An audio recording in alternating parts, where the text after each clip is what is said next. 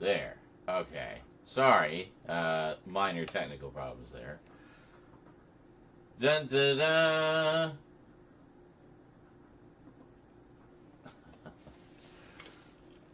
Hello. Welcome. Happy almost birthday to me. In about a little over an hour and a half, I will be slightly older.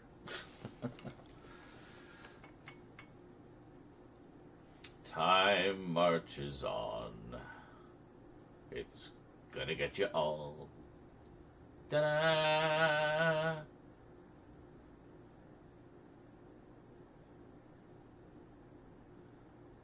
I don't know. This is Blue Sky. I was just making sure my live notification came through. Lets you put a little circle around your head so it tells everybody you're live. And it links to your page. It's neat. It's a nice little feature. But,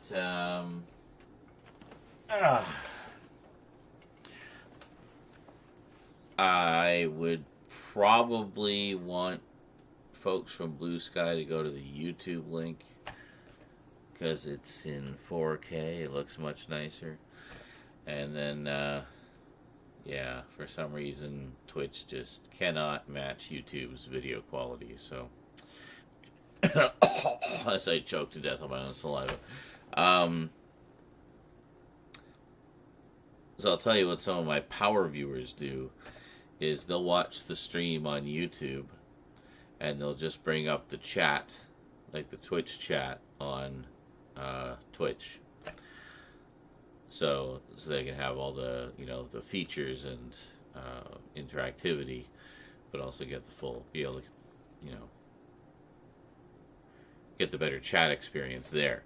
So, yeah, and I guess having the YouTube up as well, they could have access to that chat as well. So, I know some users who do that. They'll chat in both simultaneously. It's really confusing, especially when I forget that two people because they'll have different usernames on each one, right? So I forget that they're different, that they're the same person, and I just think it's two people basically saying the same things and talking to each other, but really to themselves. I have don't tea.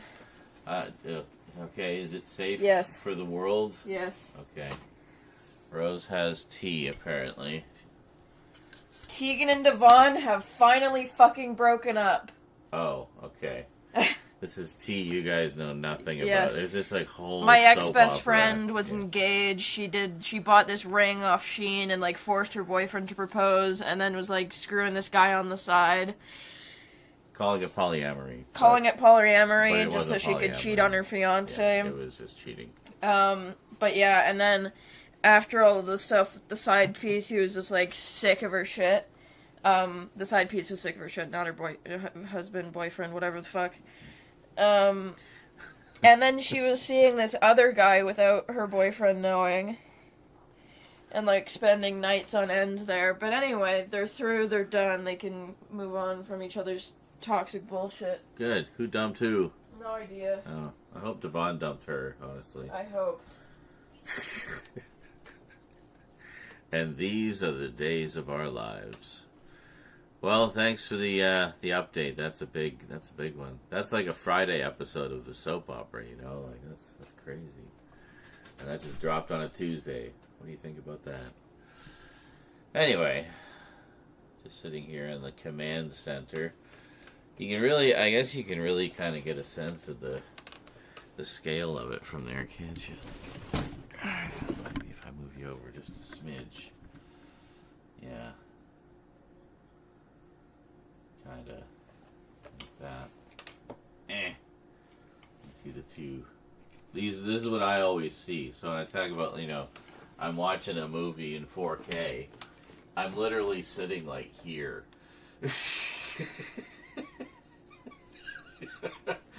Which is funny because from your guys' angle, it looks like my nose is almost touching the screen. I'm like, no, this would be my nose touching the screen almost. No, it's actually, yeah, here. But it does look, I mean, it is really close to be fair. But it looks even more ridiculous from that angle. But anyway, so this is the 55 inch, and then this is the 43, I think. Yeah. So main monitor, secondary monitor. But the nice thing is I can have the computer up, and like even if I'm watching a movie or something, I'll put the movie up on the big screen, right? And then I'll just move all the work stuff over to the other screen, so I can still be, browsing and multitasking and ADHDing while I'm watching the movie quite comfortably. Same principle, I guess, as, you guys who like to be on your phones while you're watching a movie because you got IMDb up or whatever, or just scrolling your socials and what have you. It's the same idea, but it's just on a much bigger screen. So, got your soap opera quota filled. And thank you, Nihilist, and hello, Nihilist. How goes the unbearable bleakness of being today?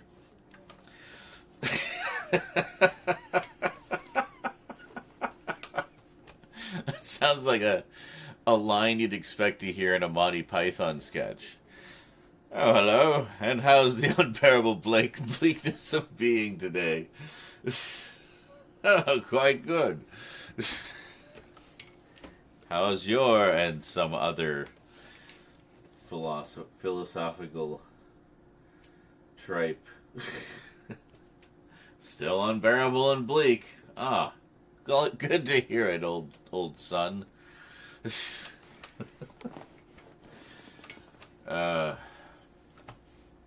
everybody's talking about the State of the Union today. Well, I'm not going to talk about it because we're going to talk about the state of the horror section, which I think is much more interesting and potentially entertaining. Now, I don't think I can really I can't get you guys into that area so that you can really properly see the shelf that we were working on the other day. So I kept taking pictures of it to show you. I think, did I show you the other ones? There was a couple of pictures I had, because I fit the Dark Shadows section in there, and I took some pictures, and I don't think I ever showed them. Well, maybe a little later I'll show you those so you can see how that looked. Anyway, even though we didn't get around to streaming yesterday, I did do some more work on the shelves. So they're pretty much done, unless we find a few more gothic-y things to slot into that section. So it actually worked out pretty well.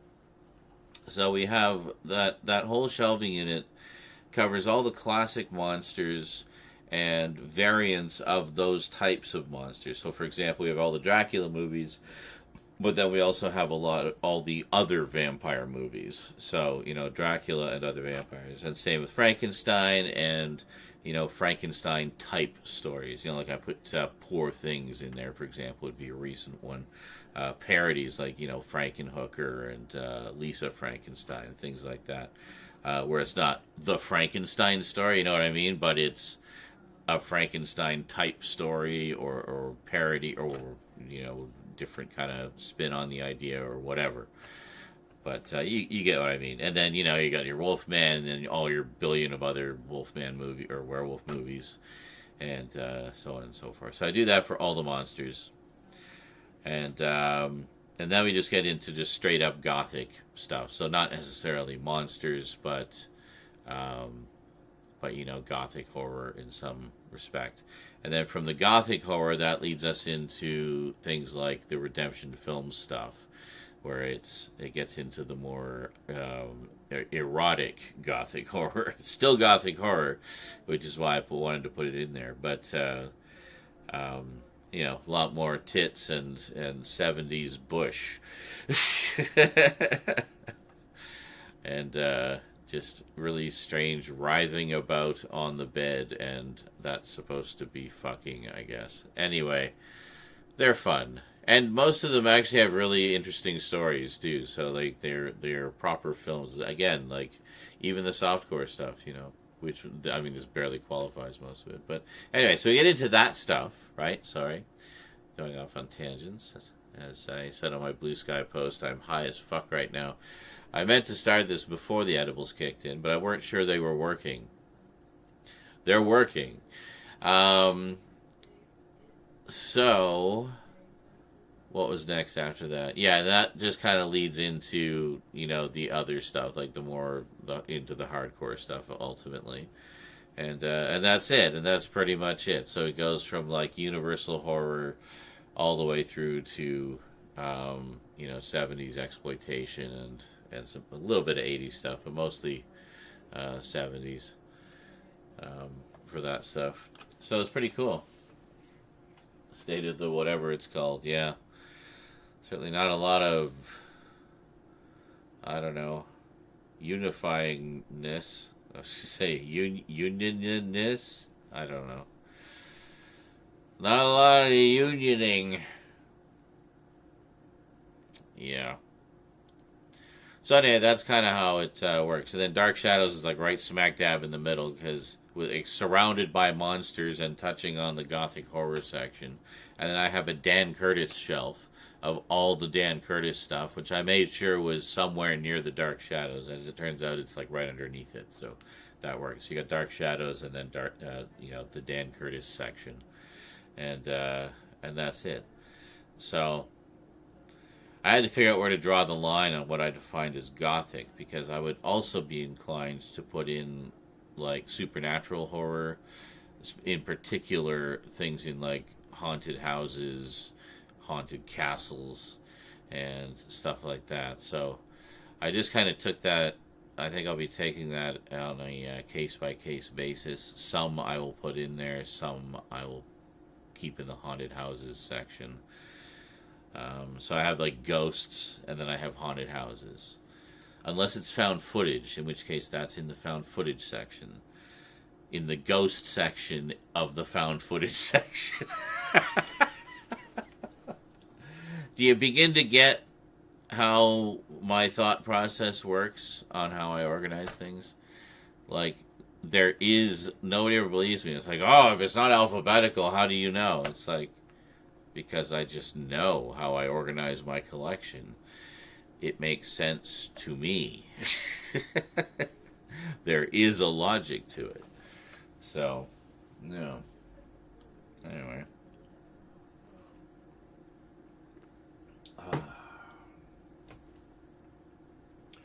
Yes, indeedly doodly. Hope everything is playing okay for everyone. I did not check.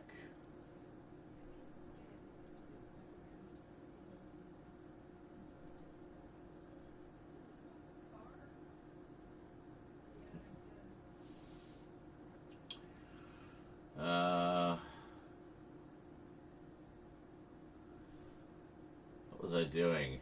Right, so I got distracted by social media. I had a notification that I had to check. Oh, I almost started watching YouTube shorts. The madness.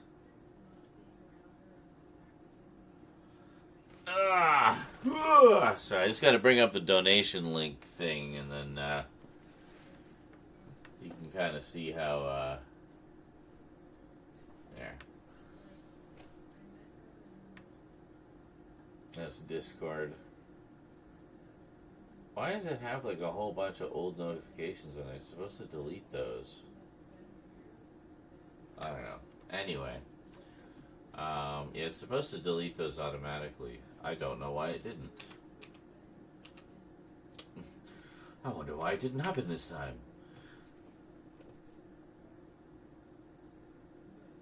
Doctor Who reference. Why is it still a police box? In the second episode, I think it was. What was I doing? Oh, yeah. Nope, that's the wrong page. Hold on. Hold on. Let's just move things to where they should be. There we go.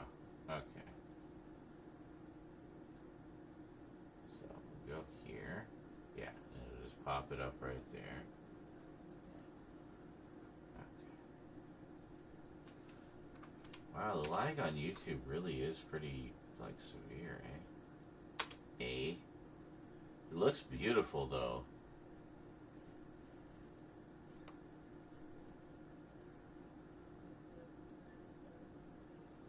There. I'll just watch myself. Reaction streamer reacts to himself, reacting to himself.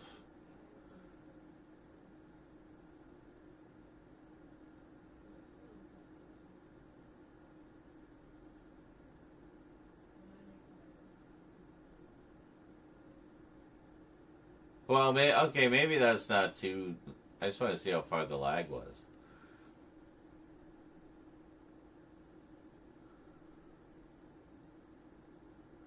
Oh, you know what? I can probably check just by looking at the frickin' the Halloween countdown up in the corner. Which for you guys would be over there, I think.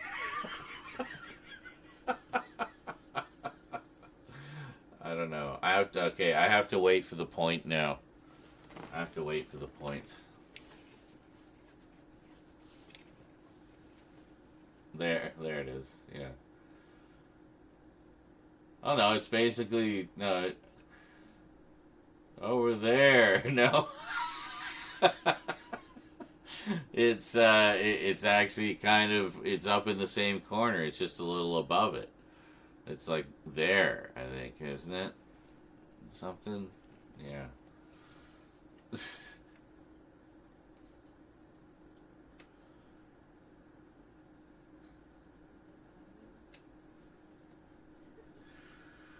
Oh my god.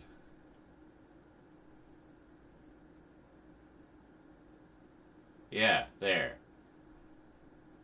I pointed correctly at it. And why was I pointing at it? Oh, right. I can see how far the lag is just by comparing the time, like the clock there versus the clock on thingy. Well, let me see. What's the clock on thingy? Okay. And then what we'll do is we'll shrink this, but we'll make it theater mode so it'll be, you know, hold on. We almost got it.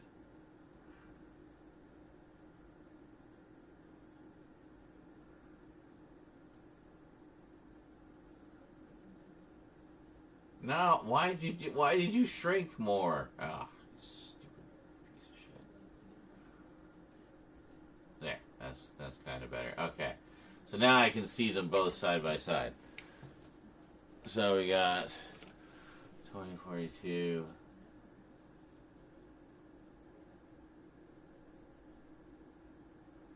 Okay, so that was at 10. That was at 37. So is it a 27-second difference?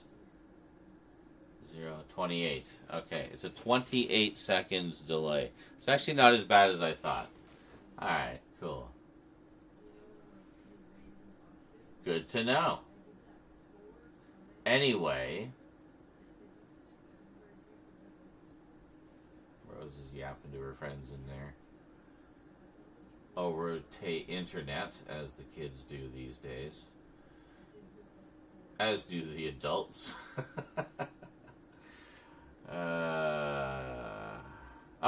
Okay, right. I managed to get one pinned link to the donation thing. Oh.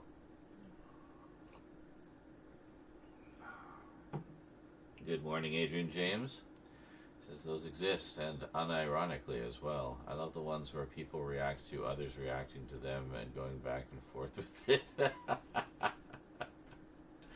Well, I have done that on occasion, not always intentionally, but when we've done kind of like the loops and whatnot, that I suppose is a form of, you know, reacting to the reacting to the reacting to the reacting, as it just goes into the loop infinitely. But then other things where like people would send me a clip of me laughing at a clip or something, and then I'd fart or whatever, and then I'd start laughing watching that. So then they'd clip that and send me that, and then I'd watch, and then I just it just kept building on itself. It was really quite funny. But those are, rare things that happen in the moment. It's not like something that I would actively necessarily try to recreate on a daily basis as the sole focus of my content. That would be mad. Mad, I say.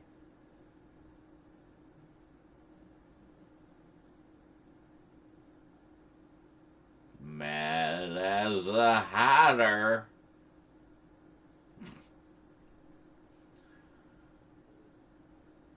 Good evening. Yes.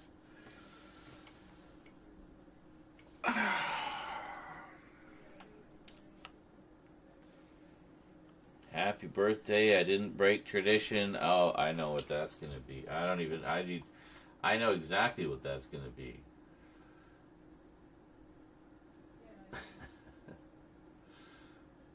Yep. It's like the first thing that popped up. That's hilarious. Happy birthday. 1 minute ago. There it is. For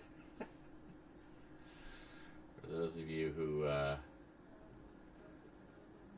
hold on a second. Do I still have a screen that we can, yeah. Here, I'll show you guys. Every year for, I think every year since you originally posted that picture.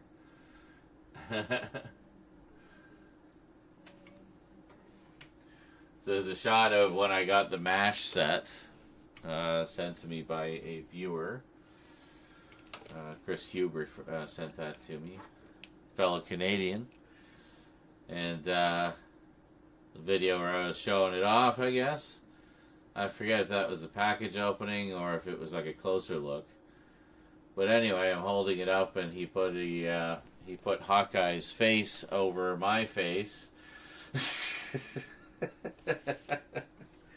And maybe I got it as a birthday present. I don't know. Jordan may know the story better than I do, to be honest. But somehow it became a thing where every time Facebook would notify him that it was my birthday, he would post this picture.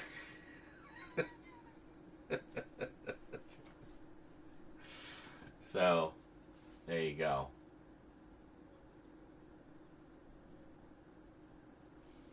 So I don't remember the specifics of the story, but I'm gathering that he originally posted that on my birthday some year, and now it comes up in his Facebook memories every time. So he's doubly reminded that it's my birthday, and he has the memory of that picture. It's in Facebook memories. Man. I got to get back to watching that set. It's a huge set. And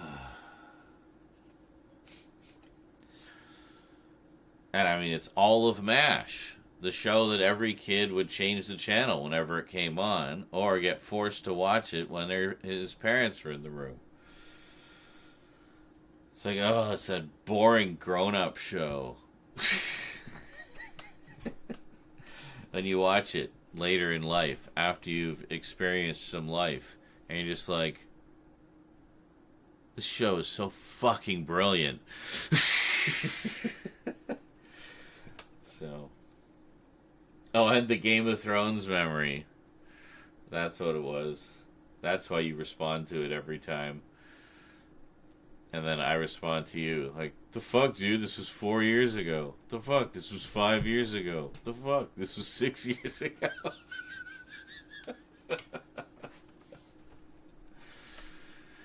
Oh my god.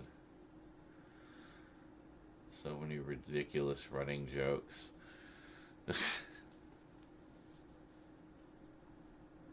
I'm sure some of you have ridiculous running jokes with people you know. You might not even remember how they started.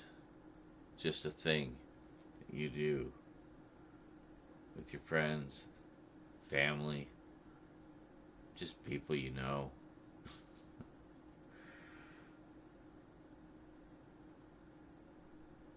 That's a thought, isn't it? That's something nobody talks about. Because those are unique to everybody. The running jokes you have with the people in your life. Yeah.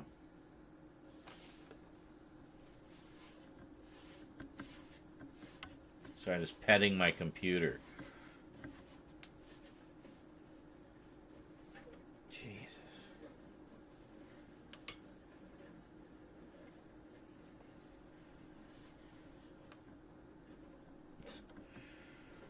Wow. Just from the grill on the front of it. Dust your computers regularly if you have pets, kids. Be right back.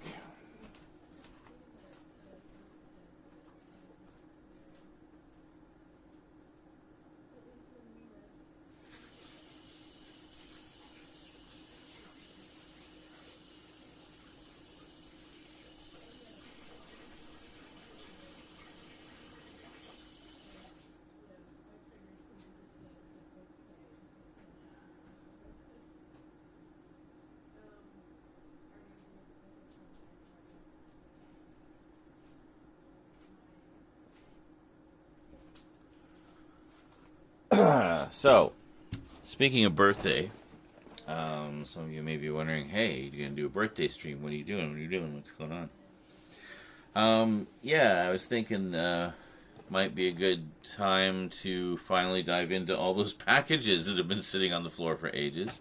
Do the package openings.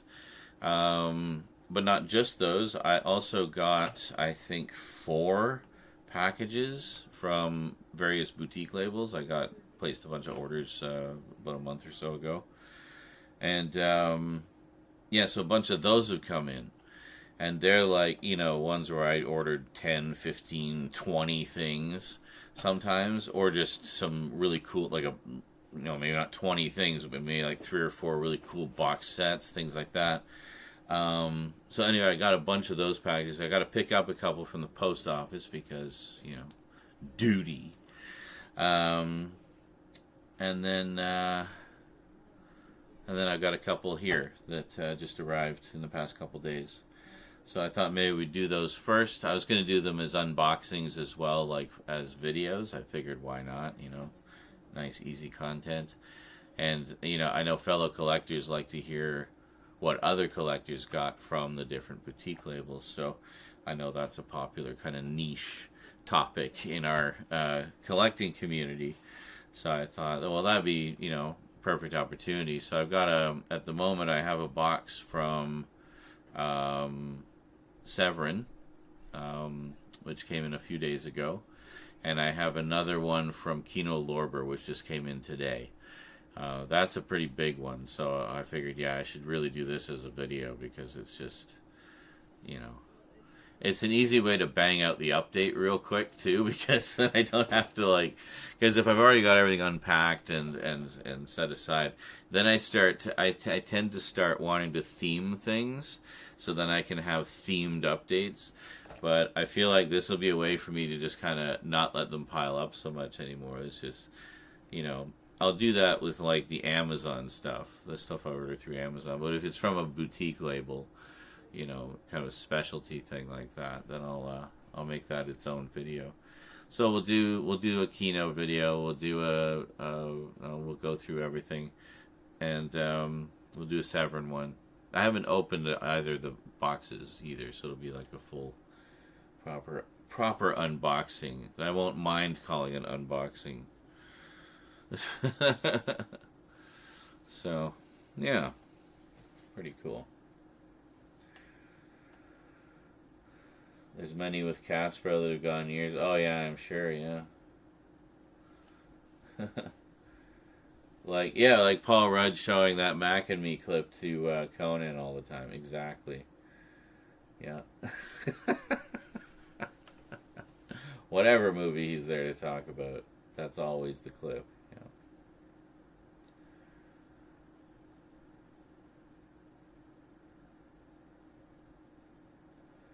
According to see Friendship, when I posted it in 23, it was 5 years in a row.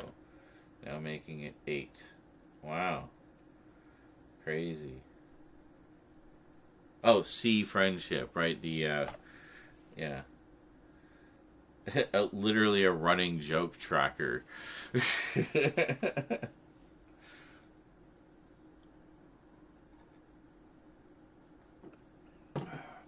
At first, those words all put together didn't make sense to me. I was reading them in the wrong context.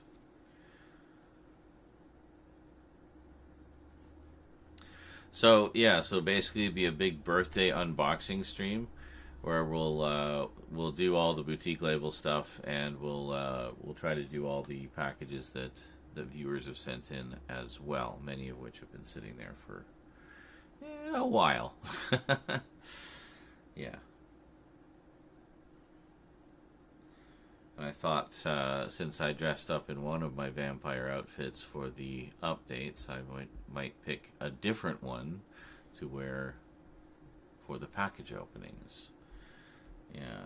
Since we're kind of doing like a year of Halloween theme, I think I should be in costume for pretty much everything. So, yeah.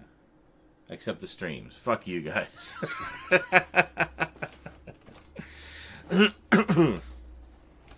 You get me in my pajamas.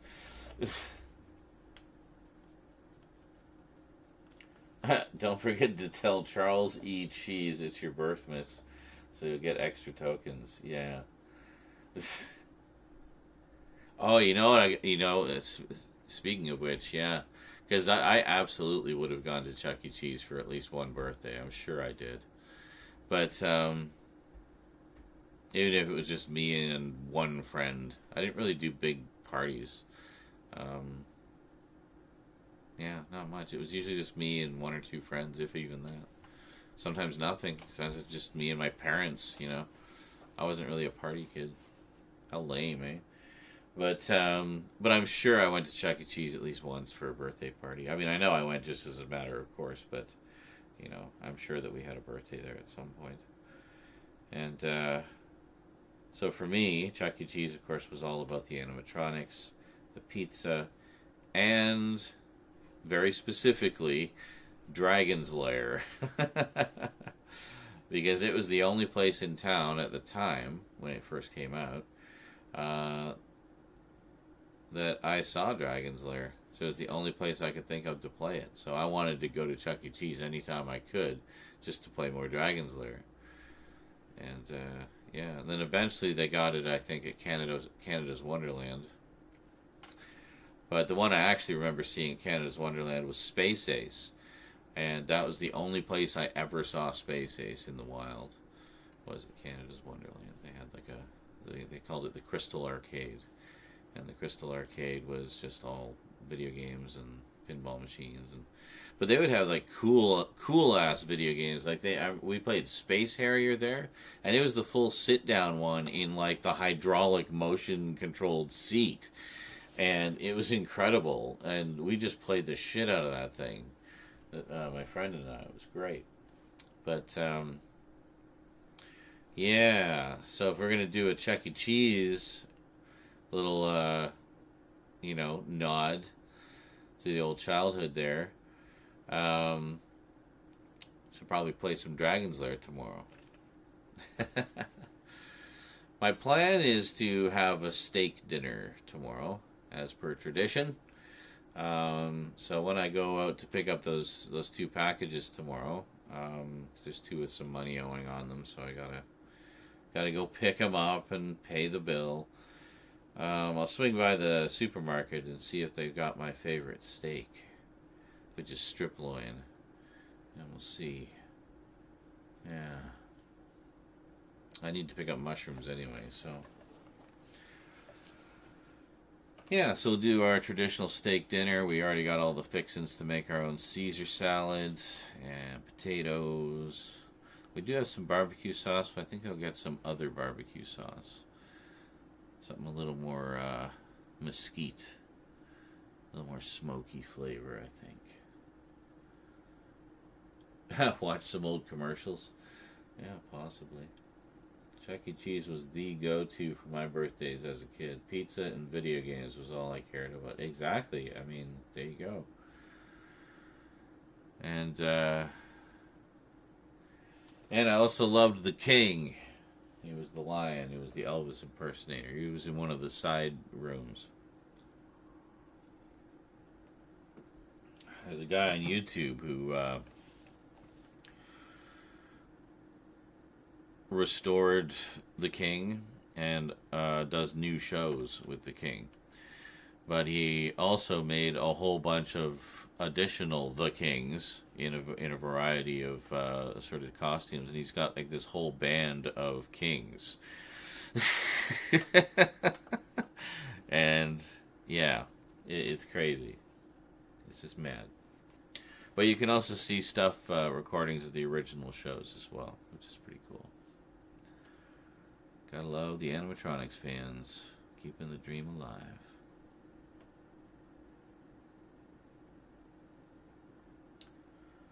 Great, now I specifically want some Chuck E. Cheese pizza. Thanks, guys. Talking about pizza to the hi guy. Hi, guy. Hi, guy. How's it going, guy?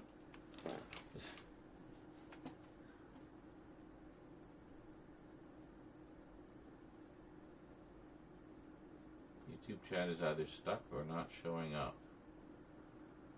Well, doesn't seem to be. Seems to be coming through. Icarus is chatting on YouTube. It is showing on the chat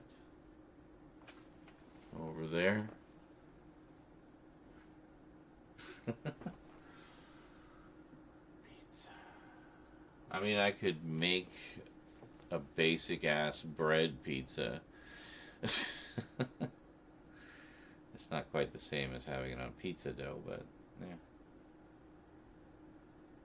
It's pizza-esque. Pizza-y. Put 2 slices of pepperoni. It has to be really cheaply done, like Chuck E. Cheese pizza. Hey, BFB! Happy birthday to you as well. It's rare that you can say that. Someone says happy birthday and you can say, and you. Well, happy birthday, fellow Piscean, fellow fishy.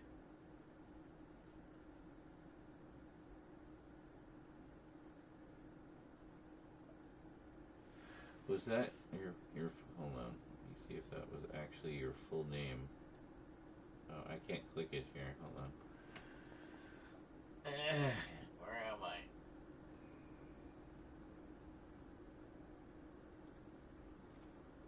There we go.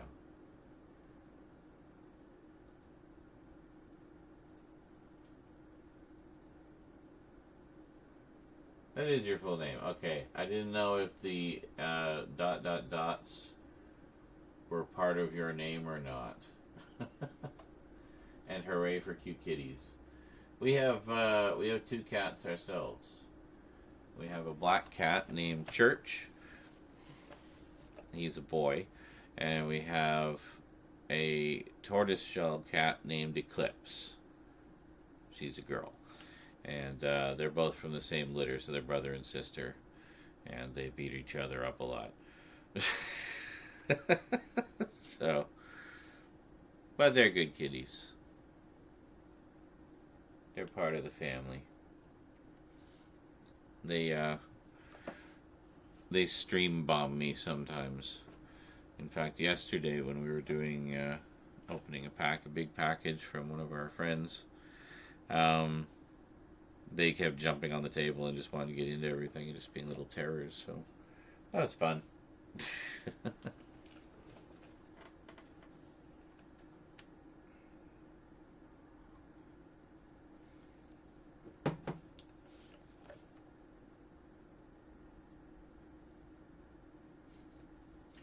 Charles E. Cheese. Charles Cheese. Well, hello, Crolatin. Well, if it isn't blue lighted side profile of Sean in front of his computer.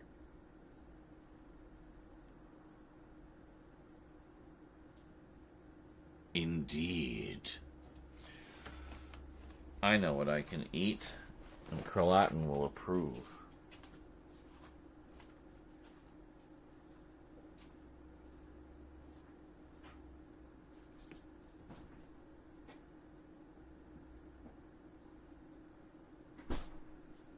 Crolatin's little heart will swell with pride and joy.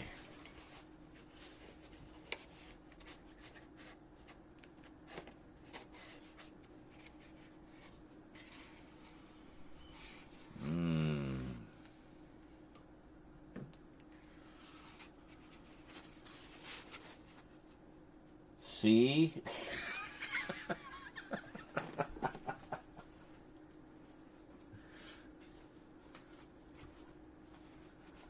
There.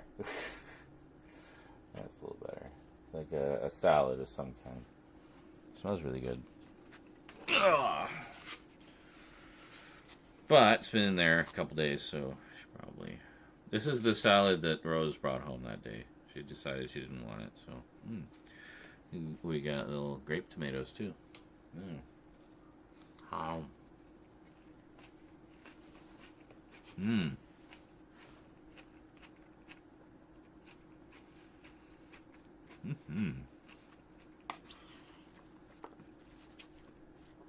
there's like some cottage cheese in there.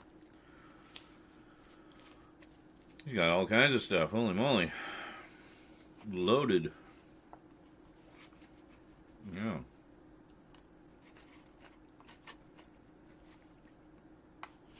This is actually very healthy. You could like live on this kind of salad.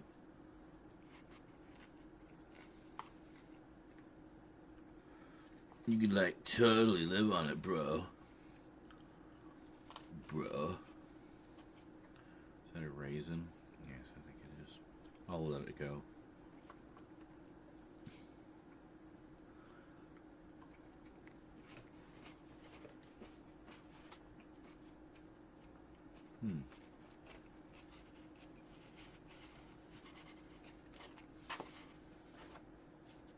Yes, very cyberpunk. Sitting here in my hacker's den.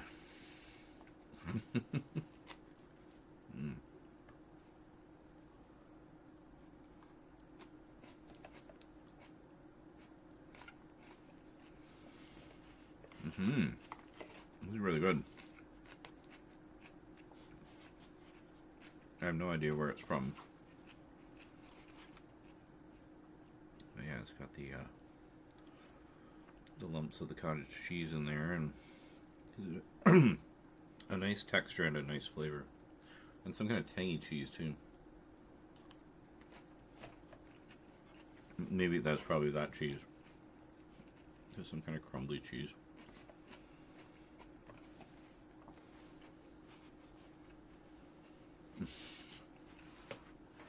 Yes, my Backrooms library. Hey, the first teaser for the Backrooms dropped today, by the way, the movie.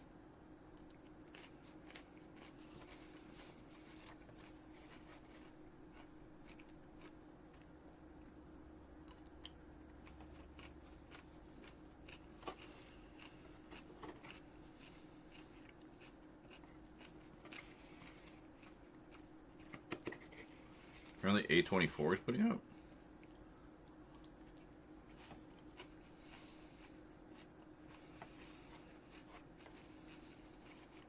Which is pretty wild.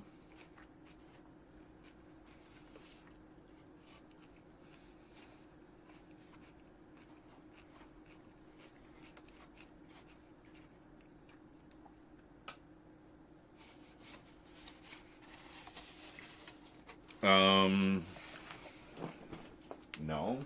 Shouldn't be something different.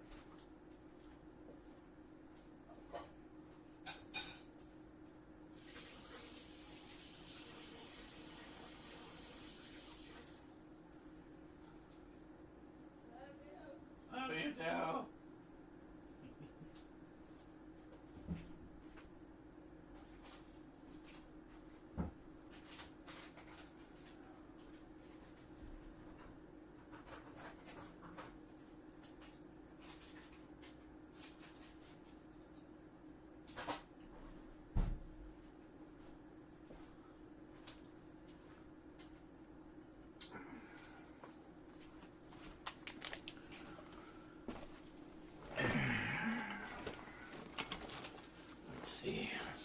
can find it.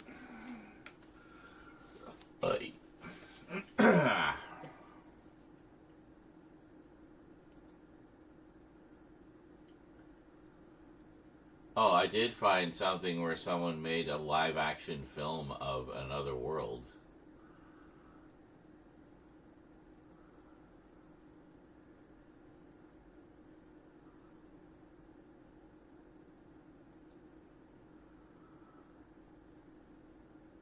And it's like shot for shot how they did the game. It's amazing.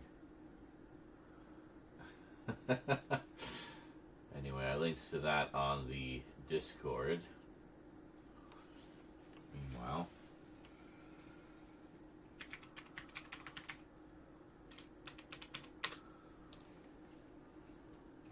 yeah. Well, here it is. This is the one. 24. Yeah, it's this one here.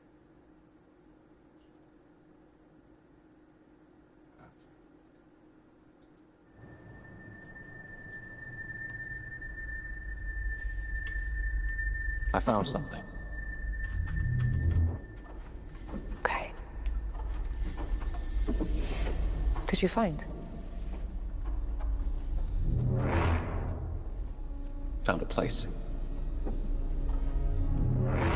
It's massive in there. It just goes on and on and on. All these rooms. This place built, though. Actually, more like it remembers them. And the more times it remembers something, the less it does.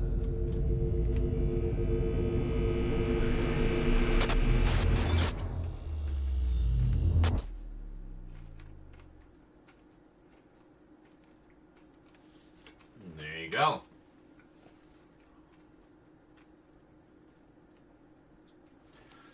I like that idea. Like, it's not so much like it's building them, it's like it's remembering them. That's a very good description, I think, for the back rooms. They do kind of feel like memories of places. You know what I mean? Like how it's like a pool. How, like, for example, me playing pools. It's a pool the way you kind of imagine it, rather than the way they actually are.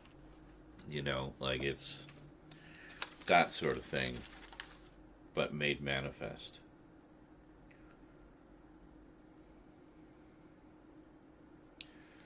This is a very saucy little egg.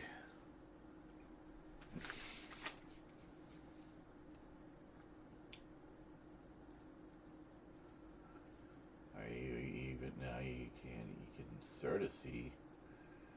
This egg has got cheeks and well, an orifice.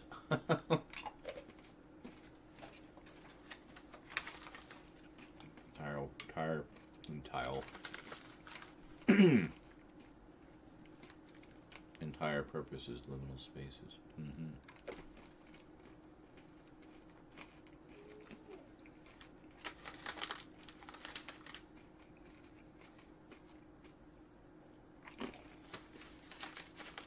I forgot, wasn't the guy who did the YouTube series involved with this somehow? Like, directed it or something?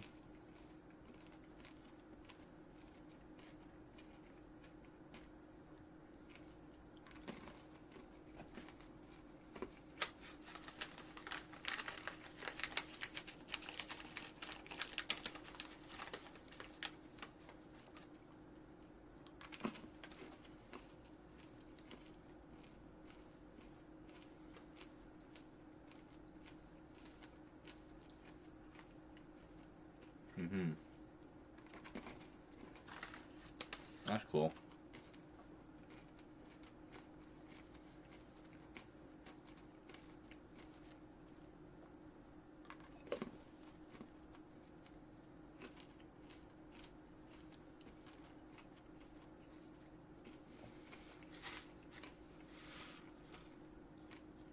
I gotta get back to the web series. I remember it being quite good.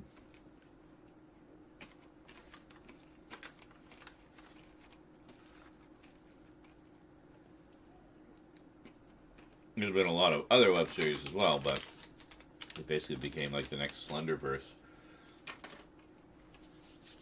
But,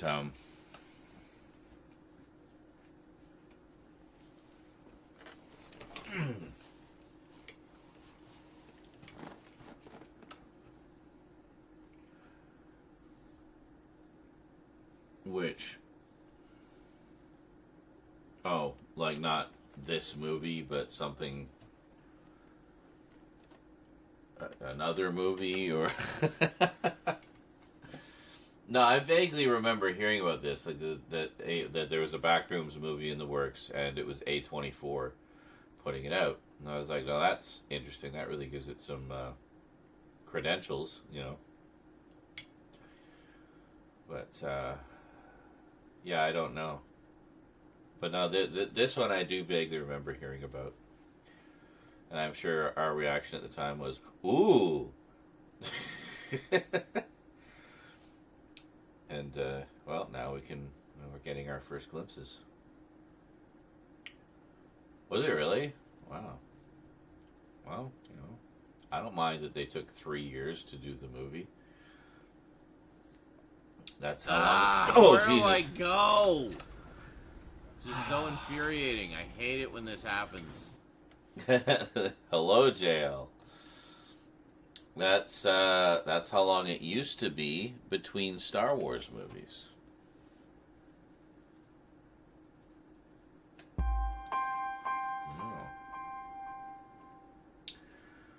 Hey, thank you for the follow, BFB.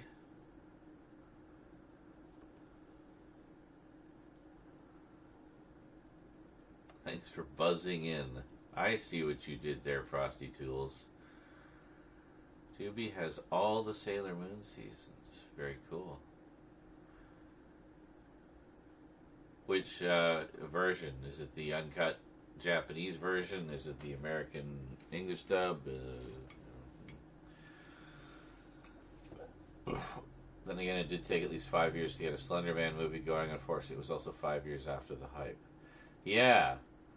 And you know what did come out during that 5 years? Basically the entire Slenderverse, up to the point where the entire Slenderverse had become exhausted for content. And most people had moved on by then. It was like the same thing when they did Masters of the Universe in 1987, and it's like, yeah, but it was hot in 1984. So, like 83, 84... peaked in 85, and it's been 2 years since there was any new cartoons. And this is when you bring the movie out.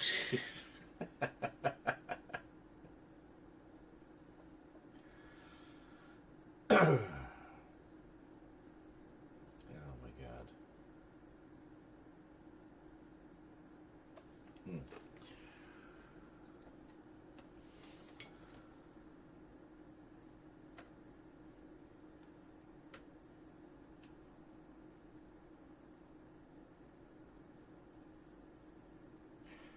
If I ever made my own Chex Mix. Are you talking like a party mix of different things? How you can get like the munchies or whatever that have the mix of, there'll be like some Doritos and you know, some crunchy cheese sticks and whatever. I have not, but that's actually something I've thought of doing on a number of occasions, because there's always like one thing in those mixes that I don't like, and for me, that's pretzels, and they always seem to be like 50% pretzels. Rose likes pretzels, so usually the way that will go is I'll eat all the other stuff and I'll leave the pretzels for Rose, and then she'll just eat the pretzels. But or you can toss in oil with flavor, dry ingredients, and bake. Oh, no, I haven't done anything like that. I thought you meant like just taking a bunch of your favorite fast food, salty snacks and making your own mix, your own party mix. It's the darker version, not the so it's the original ones. Okay. Okay, we always refer to the Japanese one as the darker version. Speaking of darker versions, hello, Funk Monk. Good morning. Funk is always the darkest version of himself. Also, the slender killings by those kids really dampened the release. Yeah.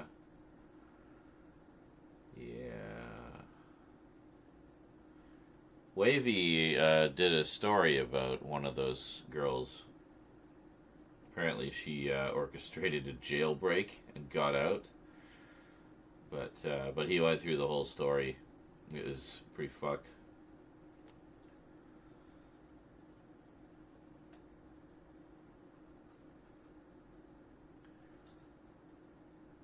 One thing I like about Wavy's videos is whatever the subject is, he goes out of his way to give you like all of the context in the universe that you could ever possibly want on that subject.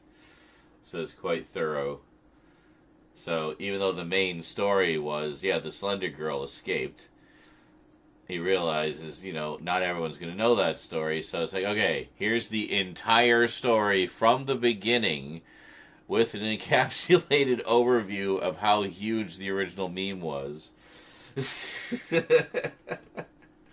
Finally get to the end of the whole saga, and it's like, yeah, so anyway, that girl escaped.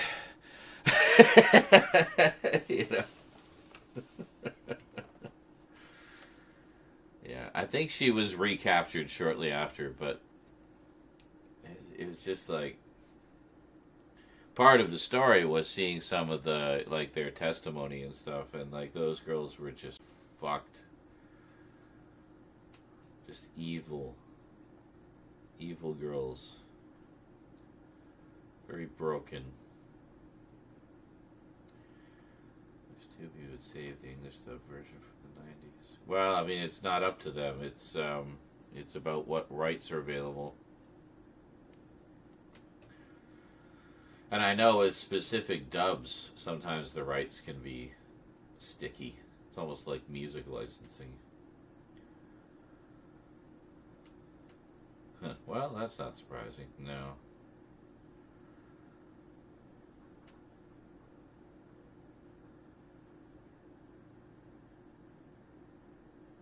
Very tragic. Anyway.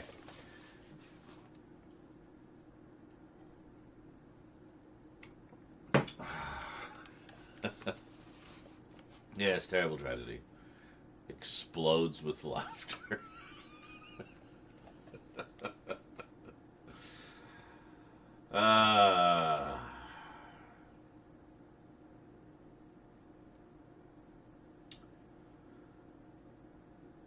Anyway, the actual Slenderverse stuff is quite good. I mean, Marble Hornets, of course, Everyman Hybrid, Tribe 12,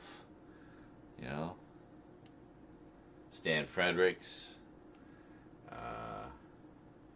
some of the other ones. There was a couple of other ones that didn't run as long, but yeah, it's pretty cool. Pretty cool. I went deep down that rabbit hole a couple of years ago. It's fun.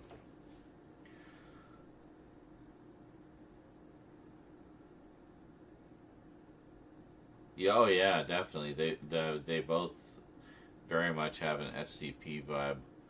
I would say Backrooms more so, simply because there's more entities. But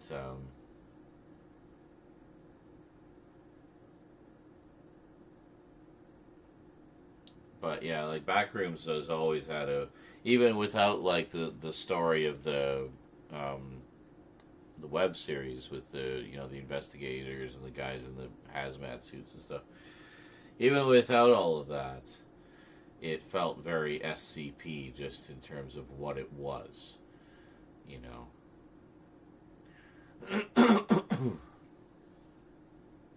The videos of people,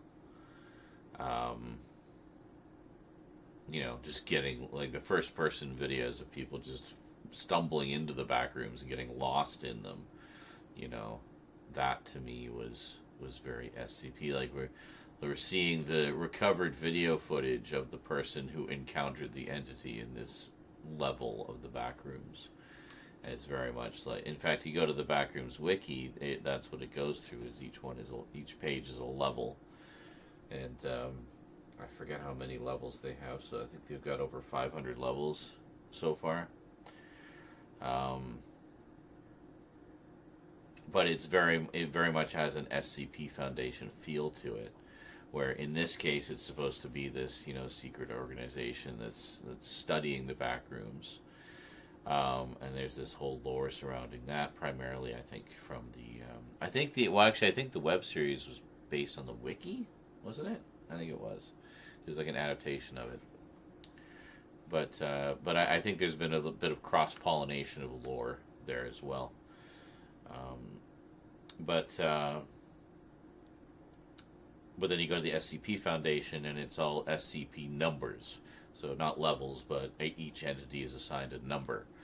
So, usually a 3-digit number. So presumably 1,000 entities, right? And you go to the backrooms, they've planned out pages for 1,000 levels.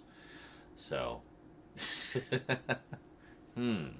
very similar. So, with these creepypasta, ARG type things, we like our lore to go real deep, apparently. So,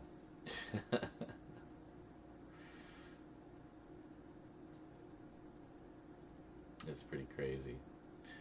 But yeah, I skimmed through, and they would just work great as encyclopedias as well. Like, for example, a lot of people were saying that pools felt like something from the back rooms.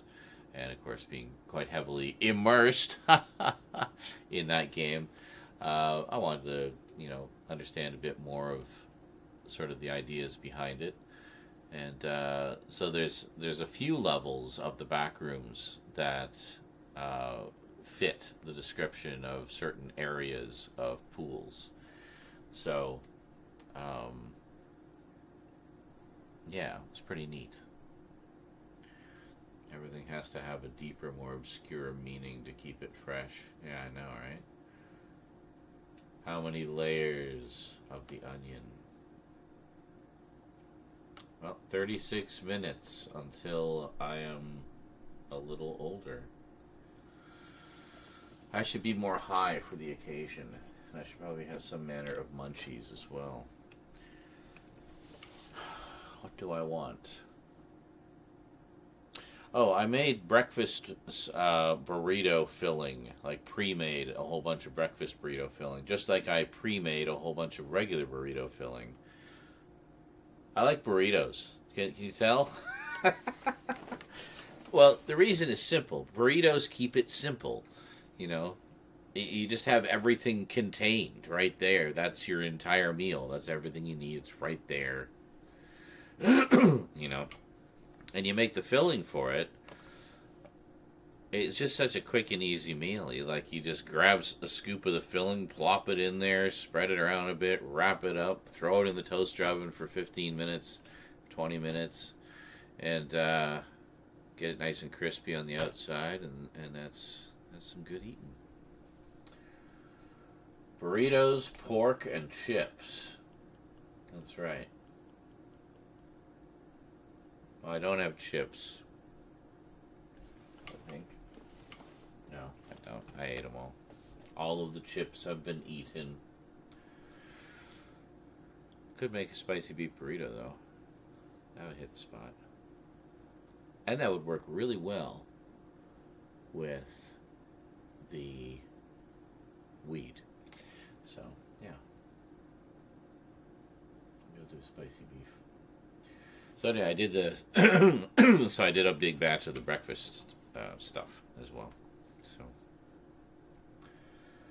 nice thing about the breakfast burritos is I find that you can eat them hot or cold. They're actually just as good cold, I think, in my opinion. So that's what I had for breakfast this morning. I had they're big. I made them so they're freaking big, and I got the larger size wraps. So you make big burritos. So, yeah, like one burrito is a meal. You know, like if you can stuff two down, then, well, you might want to see a doctor. You may have a tapeworm.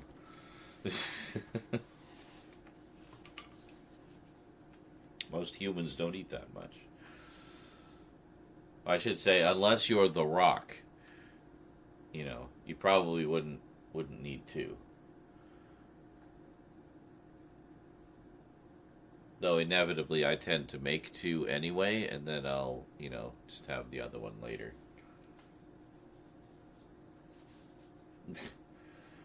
Burritos.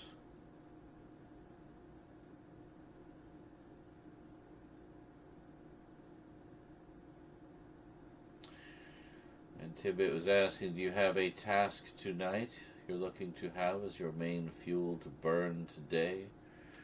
Burning fuel. Well, I mean, essentially, for the most part, the next couple of days I'm not looking to be doing overly strenuous activities, but funny enough, I mean, I'll be resting by working because we're going to do all those package openings tomorrow. And then tonight, yeah, the main task is I want to get the two shelves like firmly into their position where they are going. So I got to move the Doctor Who shelf again, and you know, would like to finish organizing the horror section. Ideally, we'll see how feasible that is. So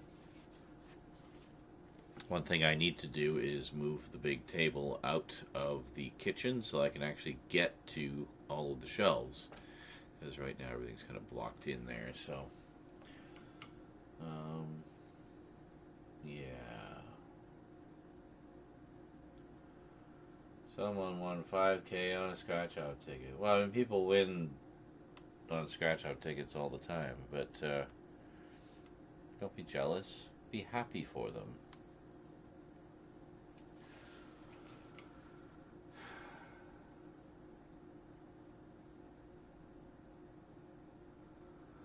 What would you guys do if you won 5K on a scratcher? Well, I mean, to be fair, 5K is not a lot of money. That's like maybe a month and a half's worth of bills and food and stuff. So I would use it for necessities. I would take it as a nice little bonus for necessities. I'd take maybe 1K of it to spend on some fun stuff or treats or whatever. And then use the rest for bills. That's what I would do. Much like I did when the inheritance money came in. Just overpay a bunch of the bills so we're in the clear for a few months. Bank the rest, you know.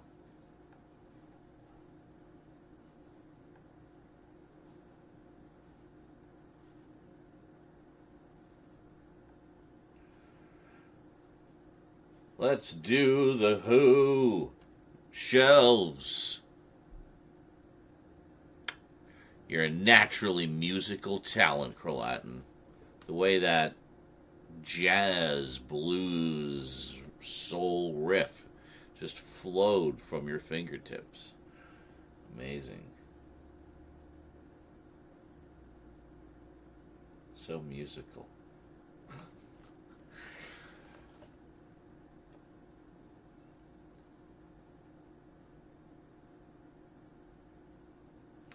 Wow. Oh, yeah, and last night I actually got a pretty good sleep, like 8 or 9 hours, so that was nice. I feel much better today. I feel way more energized, as you can see. Hell's a-poppin'. I am bursting forth with limitless energy. Behold my power.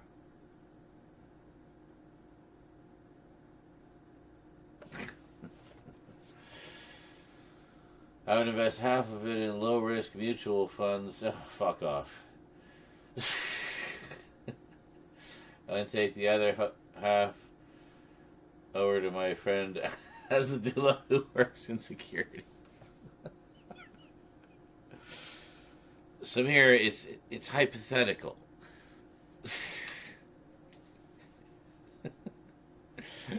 That took me a second.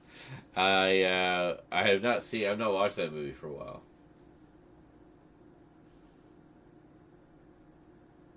5K is a bit for me. I've only won 200 for the most part. Never hit the 500 on a ticket. Oh, okay.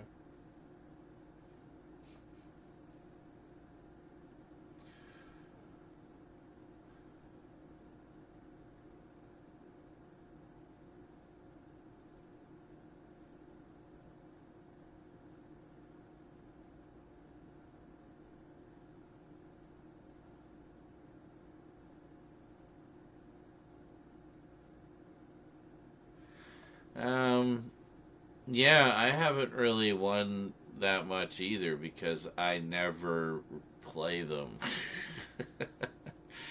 Once in a blue moon, I've been, I got some tickets or I was gifted tickets or whatever. And,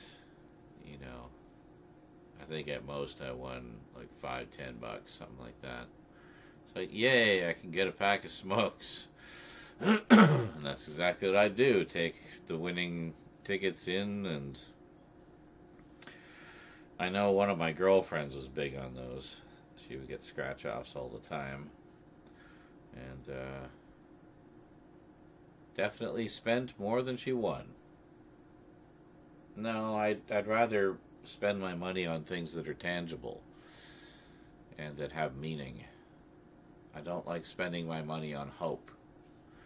Hope should be free.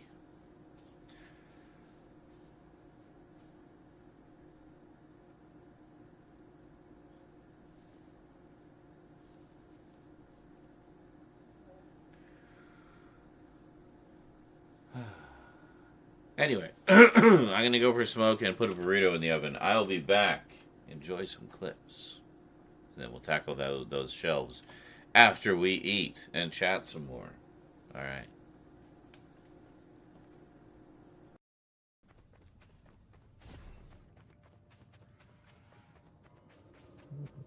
Oh, yeah, this. Yeah. Star Trek sounds. Oh yeah, I remember you telling me about that. Yeah. It is overemphasized to the point of farce. Originally. Everything else is said normal.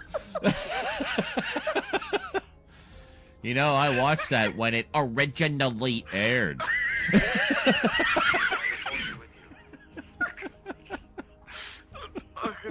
Stop.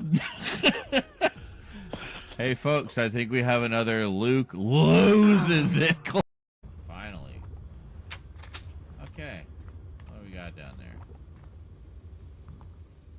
Wait, sounds like lava. I don't think it's really anything. So this is jump. Alright, so here we go. We're going to try to jump it. And a little over here so we don't hit our heads on that. I just overrode the controls for the bridge, Parker. Oh. Hurry across. Thanks, Hendrix. We were just about to do something very stupid that probably would have failed.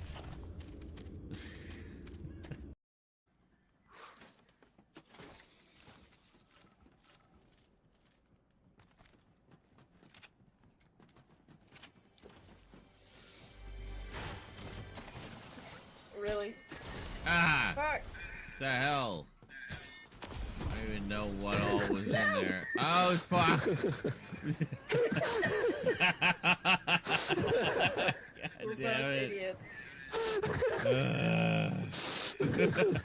That wasn't even Tough Kid's fault. That was I know. No. If you're in the Discord. Because it has to pick Yeah. up the game sound to do the lip sync. Yeah, and proximity chat is just fun. Exactly, and proximity chat is vitally important to the experience.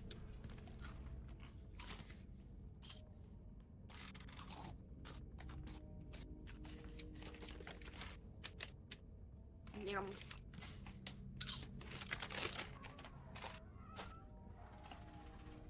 Yum yum yum yum yum.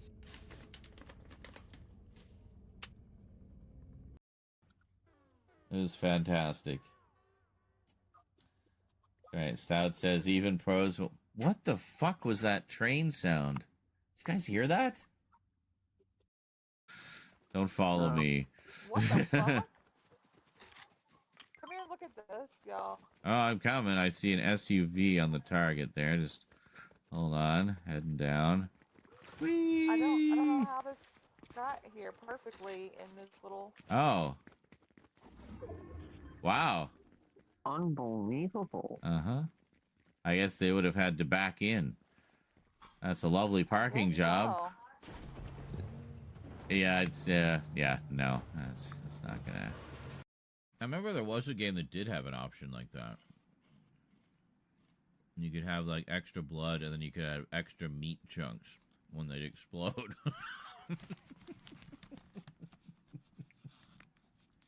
So naturally, I just cranked everything up.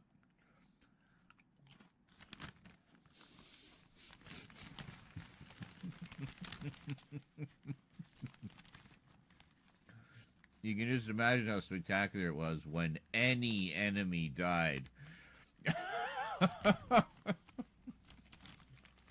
Just an explosion of blood and meat chunks.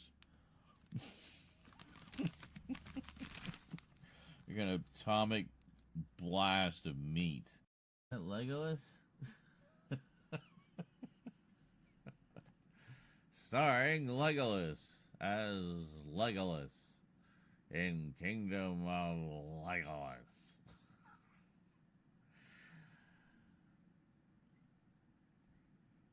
I guess if he ever loses his legs, he'll be legless Legolas.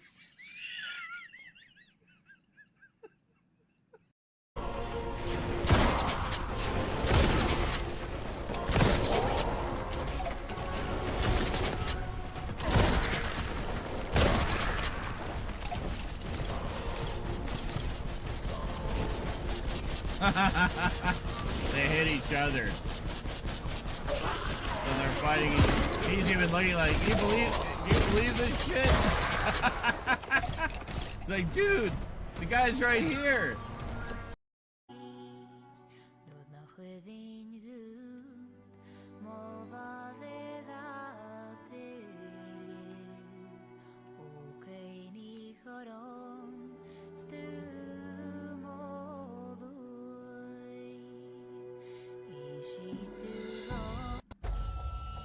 Are you fucking serious? Come on, we're leaving now.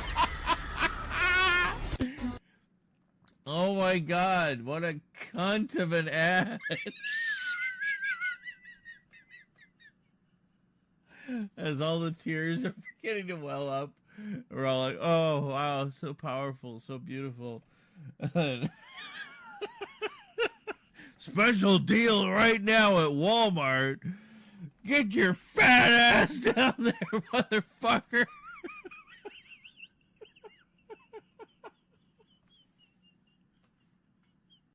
It's There you cute, go. and that's about it.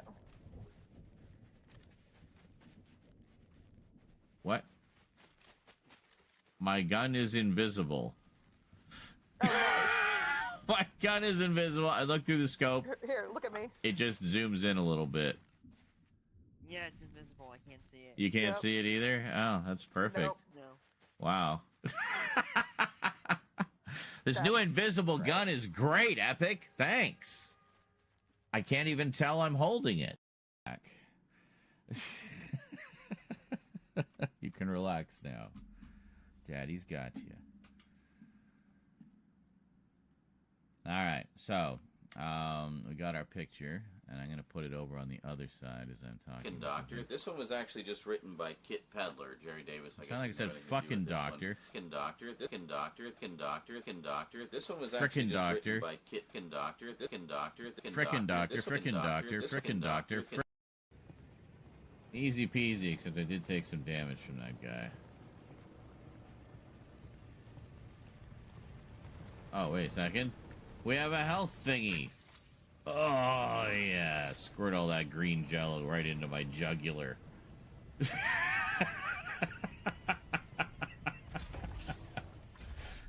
It's good for you.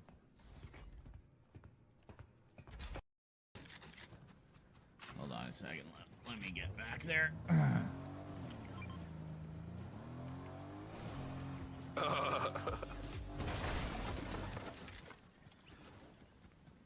is he? I saw that. I like the Gyro Blast of Bam! Point blank. Yeah, I got the Stream Deck going something fierce here. I even found out I can mute my mic.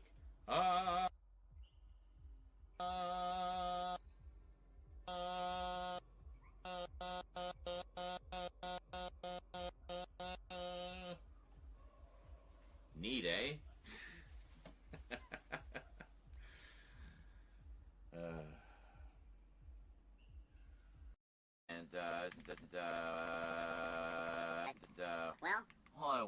Well.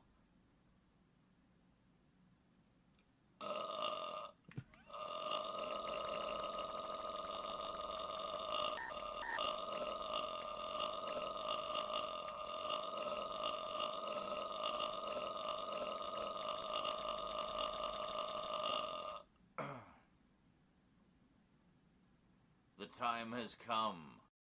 There's literally no point with these because they were all taken from streams. Hello, Foxy.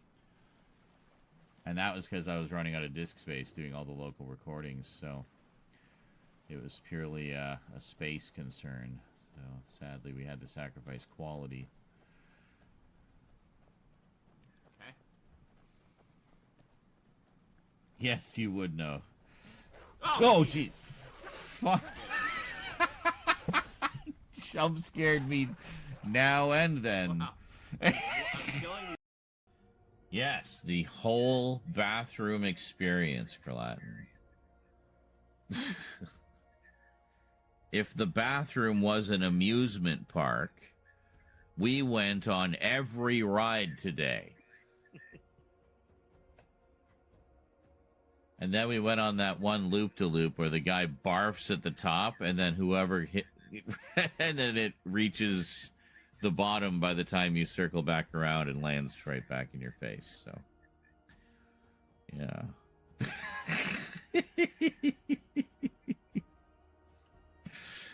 I saw a video where that happened. It was horrifying. Those poor people.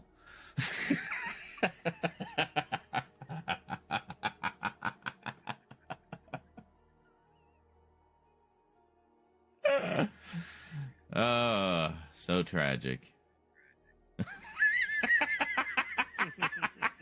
First, I direct you to my Blue Sky, where I actually watched it yesterday and gave my thoughts. Well, damn, I haven't been this stoked for a Superman movie since I was 10 years old. This looks spectacular. In other words, I think it looks... Marvelous! Yes, so... Perfect timing, JL. Perfect timing. Oh my god, thank you. Okay.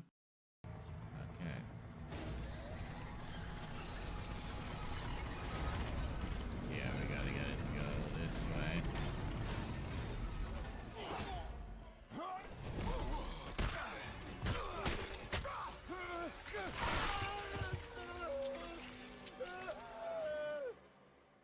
I don't think I won.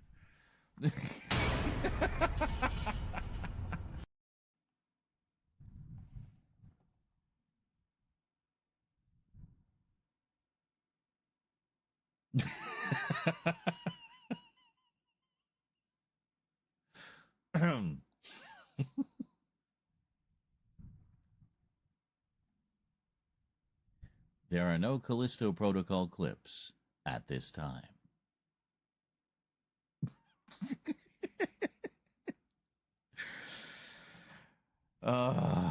Well, I'd even saw me.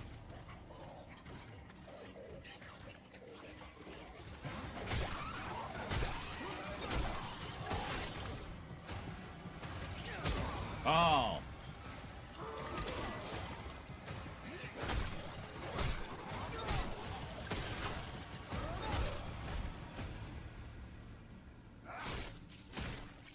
Okay, that was actually pretty cool. Actually,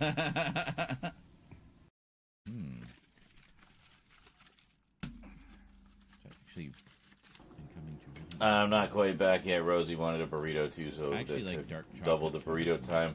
Then I really had to pee. Now I'm actually going to go for that smoke, I like and then I'll be chocolate back. too. Don't touch that. What? Well, I hope for Derek's sake, it's not too hot when you pour it on. Oh my God, that was the perfect timing for a Wilhelm. That's right. Fuck it up its fucking ass. The ass it fucks with. Fuck it. That's how big works. Fuck it up its ass with the ass it fucks with. What?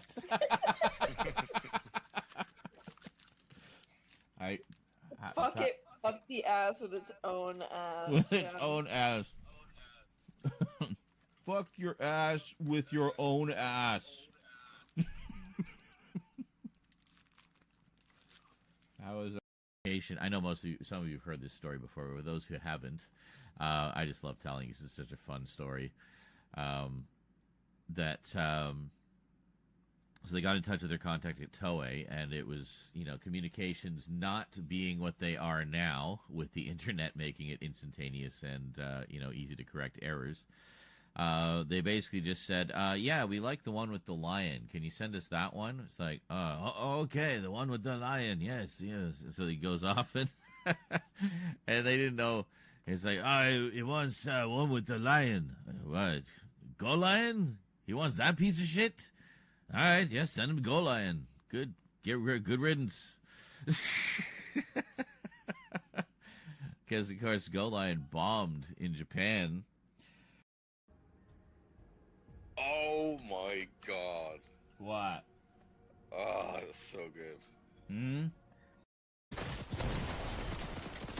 What the hell? Oh, I got the chainsaw. I'm gonna chainsaw.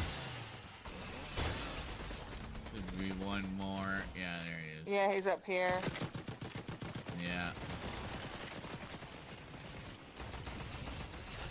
Yeah, screw it. There you go. You gotta clip that for me.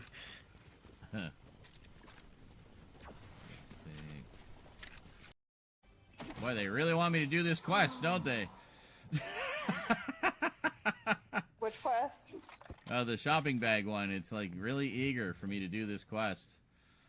It gives you like, it does it like multiple times, even if you've already done it.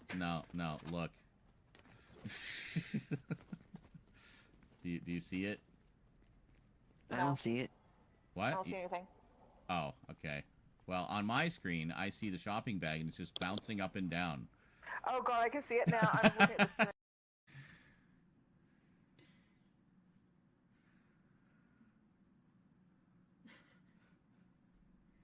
Make your browser Ah. fast.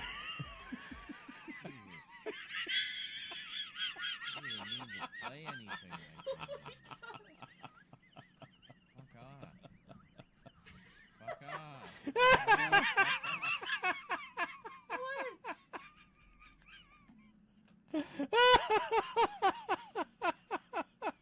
Make your browser Ah. fast. I didn't even mean to play anything when I came in.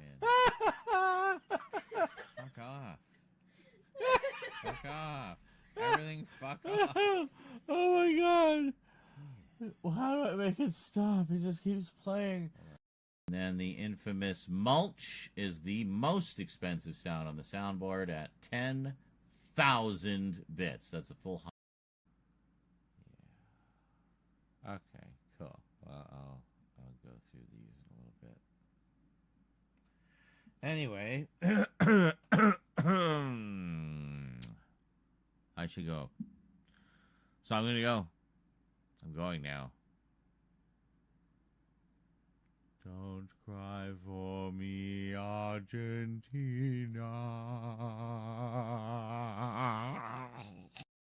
Flag, don't you worry.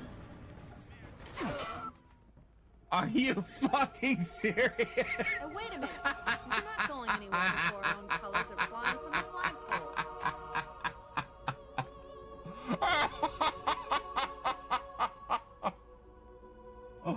Oh my god! Right at the end, all I had to do was do the flag thing, and it was over. Like 5 feet to the right. Vengeance. Rambo Last Blood marks the last chapter of the legendary series. And not a lot of extras on this one. We've got Drawing Last Blood, a multi-part production diary. Although, I mean, that could be 5 hours long for all I know. From first note to Last Blood, music for the massacres, and the theatrical trailer.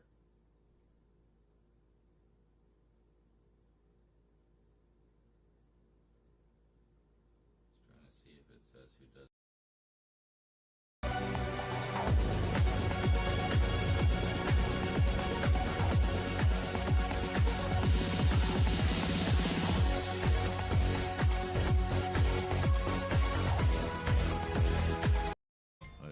What are you crinkling? My mouth is full. Give me a second. It is full of whatever came from whence the crinkling.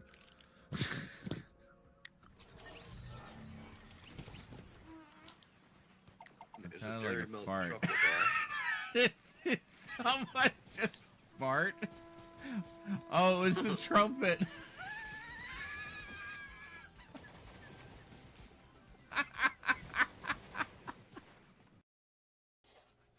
Church, stop. Stop. It's enough. It's enough. You've been doing that all day. Just stop, okay? Please. I'm begging you.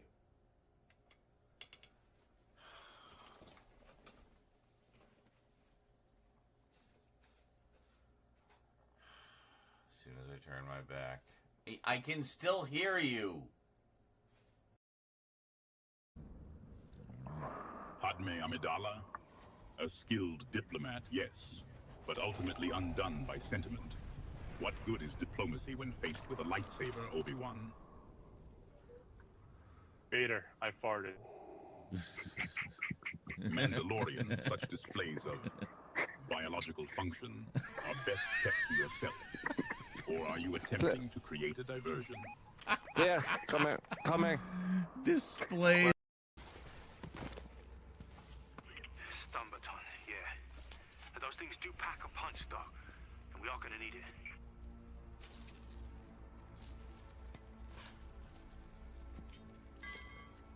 I can't have both. Listen, you're almost to the watchtower. I had to sneak through, but it's empty now, so...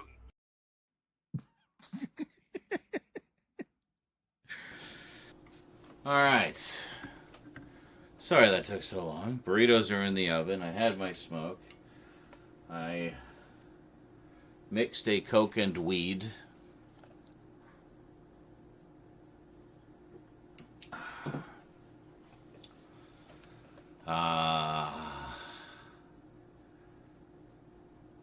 Washed a couple plates because I realized we didn't have plates to put the burritos on. Probably be a little hot to just hold them. They're also a little, you know, a little bit drippy, so I haven't quite got the perfect burrito paste consistency yet. I'm still working on that. I don't know if I need more refried beans. refried Neil Breens. Yes. Hey, and thank you for the YouTube sub, Crazy Jeeg. Appreciate that. And also thank you for the follow, BFB. I can't remember if I said thank you. I think I did. But thank you again. Anyway, it is 4 minutes until I become a year older. So I don't want to be sober for my first day of being a year older. So 5 more weed tablets here. Wash it down with a weed drink. And about to have a spicy beef burrito, which I know is the kind of high caliber protein that my THC edibles like. So we should be flying in about an hour. Possibly sooner. As I say, it really seems to like those burritos, so. That's homemade burrito filling, by the way, for anybody wondering. Basically, about 1.5 kilograms of ground beef. Not in each burrito. I made a batch of it. Cut up 3, was it 3 or 4? I think it was 4. Medium onions, not huge. 4 jalapeno peppers. Might have been 3 onions. I can't remember. Anyway, some onions, and we dice them. Dice the jalapeno peppers, keep the seeds, because the seeds give you the heat. Pre-cook the ground beef. Season it with chili powder and cumin.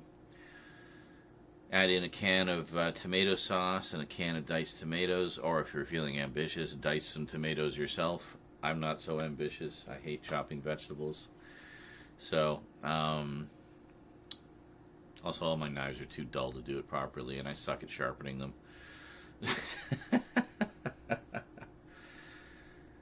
And then what else?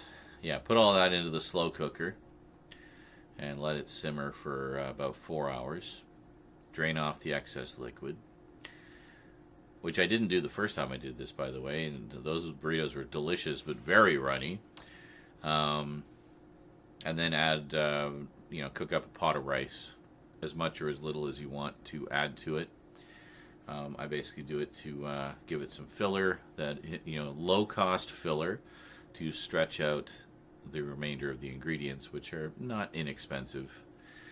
And then add 4 cans of refried beans into that whole mix, and you end up with like 4 good-size containers of the filling, each one of which can make about 6 burritos. So you just need like 1 sort of big serving scoop for each burrito. Maybe not 6, maybe like 4. 4 like big burritos, Yeah. We like our burritos big around here. So, yeah, I got the big wraps. You'll see. I put it on a dinner plate, and it like goes right across the plate. They're huge. It goes right across the plate at the widest point of circumference, just to really emphasize the size. Well, hello, Vermin Art. I hate when food is too runny. It depends what it is. Like, I mean, if it's a nice, juicy, bloody steak, then yes, I like it when it's runny. Let those bloody juices run all over my plate and get into everything. Yes. I read that as, I wonder if the weed would like champagne. I'm like, wow, what a classy motherfucker Carlatin apparently is. Perhaps some caviar. Seasoned with some Grey Poupon.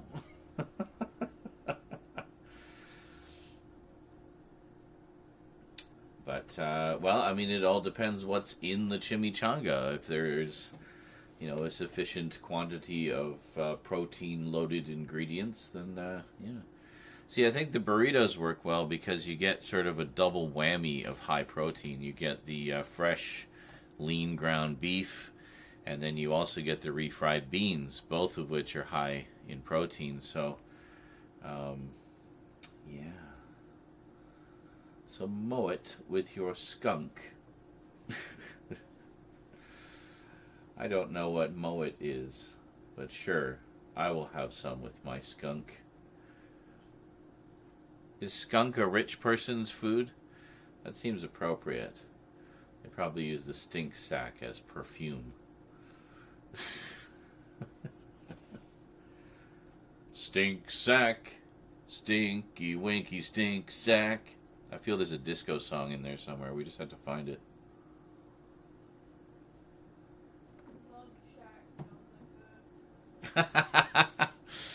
Yeah, Rose says Love Shack sounds like that. So stink sack to the tune of Love Shack. Stink sack, baby stink sack. Going to the stink sack, baby.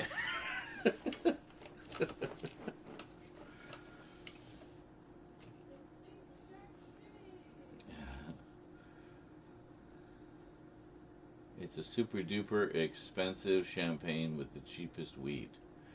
Yes, exactly.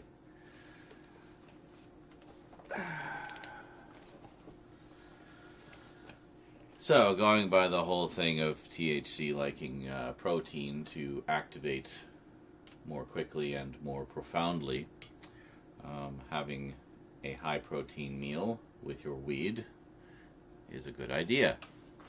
As you get more out of it. You get a better high to fly. Can you fly, Bobby? I prefer their follow-up song, Cock Lobster. Are you sure that isn't a song about crabs? Maybe it's a metaphor. It's a metaphor for crabs. Cock Lobster.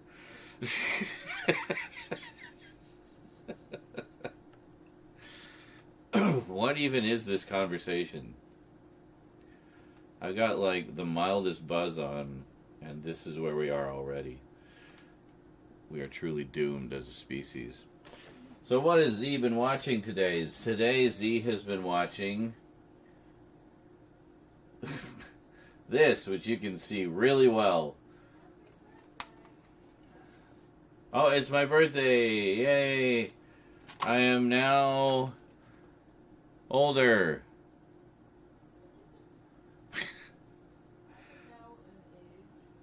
I am now an age that is +1 from the age I was 5 minutes ago. Thank you, Vermin. Yes. It's about a lobster, but instead of pincers on its arms, it has wobbly cocks. Okay. That sounds like Edward Penis Hands, the porn parody of some other movie, I can't remember. Anyway, oh, you can see it here. If I hold it all the way over here, you can see it. Hold on. Or I could just turn the other light on. I did order a bunch more bulbs, by the way, so we're going to be replacing all the burned out bulbs in our various light fixtures. So what this is, yeah, here we go. DEFCON 4. I was in the mood for a little post-apocalyptia. So this is a delightfully low-budget Canadian film from, I think it's from like 1984, 83 maybe, I don't know. It says 2002 on the back here because Arrow never puts the damn year of the movie on it. Anyway, I have this on VHS. I don't think I've watched it since I got that VHS. Didn't remember a goddamn thing about it. I'm watching the film and none of it is even remotely familiar whatsoever. Although, being more well-versed on Canadian actors, I recognize a lot more of the actors in it, which is pretty cool. And oddly, I don't know what it is with Canadian releases not getting Canadian Blu-rays. Region B locked. It was only released in the UK on Blu-ray. We have never had this on Blu-ray here. And this is out of print now, by the way, so good luck. Ed Wood? No.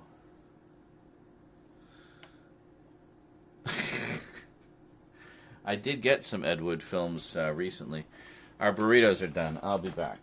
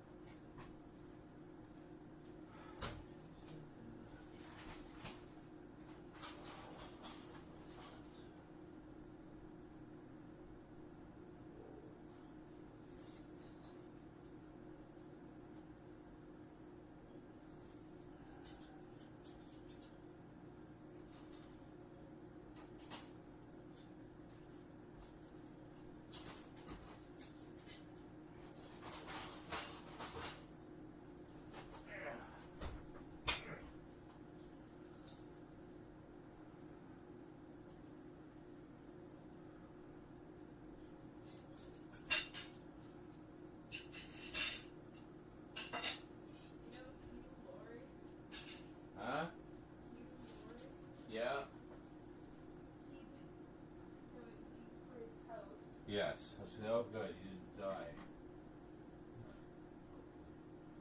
No. Good. Don't pause when I say that. No, I was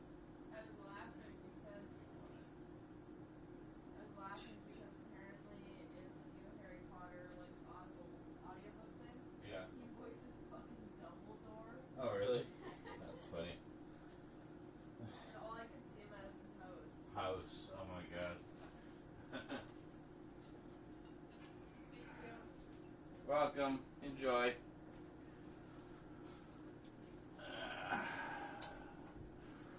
Well, maybe we should bring you over into food position. But yeah, like it's a Canadian film, so the Canadian film is not easily obtainable in Canada, its country of origin. And it's not like it was just one of those U.S. films that was filmed here. No.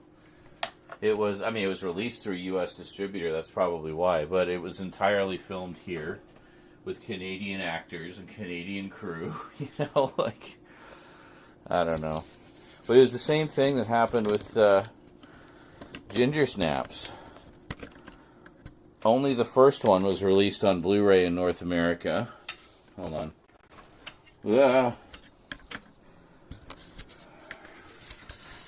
Oh, come on.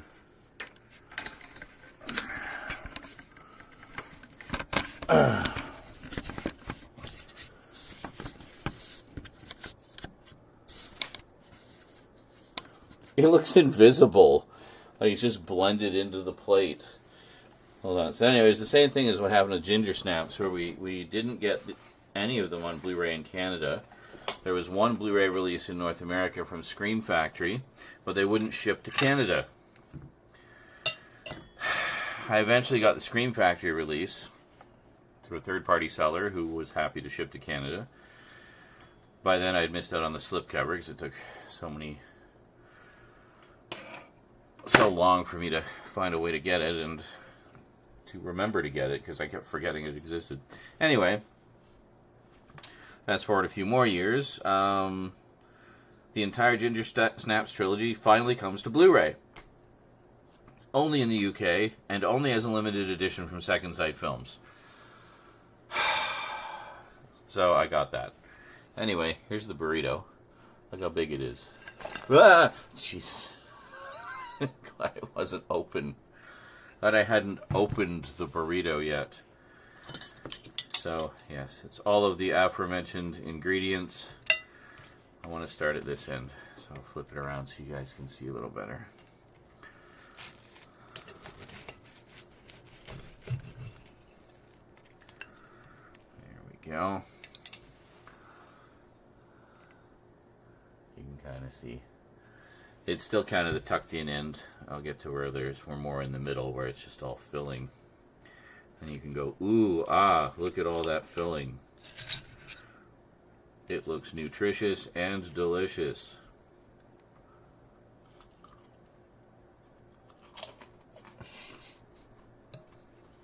Need some breakfast? Well, hey, I got some pre-made breakfast burrito filling.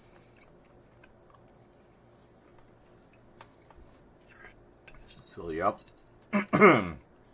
Same size as this. Literally half was enough to fill me up. 1/2 burrito is enough to fill the belly of a full-grown man.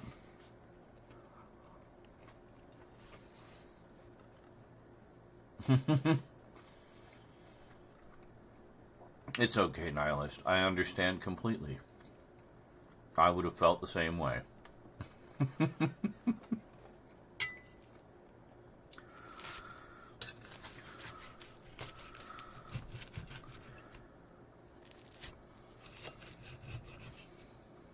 That's all the inside. See, this actually isn't too bad. I think it's holding together pretty well. Get a little bit more. We'll look at the innards there. It's very good. And it's got like just the right amount of spice.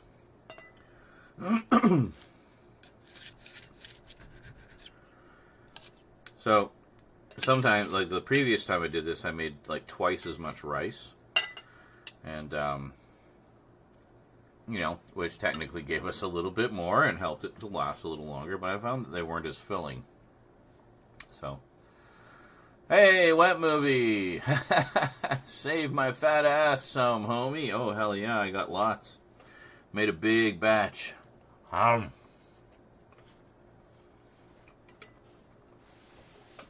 This is a meal prep. Quick and easy burritos. You're welcome to all the bachelors in the audience watching.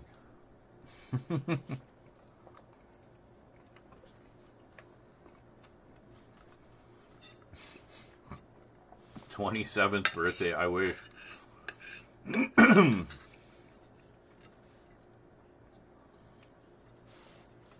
I'd be happy just to at least feel 27, even if I wasn't 27. Oh, and a layer of habanero cheddar cheese. So there's a nice little bit of bite in here. Some good stuff. You guys, of course, all know Wet Movie 1. The man, the myth, the legend.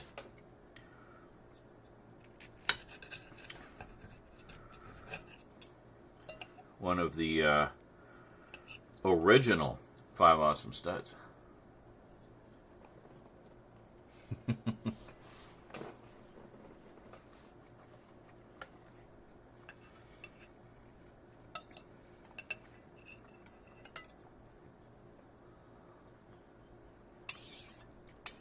A mukbang at midnight. Ooh, I like that. Can I steal that title? Mukbang at midnight. I love it. Late night mukbang with Zarin Isaac.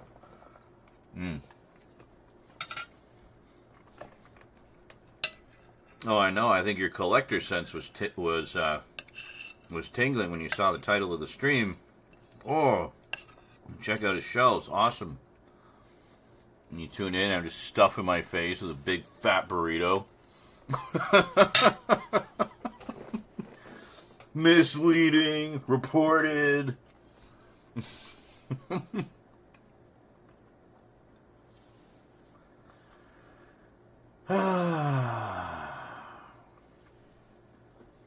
Well, you gotta feed the body before you feed the soul, right? And I figured to give people a bit of time to get here, and we can shoot the shit for a while. What are all those Batman logos down there? Oh my god, it's the fucking jar. There, I'm like, what's all those Bat logos? I literally thought it was something behind my keyboard, like on my desk, because of where it's placed. It was like perfectly placed, almost. Enough for my high ass, anyway. 2 hours is good enough. Well, I wanted us to cross the midnight threshold first as well, so now we can get out all the power tools and hammers and start doing all the stuff in the other area. Now it's sufficiently late for maximum neighbor annoyance. Oh, sorry, I thought it was Steve-O for a second there. Well, toxic Steve-O, not new anti-drugs advocate Steve-O.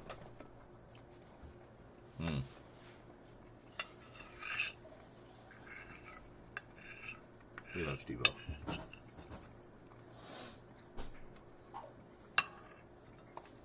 I see there's yet another Jackass movie coming out. I think it's literally going to be like it was in the ending titles of Jackass 1, where they're all like old men.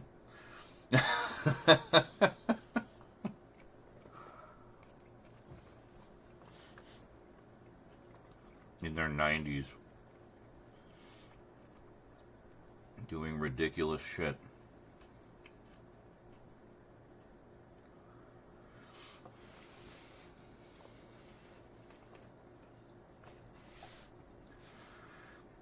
Rearranging the Doctor Who show. Oh, right, that's what we gotta do first. It's not even rearranging it, it's just moving it over a few inches so it's in the correct position. And then I want to see about moving that other little shelf out here. to get it out of the hallway. I just want to make sure it's not going to obscure things here too much. It's like a giant sliding block puzzle. I know I use that analogy a lot, but it's accurate and it's true. Almost literally.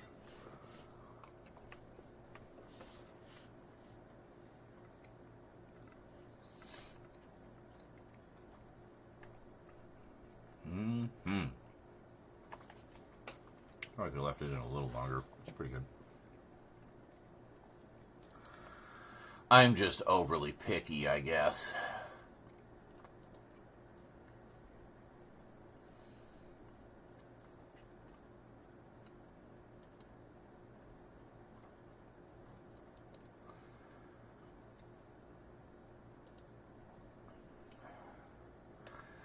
Yeah, I know. Just as I got everything out, Rose decided to rearrange her room and put a bunch of stuff back in the hallway. Like, literally within days of the inspection.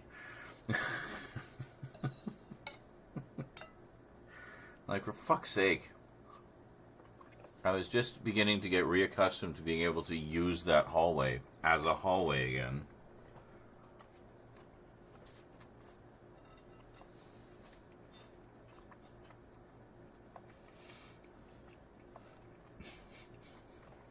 But hey, her room is very organized now. Okay. You just dumped everything in the hallway outside your room.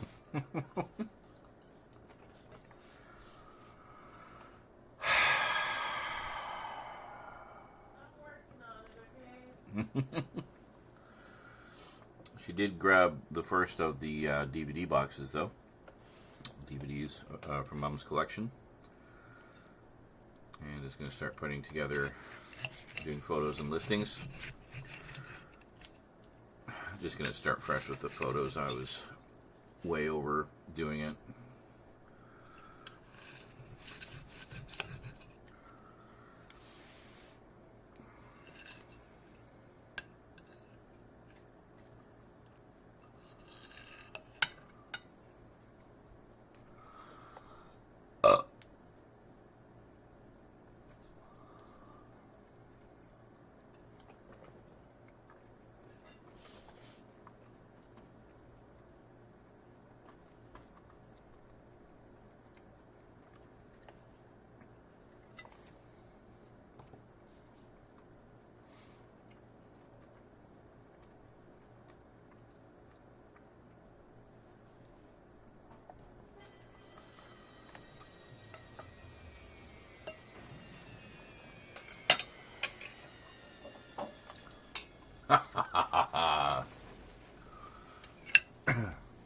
The terror of Burrito Night.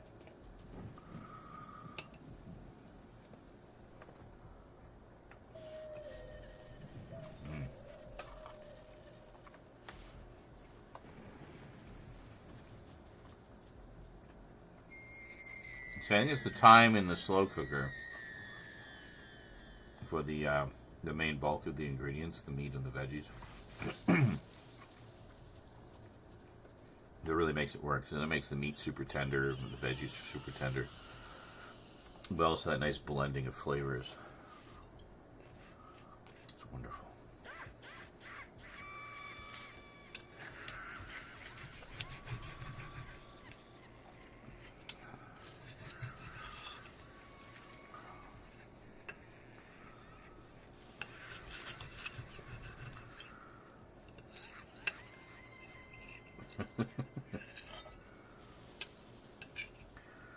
Funny story, this particular Halloween horror tape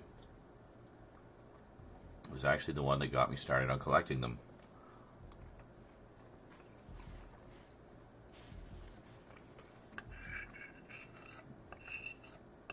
I'd always kind of wanted to collect them, but this was the first one I actually bought and then collected going forward.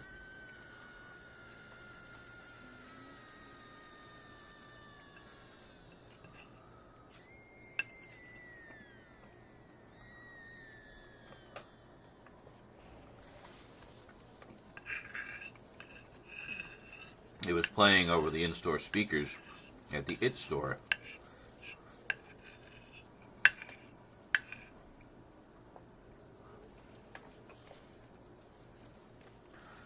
And I was like, oh, that sounds really cool. So I bought the tape. And it just so happens this particular tape was part of a series that had been put out that year of 3 tapes. The other 2 had stories on them.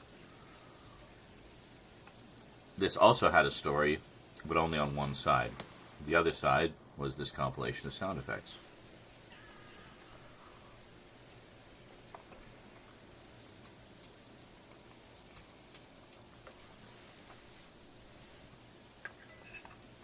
So, of course, you buy one. Oh, well, I got to get all 3 of them.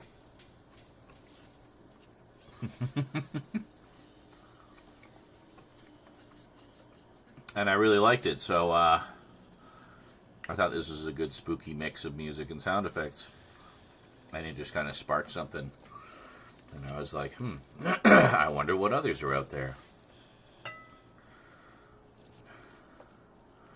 Can almost consider it my first sort of faltering steps trying to find goth music. I didn't know there was a whole subgenre of music out there. So I just went with Halloween horror tapes to satisfy my want for soundscapes that were darker.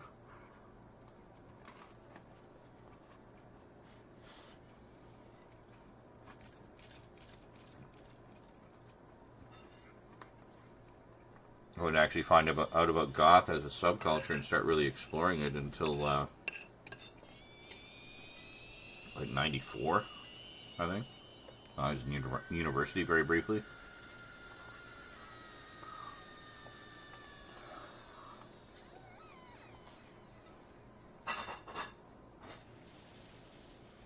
There's one bite left that I couldn't finish.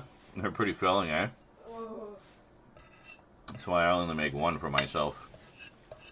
Those big ones are the equivalent of like 2 or 3 small ones. Yes, I guess if I made small beef burritos, there would be a lot more individual burritos, but they would, of course, have less in them.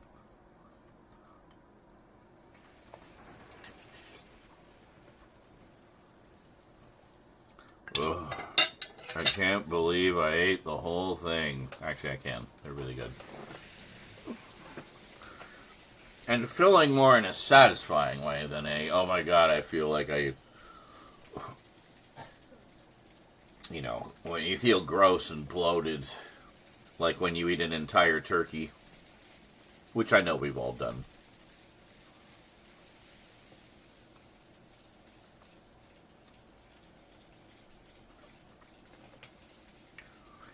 Massive carb crash incoming.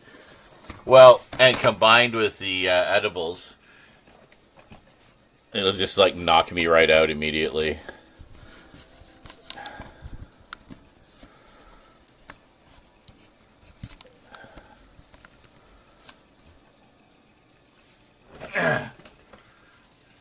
That even make any difference? Yeah, it made a little difference.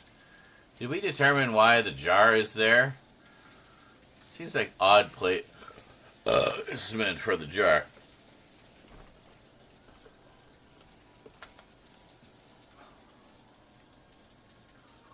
It's kind of in the middle of nowhere.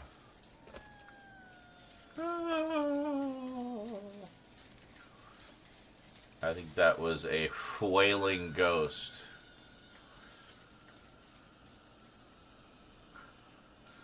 Oh, the jar is possessed. It's floating through the air all by itself.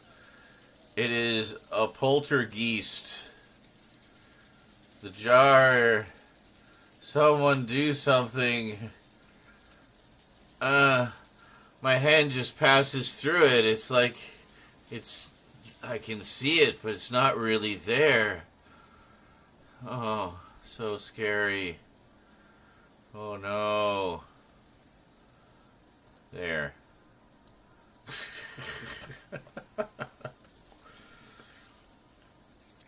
Just noticed it a few times.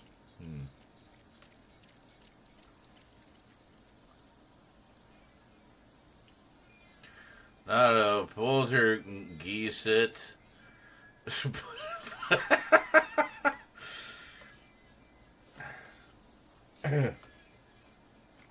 Guessing it took you a second to find the Shifty Eyes Pepe.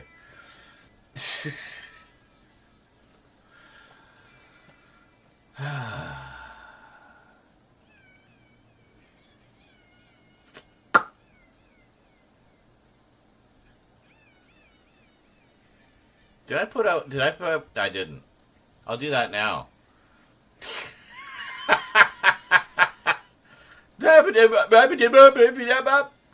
Just a little random scat for you. Hope you enjoyed that.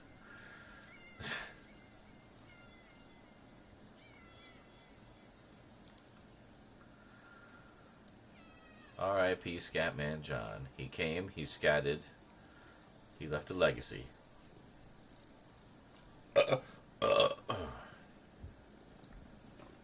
Brought a lot of joy into the world.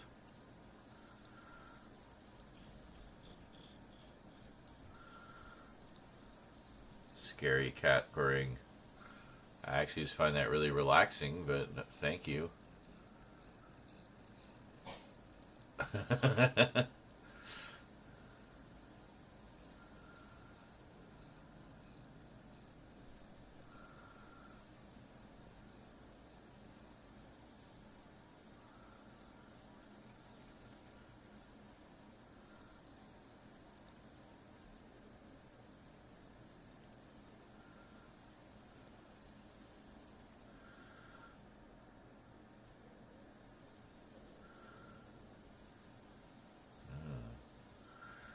I guess the beasts of the night are well fed. They seem making very content sounds.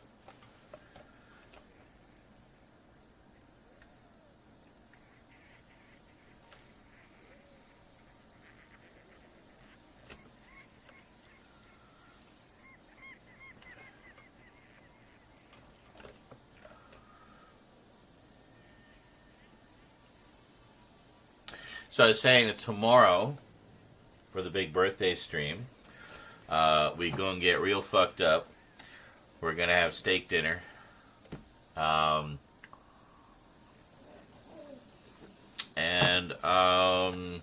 a whole bunch of deliveries from boutique labels, big packages. So I thought we'd do unboxings. Might as well do them as a video too. More content, right? It'll give me some quick, short updates I can put up after the biggest update ever finishes. And then I thought maybe we'd open the other packages, provided we're not too fucked up by that point. So, yeah, that's kind of the idea. Do big package opening thing. Open a whole bunch of packages. So prior to the stream tomorrow, I need to head across the way to the post office and the supermarket and pick up a few things for dinner and pick up those packages. And I gotta check my weed supply as well. I think I might be running a little low on one or two things. Will I wear a birthday hat? I don't know what kind of hat I have. I do have kind of like a floppy top hat. Maybe I could wear that. Be all festive. Bob was wearing it for the longest time, the skeleton guy, but yeah.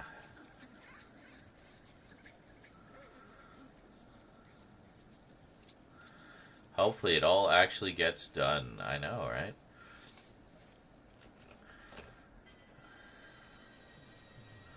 Well, it's crazy just how much stuff there actually has turned out to be. I mean, I knew I'd gone crazy with the inheritance money shopping spree, but I realized just how crazy. Because I'm looking, it's like, okay, good. We got we got the horror stuff up to date. Just got to do the closer looks, and then I can start unwrapping stuff. But I mean, it's fine as long as the updates are done. That means I can at least put things on the shelves where they belong. Like, I know what things need to have closer looks done. They still have the shrink wrap on them, so it's kind of easy to tell.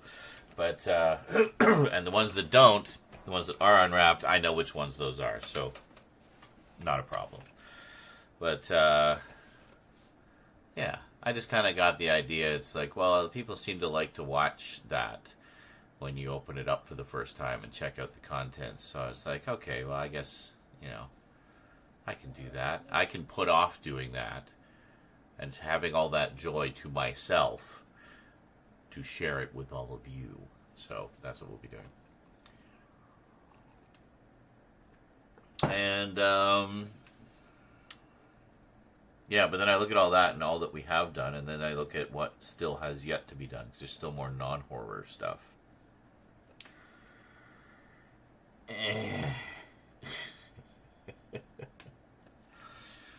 We're going to do a few more quick and dirty updates, I think, like in particular some of the graphic novel sets and whatnot.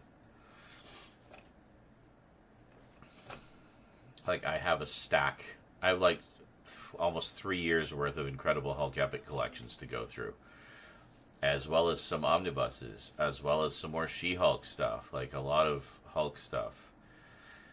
And yeah, the updates fell a little behind. We're working on it. We're getting there.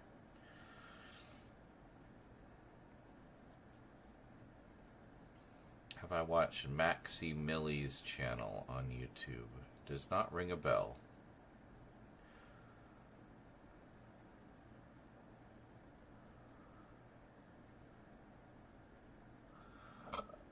What type of content is it? Excuse me. I guess I can just look it up.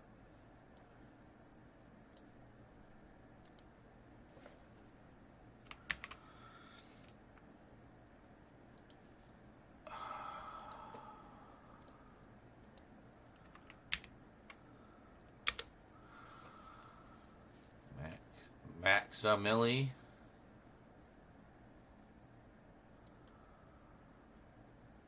Funny Gaming and Omegle videos. Oh, it's Omegle trolling. I don't watch a ton of those types of videos. I do watch Vlad NCL, because I think he's hilarious.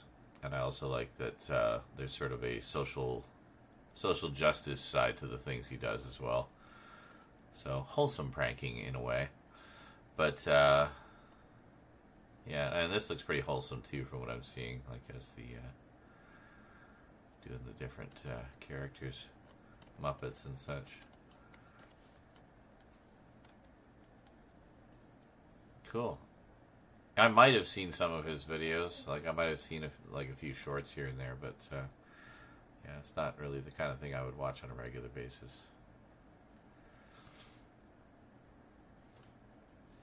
The Lost in Space 1998 film, the one that everybody hated. Yes, I remember that one.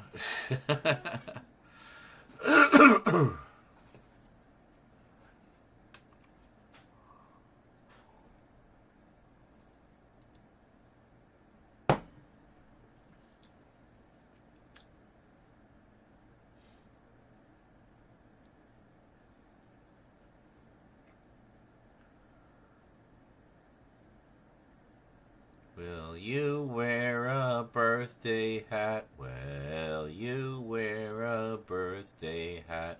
Will you wear a birthday hat?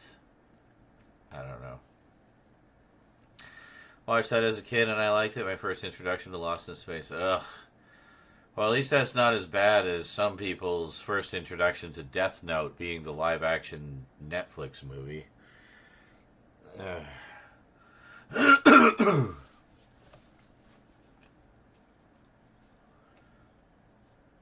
I used to watch some of the old one. I watched it mainly for the robot, which my dad told me was a repurposed Robbie the Robot. But I think it was just a different robot that was similar to Robbie. Because Robbie was still around at that point. You'd still see Robbie show up at like different things and cameo and things. So, I don't know. Robbie the Robot.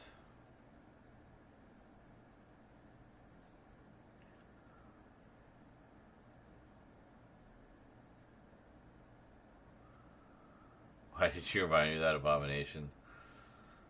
Disney, like, has it down to a science for creating songs that just get stuck in your head for the rest of your fucking life.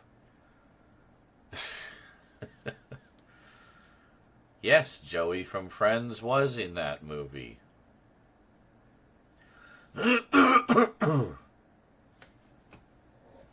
He was like the captain, wasn't he? Recently finished Humans, the final series from 2018. Ah. I have not seen that one. Eh? Meow. What? What do you want? Where are you? Are you mowing from in here, or are you somewhere? I don't even know where you are, cat. There you are. Hi. What's up? You know? Aw. What's with the sad meows? What are you doing? You're all floppy and long. We have a floppy long girl on the floor here. What are you doing? Why do you sound so sad? I don't know. It's like, meow. I know. I heard that. What? It's trying to be all cute. Hi.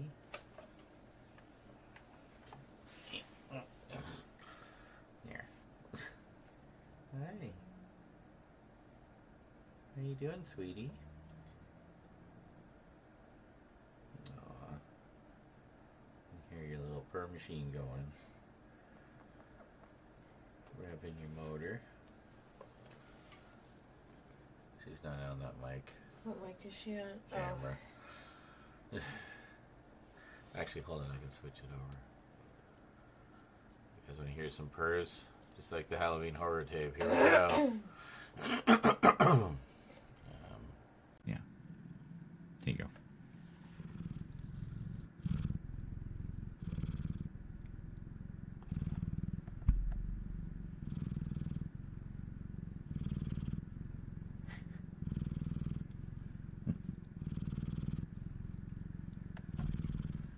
Yeah, that's a happy kitty. Yep. She just loves the love. That's Eclipse. I was telling you about her earlier. And that's Rose, who most of you know. I am his daughter. Yes, I am her father. Night. Night. Sweet dreams and all that. Oh, I'm so bloated. Excellent. Well-fed tummy. So Rose is off to carb crash now. And I'm trying to stay awake and wait for the edibles to kick in. So, but while we're doing that, we'll probably get started on the mess. The absolute freaking mess. Oh, I almost bit my tongue over there. Ah! What was that? Oh, hey, thank you, JL. Bill Mumy, Lost in Space actor, created Space Cases. Yes, I think I knew that. He also had a pretty significant... What was that? What's going on? Alright. He also had a pretty significant role in Babylon 5. Yeah. And was also one half of Barnes and Barnes, who did a very popular oddball song called Fish Heads.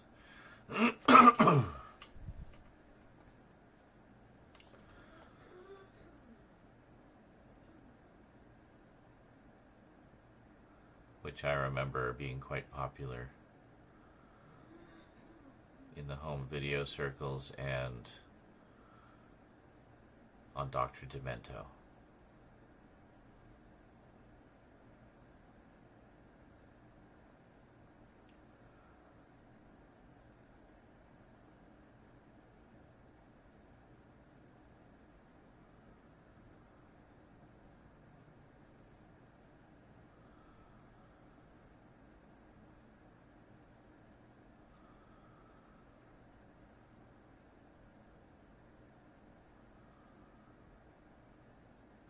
Was it Artie Barnes? So I remember there was a YouTube page that won the not Bill Mooney, but the other guy. I think it was Artie Barnes. He had a YouTube channel for a long time and do these short little sort of vlogs of just him losing his mind. And yeah, it was interesting. He was almost always in character, or he was just genuinely mad. I don't know. Maybe a bit of both.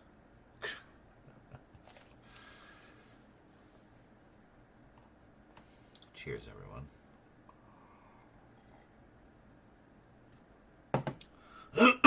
It's like, I like as soon as we cross midnight, I start coughing up phlegm balls, and it's like, oh, yeah, okay, that's it. That's all I got, eh? Is it? What are you mowing about, cat? Posted the interview on Discord. Excellent. What interview? Oh, with Bill Mooney, I guess. Okay. Space Cases. Yeah, I never watched that. I probably would have, though, because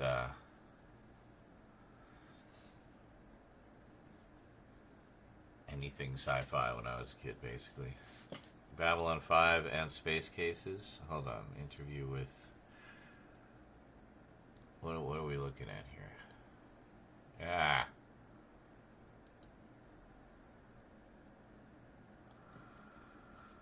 Hold on. I think if we go... No, we go here.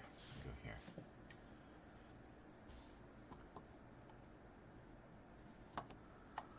No, hold on.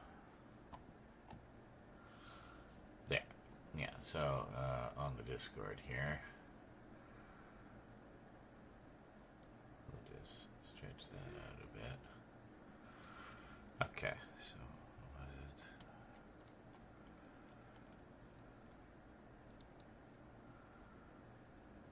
The creator of Space Cases. Oh, okay. I thought it was like a interview, like a transcript.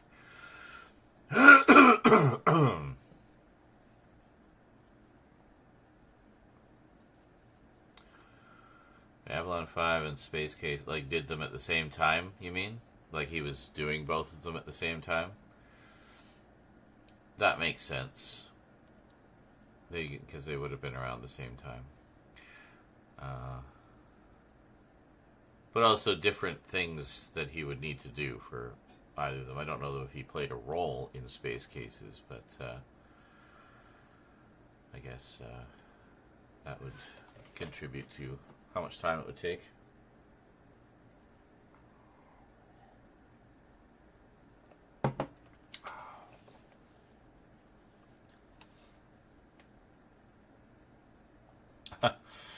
Frosty Tools launching 100 bits and a birthday wish for Bill Mooney, the OG Lost in Space legend. Frosty Tools thought you were wishing Bill Mooney a happy birthday. You're connecting the cosmos of support and geekery. Thanks for the stellar shout out. No, you dumb AI. The happy birthday was for me, and then, yes. And then Bill Mooney, Lost in Space actor, was unrelated, unless it's also his birthday, in which case, great for Bill Mooney. Can we celebrate the birthday of the person who's actually in the room, maybe? What in the world, Eclipse? I don't know why she's being so Maui tonight. She gets like that tonight. She'll just get something stuck in her craw and won't like stop talking. She has to tell us her stories.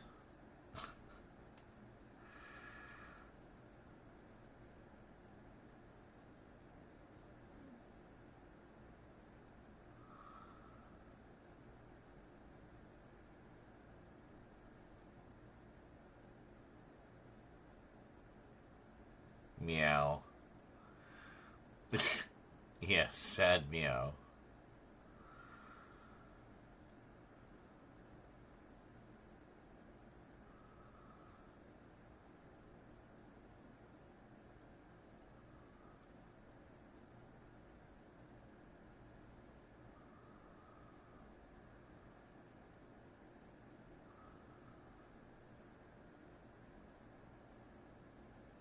I'm fine. It's okay. I was just zoning a little bit. I was just thinking aback to some of my favorite Limmy clips. You guys know Limmy? Maybe not. Anyway, I like Limmy. He's a Scottish streamer. Used to do a lot of sketch comedy actually for television, but nowadays I think he just does the live streaming. Space Cases you would have liked. Probably.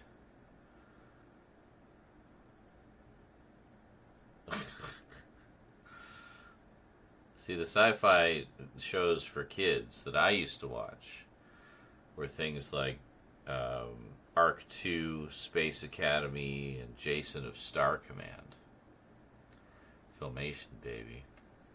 Yeah. Actually, I don't remember if I saw Space Academy when it was originally on. I did watch it all when I got the DVDs, but yeah, apparently. But I know I watched all of Jason of Star Command. I was very thorough on that. Very cool because the first season of that was done like a movie serial. So it was like 15 chapters.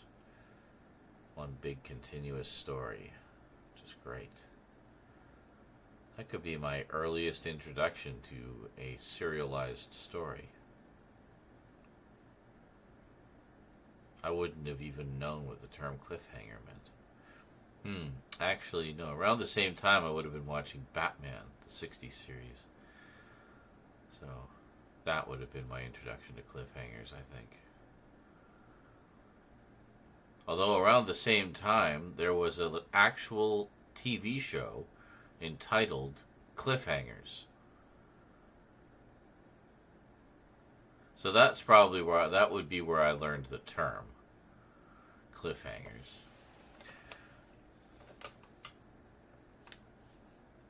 And as for it being applied to a suspenseful ending or to be continued ending in a show, well, probably would have been the same thing. But yeah, so those all would have been around the same time. And they're all great. I've already forgotten what they all were. That's okay. That's all right.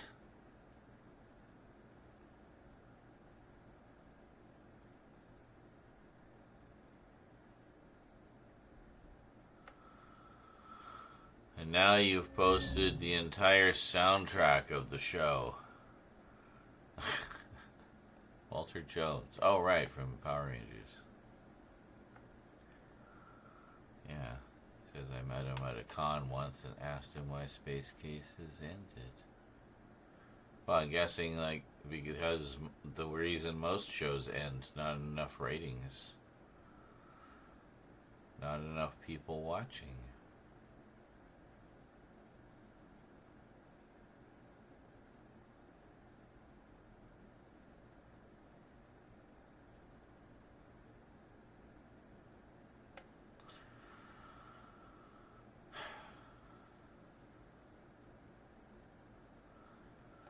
See, the idea is to have more people watching. The more popular your show is, the more you can charge advertisers to advertise during the ad break. So if a show is failing, then you're not making as much money. Because the advertisers won't want to pay as much to advertise on that slot or that show because it's not as popular, right?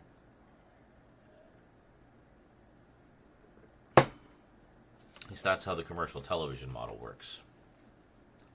Advertisers pay to have their ads during a show, like during the ad breaks. And it's who gets it is who wants to pay the most for that spot. So he said he wanted to do something else. Fair enough. Other times it just ends because they just decide to end it for various reasons. You know. Sometimes a show is only meant to go one season. You know. Like that's the intention from the beginning. It's just a one-off. Most of the Filmation shows were single seasons. Some would get 2, but most would only get 1.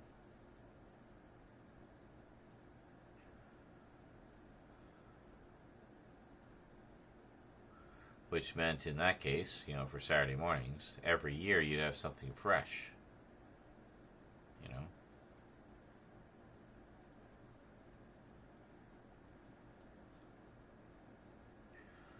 So maybe it's something like that. I don't know. Did Bill Mumy speak? Again, thinks you're talking about Bill Mumy. JL232 dropping 100 bits and dropping the real questions. Did Bill Mumy spill the beans on why Space Cases ended? That's some next level fan dedication. You're connecting the cosmos of support and geekery. Love to see it. Had 2 seasons. It was supposed to be a 5-season show. Oh, wow, okay. Wait a minute. It was supposed to be 5 seasons and a movie, or it was 5 seasons and a movie? Or it was supposed to be, but they only did 2 seasons? Yeah. Like, a lot of shows will do that. They'll kind of plan out a loose 5-year arc. So they kind of give it some direction. But, they don't always get the chance to see that through. Like Supernatural, I remember, was originally planned to be a 5-year arc. They did that 5-year arc. The studio wanted, the powers that be wanted a season 6. So they go, okay. So they did another 5-year arc. Concluded that one. Can you give us a season 11? Oh, just quoting Community? That's funny. 5 seasons in a movie. See, that's a show I still have yet to see. I should really get on that. Mine a notable sitcoms watching.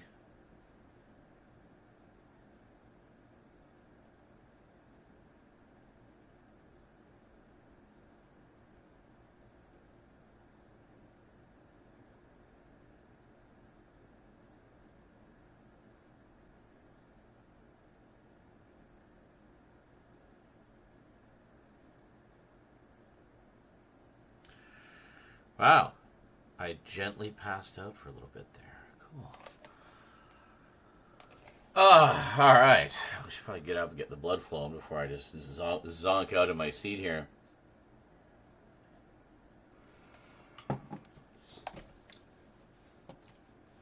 Five seasons and a movie. Sounds like a good deal to me.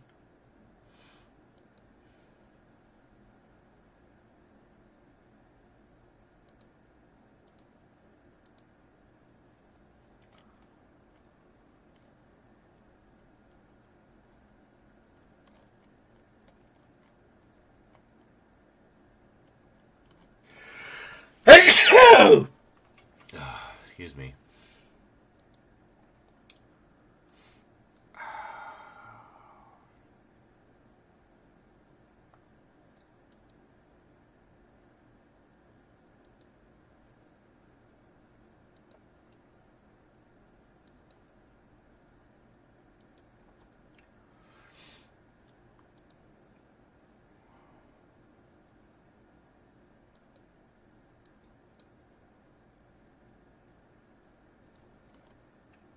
Oh, yeah. I was like, why is Amazon open again? What was I buying this time?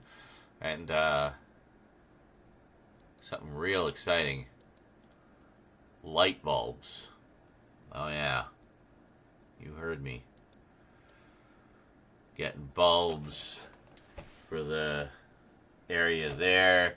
Bulbs for the bathroom. And a bulb for the fridge. And a bulb for the oven. Oh, yeah. We're finally going to be able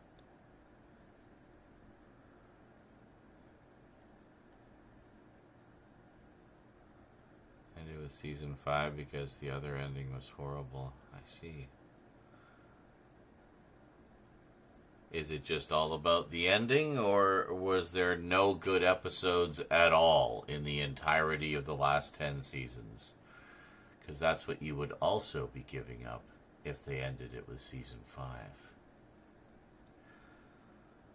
See, people get too focused on the end of things. Did you stay with the show because you wanted to see the end of it? Or did you stay with the show because you enjoyed the show? It's not always about the ending. In fact, it's rarely about the ending. It's about the journey. Yeah, it's all about the journey. I just said that kind of like snootily. It's about the journey. The journey. Fucking soulless heathens. But yeah, don't be so focused on endings. All an ending means is it's over.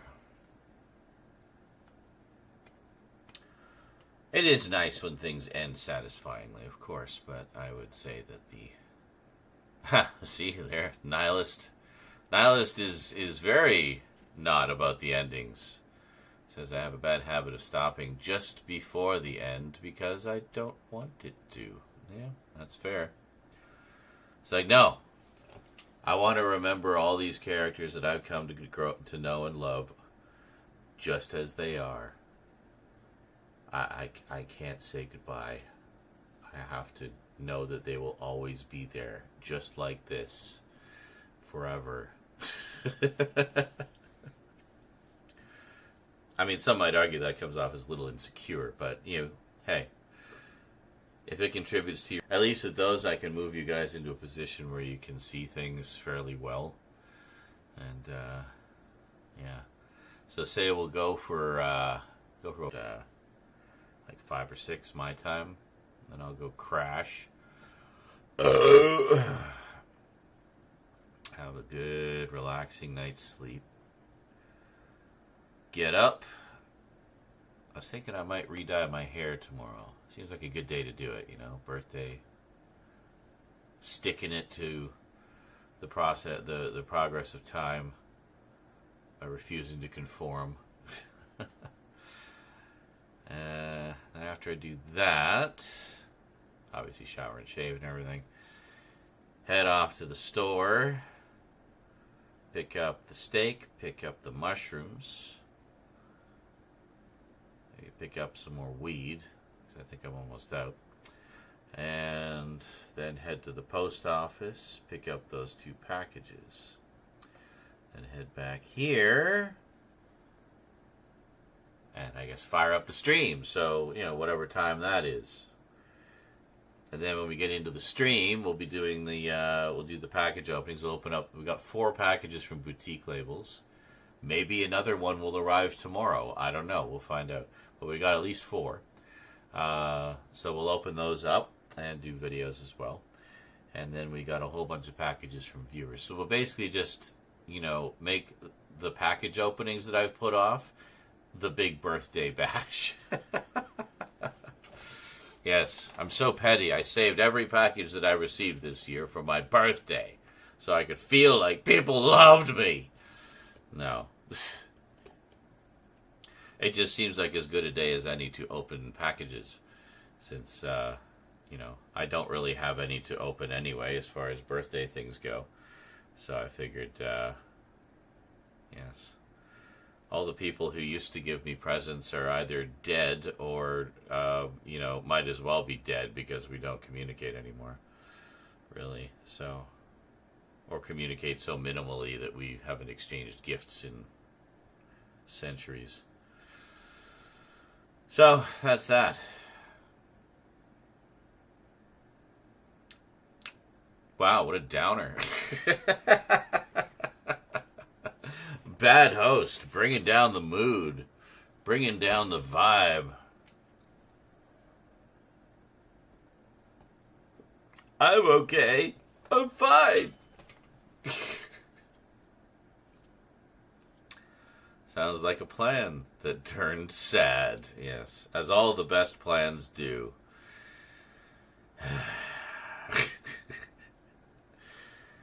All right. Well, I'm going to go have my post-burrito and almost post-drink smoke. And we'll get to moving some heavy furniture around while I'm heavily intoxicated. All right. See you shortly, folks. What items can we sell? They'll be highlighted in a yellow square. That means you can pick them up. Okay. We already have quota. Okay. So what do we do now? We go back to the thing. Oh. Sorry. You just ran him over.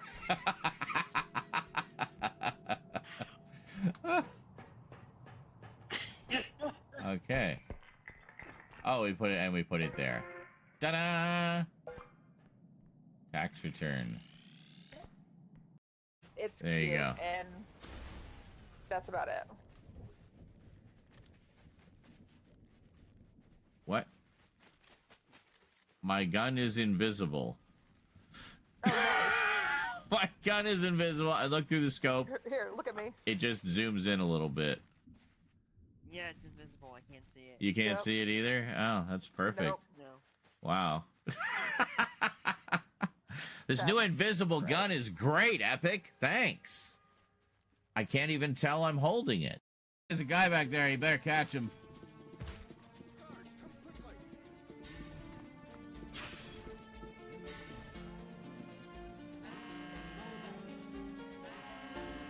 We'll just wait for things to calm down. It's crazy out there, fellow businessman. I don't know what's going on. You look like an iron.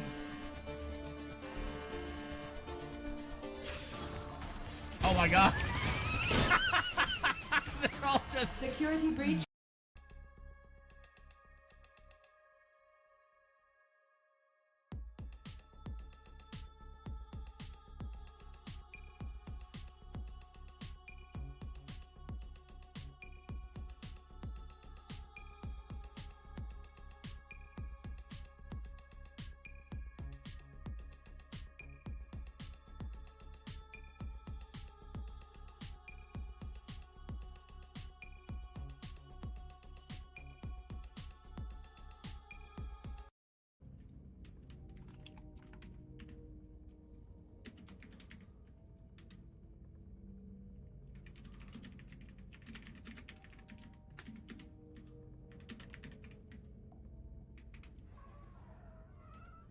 Just typing the response to Kerlatin because he's having trouble with the video, you see. I'm nice that way. I try to help my mods. Yeah, you'd think Twitch, being a streaming site, would be, you know... First, I direct you to my Blue Sky, where I actually watched it yesterday and gave my thoughts. Well, damn, I haven't been this stoked for a Superman movie since I was 10 years old. This looks spectacular. In other words, I think it looks... marvelous! Yes, so... Perfect timing, JL. Perfect timing. Oh my god, thank you.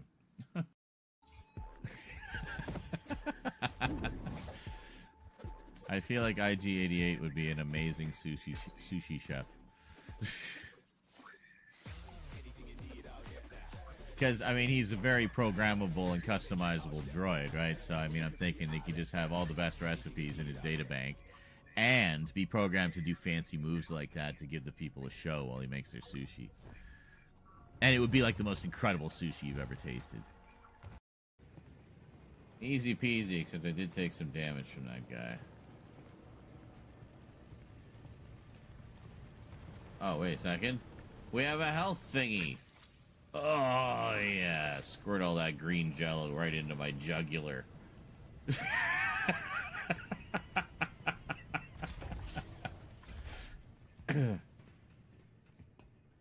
good for you.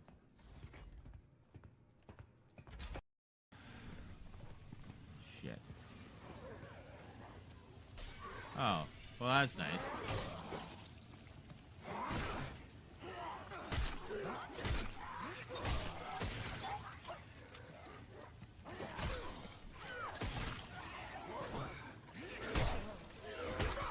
Ow. Oh my god.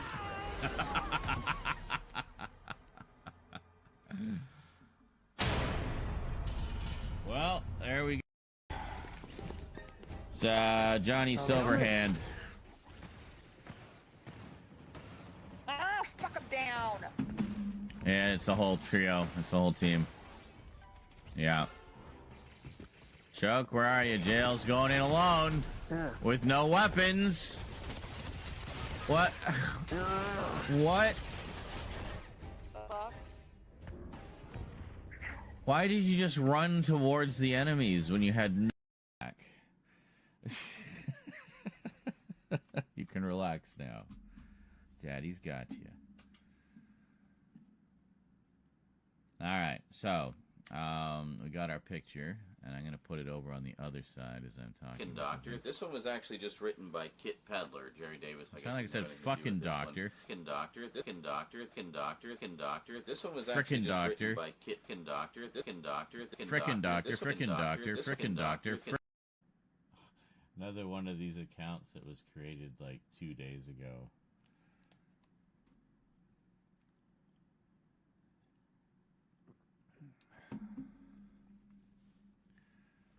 Really wish these trolls would stop quacking at me. Anyway, I'm going to go for a short break. I'll be back. Enjoy. Some clips, that is. To hit the TV. Alright, there we go. There's a big screen. What did the TV do? There's a big screen TV in here. I think this is a joke about the man cave thing. Like, this is all men need. And it's... Alright.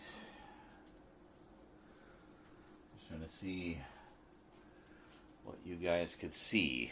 You can't really see much from there, can you? So...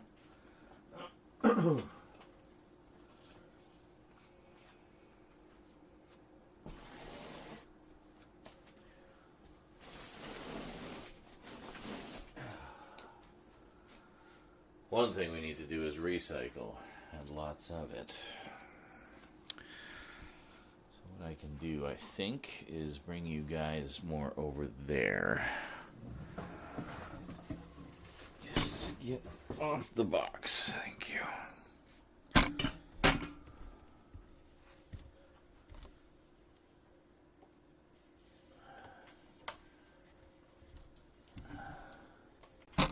Sorry.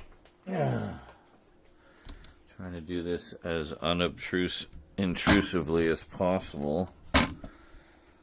No, it doesn't like that. It's getting around the chair. That's the tricky bit. Which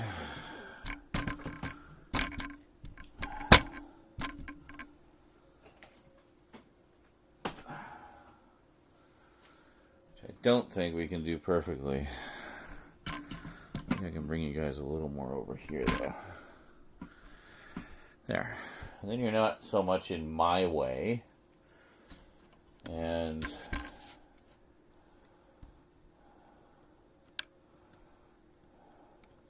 there's a reason I'm angling you down a bit.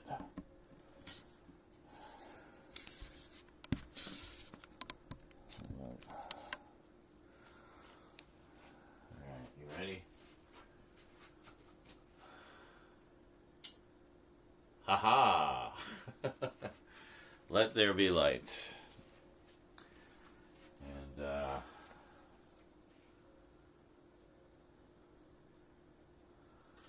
put the other one on, too.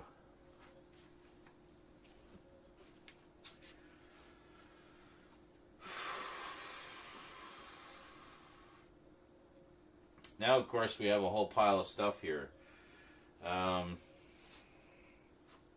Yeah, give me a second here. Let's see. What do we got? Anything that can go in the horror section? No. Well, this is like dystopian sci-fi, so this can go out here in theory. Doctor Who, obviously the Doctor Who, the other Doctor Who thing, the Doctor Who. Okay, I mean, I guess I can just take these into the other room. Let's see. These. Yeah, and then we got our big art books and Conan game. Okay. Yeah, hold on a sec. This is all stuff from Vermin's awesome package the other day. Yesterday, I guess. The other day being yesterday. And Blade Runner we'll leave out here. Hell we might leave out here. Giger we'll leave out here. Yeah, so there is a few things to go in the horror section. We'll put Philip K. Dick with Blade Runner. Blade Runner soundtrack with Blade Runner. And Cyberpunk book, I think, in the other room. Okay, so this stack goes to the other room. Okay. Just gonna get all of these things out of here. Look at this. Look at all this cool stuff. It's a better view than you guys probably got yesterday. Yeah. These are Judge Dredd comics. You guys will see in the video. Alright, I'll be back.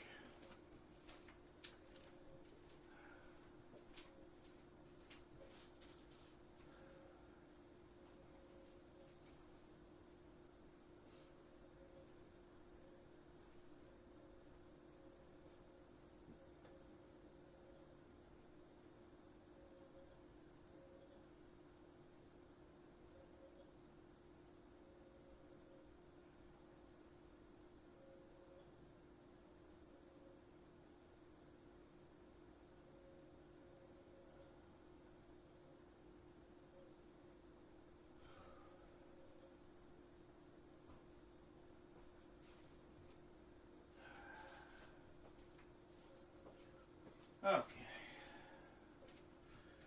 Well, that took a big chunk out of there.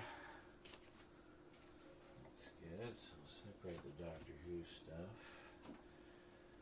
Blade Runner. Yeah, so we'll bring these over to here.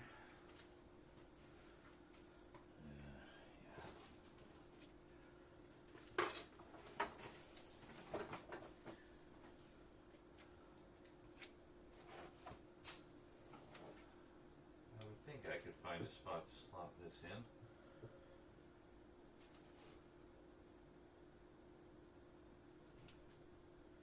Put it right beside the Aliens Colonial Marines Technical Manual. There we go. Perfect. Ugh. This is falling on me.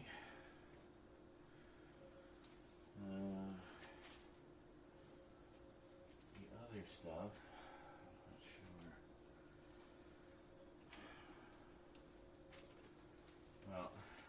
Put them in here for the moment. Get them out of the way. That's alright. Oh, and then we got Ripper as well, which we'll also put over here somewhere. Maybe here.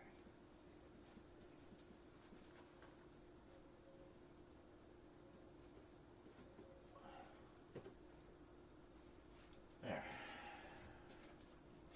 Next to the other games. I don't know why you could see that. Probably not very well. I put Ripper right there. So next to the other board games, we got Alien, The Thing, House of Psychotic Women, and now Ripper, which of course is not a board game. But that's where I put it. And that's all there is to it. Alright. We have some spooky ambiance. Some spooky ambiance.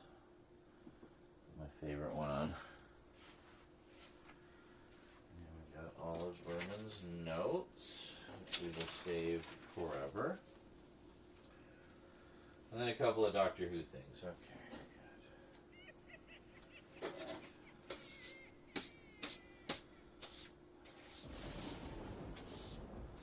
Why do we have this brush out here? This is the one we use to sweep up cat litter. Anyway, very sanitary. Yeah, this is cool. It's basically a board game where you gotta outrun the Weeping Angels. How fun is that? How fun is that? Okay, so I think what I'll do is I'm just going to set these things aside. Because I don't want to deal with them right now. Put this up on the corner. Glasses out of the way. Get the spritzer out of the way. So, yesterday, within a minute of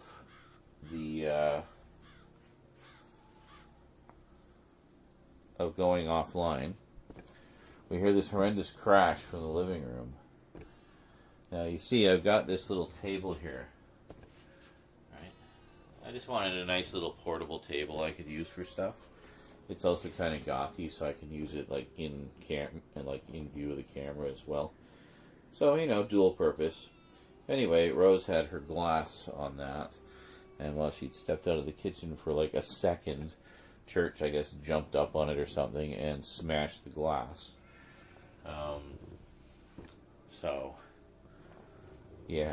So the glass that she was drinking from in the stream yesterday is now rubble.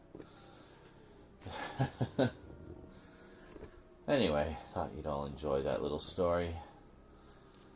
Want to see that? Do we want to see the CRT or do we want to see... It's not like it had a ton of sentimental value, but it was given to her by one of our friends, and as part of her Halloween gift last year.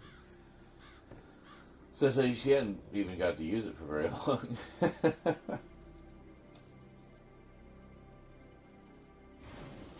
It was just kind of annoying, also because with the TISM, there's a whole thing about textures and shapes. And that was a cup she really enjoyed using. So, such is how things go sometimes. When you have little beasts running rampant through the place. Little beasts.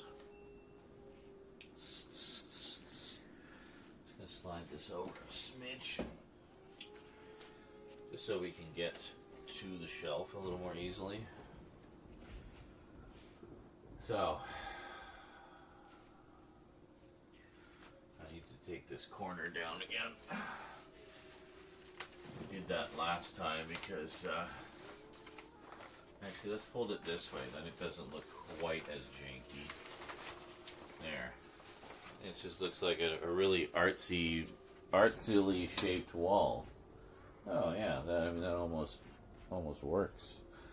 But anyway, we gotta move this out of the way too. There's me tripping over it constantly.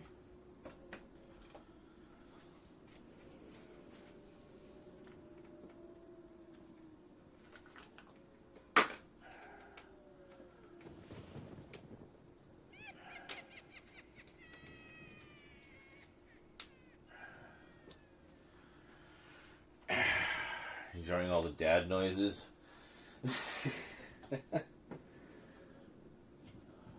Well, bottoms up, might as well finish off the drink.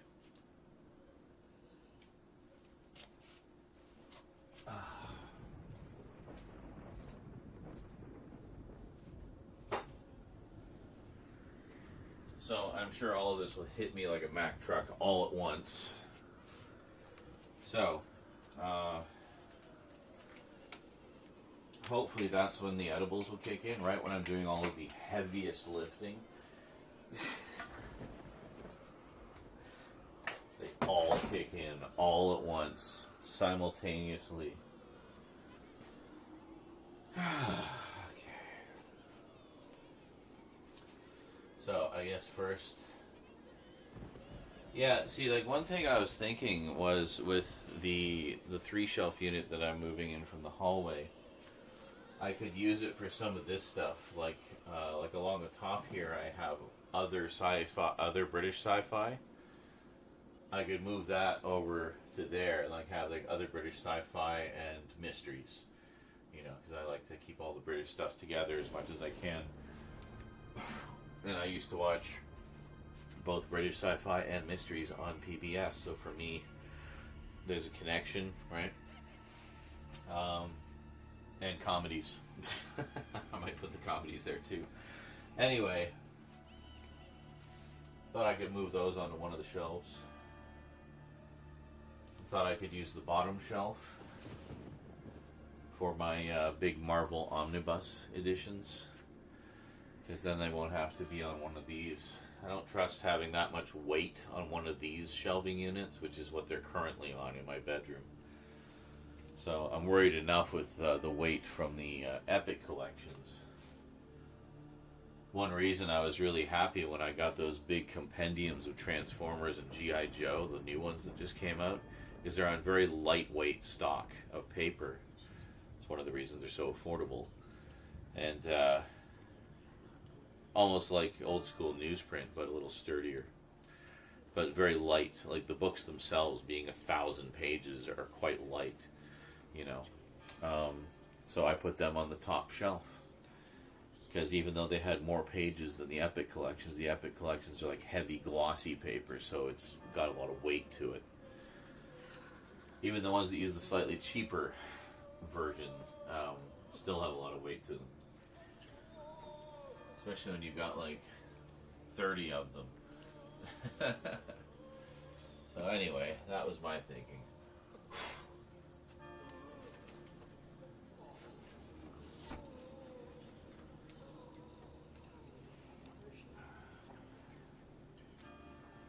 So there's still a couple of new things here.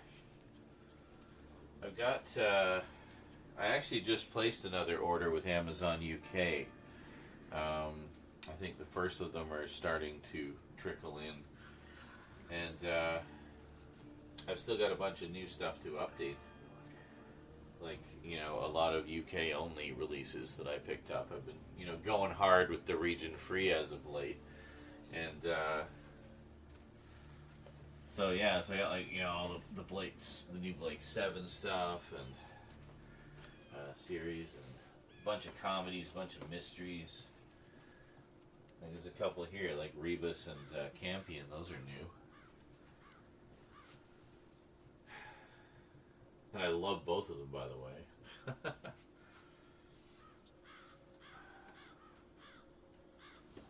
Here. See? There's Blake 7. A couple of new things here. I'm just gonna slide these out. Still gotta do updates. See, this is what I'm talking about. Like, there's non-horror stuff to do as well. Like, I got Doctor Who. I got the big Red Dwarf Blu-ray set. You know, the definitive one. So, you know, I gotta get those things going. Also, some of my sets I actually want to upgrade to the PAL versions. Like,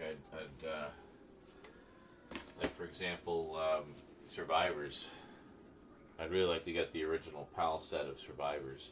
To have it in all its 576i glory, you know. Tomorrow People would be another one, because it was primarily shot on video, so it would look quite good in native PAL format, I think.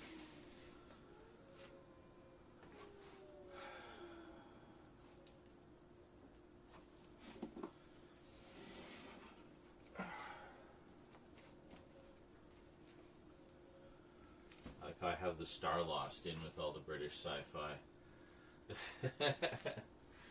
If you're at all a fan of 70s British sci-fi like me, you will know exactly why I put the Star Lost in that section. The short, highly untechnical explanation is because of the way shows were made in the 70s. It's very much got a 70s no-budget BBC sci-fi show feel to it. So to me, it just fits right in, you know. So it will always spiritually be a part of that for me.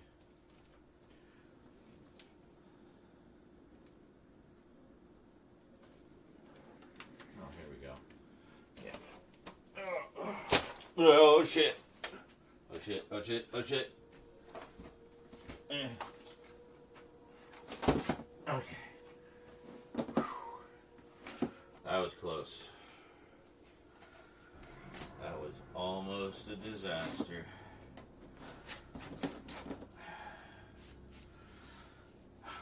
Only like two slipped out of place. And I recovered them. We're good. It's okay. It's okay. We're good.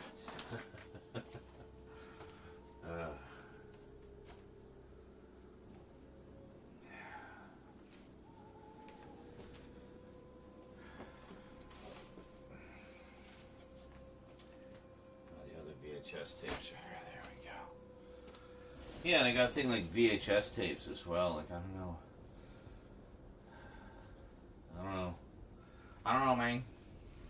I don't know.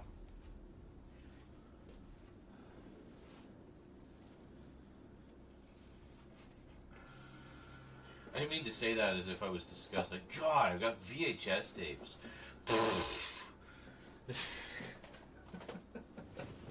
That's not how that was intended to sound.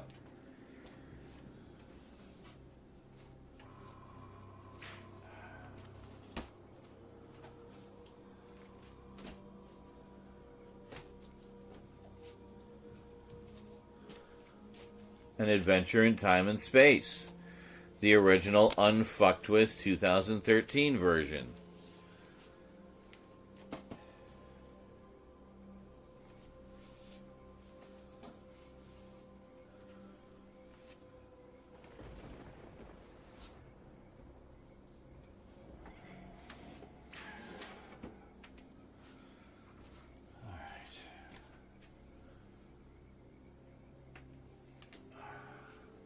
DVDs, first and second Doctor.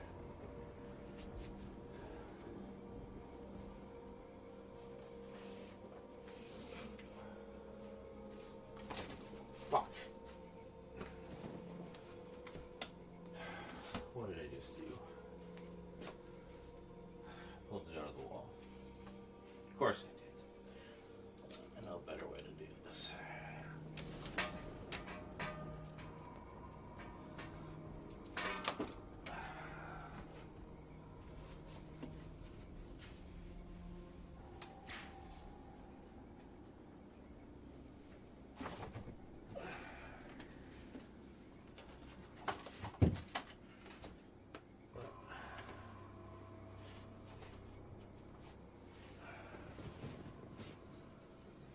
Must have jiggled it or something.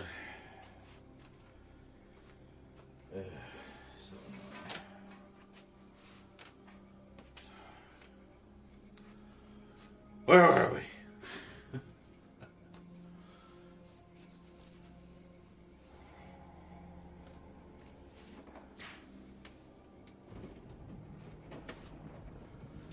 All the US Blu-ray releases.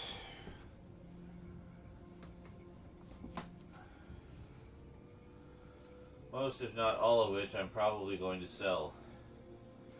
Because I want to, again, upgrade to the native version. The big reason being because they're encoded in 1080i. So they actually play back at 50 frames per second. If you got the right kind of display.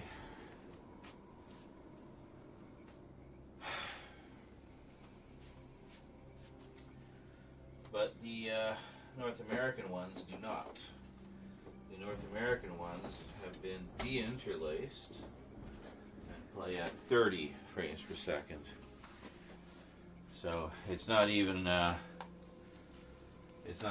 same as the reason to get them on PAL DVD versus NTSC DVD, which in that case the big reason is not just the frame rate, but especially the color is much better in the original native PAL format.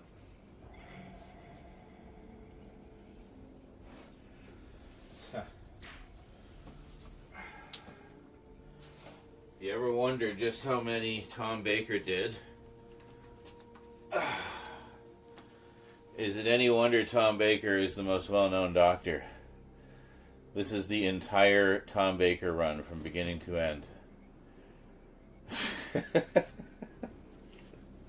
It's kind of ridiculous. And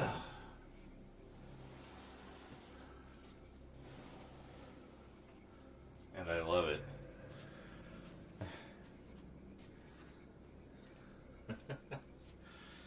I think he did a total of 41 stories, which is quite a large number. Most of the others did around, 20, 30 something. He did 41 over the course of 7 years.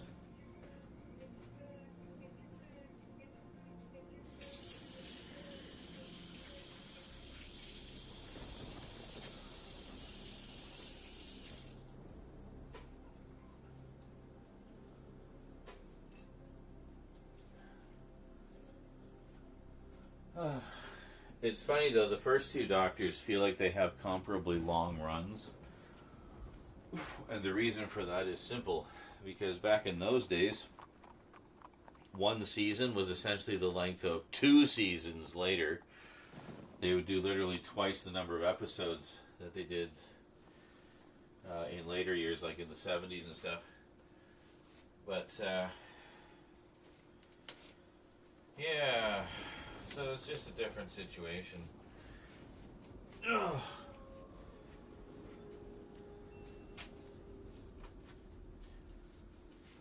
Just because I'm so spiteful. The Blu-ray version of An Adventure in Space and Time, the unfucked with 2013 version.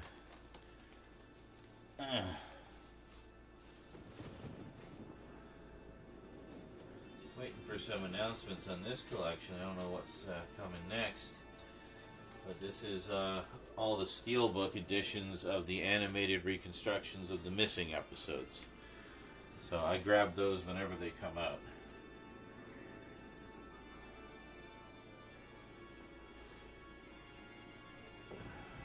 Okay. Then we have New Who. Woohoo! All the way up to Jodie. Actually, that's not entirely true. I did pick up the specials with David Tennant coming back. Yeah. I'll just put these. Yeah, I just put them here. That's fine. I know it seems precarious, but it's not. It's leaning towards it, and it's fine. It's fine. Do another stack of DVDs here.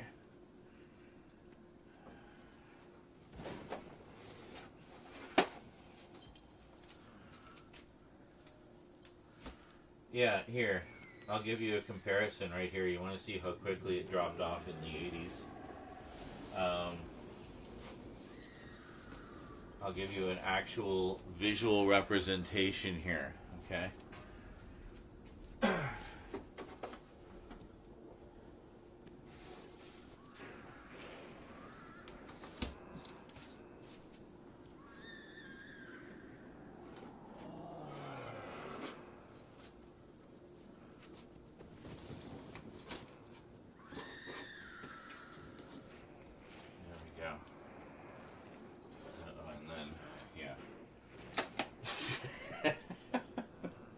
Fourth Doctor, all the way down to the bottom of Matt Smith's bow tie. Okay. 5th Doctor. There isn't a single story missing here in any of these, by the way. 6th Doctor. 7th Doctor. And then 8th Doctor.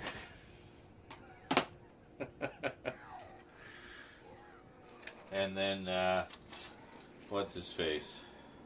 Richard E. Grant Doctor. Yeah.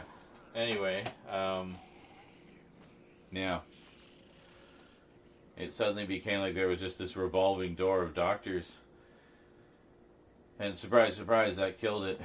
And oh, look, they've been doing the same thing with the new series lately. And surprise, surprise, it seems to have killed it, at least for the moment. So we'll see where things go from there. I know, it's crazy, right? See, now if I put, if there was a DVD for each individual story of the 1st and 2nd Doctors, we could do the rest of the stacks. Yeah. But actually, if you look, what the hell was that? Was that me? That was me. You look at this stack here, top to table, that's the 3rd Doctor. So, like, he had a really good... That was in 5 years. So he did that many in 5 years. Tom did this many in 7 years. Pretty crazy, eh? And then behind is everything that exists on DVD of the 1st and 2nd Doctors. So it looks like they had shorter runs, but they also have more missing episodes. None of the episodes from the 3rd Doctor on are missing, so...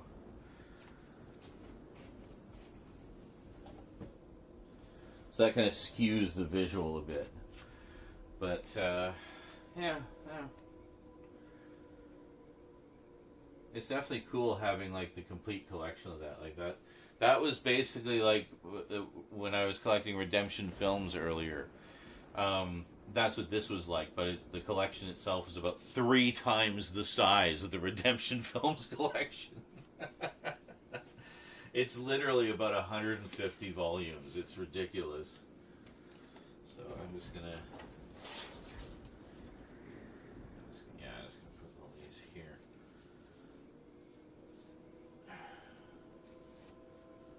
There we go. But I keep them because, I mean, there's a lot of extras that, not a lot, but enough that, you know, I keep them. That didn't get ported over to the Blu-rays, or that have yet to be ported over, or were changed, or something like that. So, yeah, different cuts, different extras, different editions, different cover art. I mean, it's just, they're very collectible in a lot of ways. I think that's one reason why I love Doctor Who so much, is because I'm the multimedia guy. And Doctor Who has literally an overwhelming amount of media. Like, the focus has always been on media, like stories, comics, novels, shows, everything. Which is my thing. I'm all about the lore, man. But it got to the point where there's literally too much. Like, I don't know how any human being can possibly consume all of it by this point. There's so much. So I mainly stick to the main show with an assortment of the audio dramas and books. I do enjoy the novelizations of the old shows as well. And that's something I need to get back to collecting. I'm still a few short. I haven't quite got all of them yet. I think I've got about... I haven't done a count. You know what? While we're pulling everything off the shelf, we should count those. There's a thought. How many of the Target novelizations do I still need? How many do I have? I don't actually know how many I have. I know it's a decent number, but it's not all of them. Okay, I'm going to get some water. I'll be right back.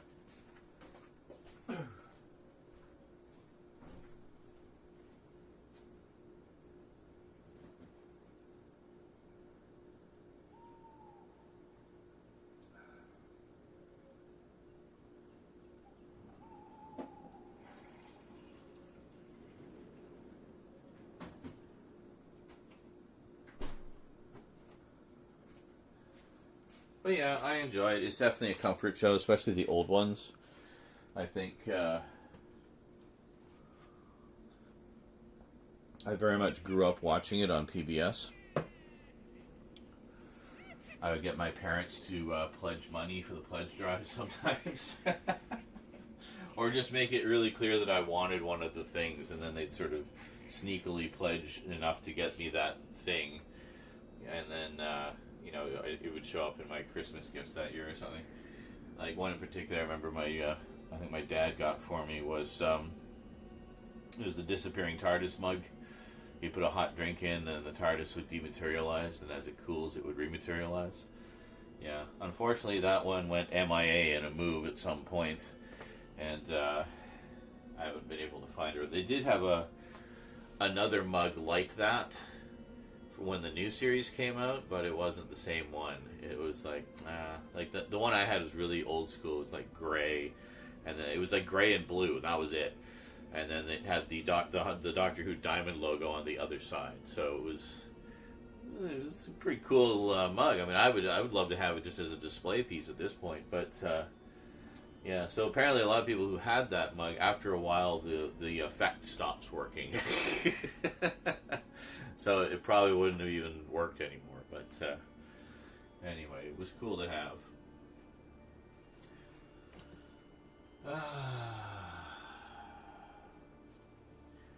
Oh yeah, see, this is all the new stuff as well.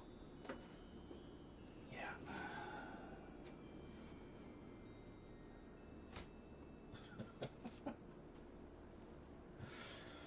So as far as updates go,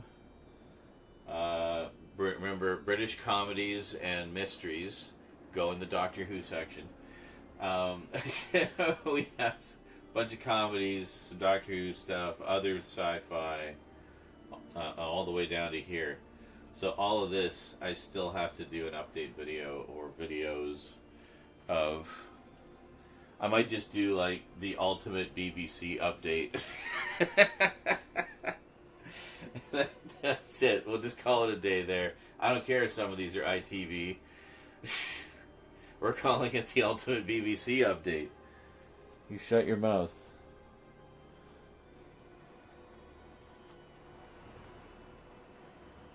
It is cool, and something you love is represented by every medium of consumption. Yeah, exactly.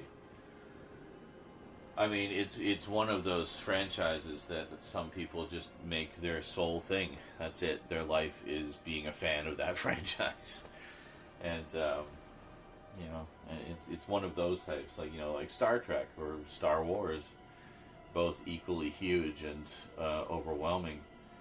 And even with those, I tend to just have to stick with the shows. And even when you just stick with the shows and the movies, but the shows especially, there's just so many of them.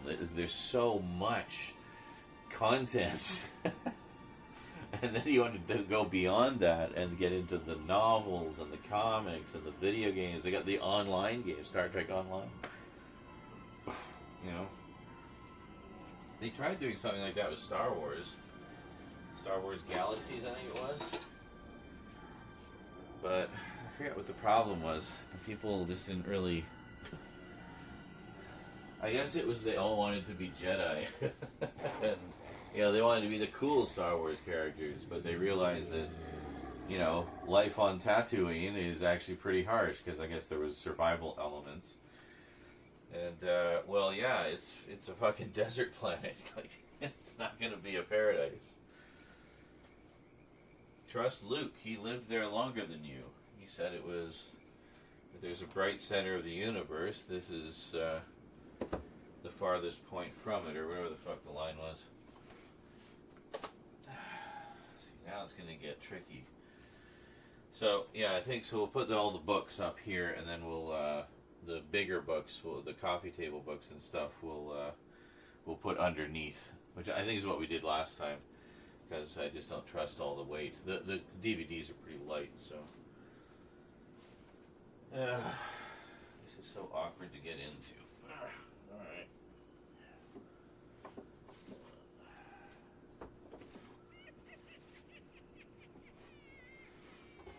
Yeah, so these are the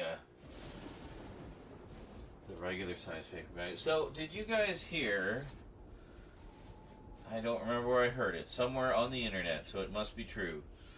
But I can see the reasoning for it. But did you hear that?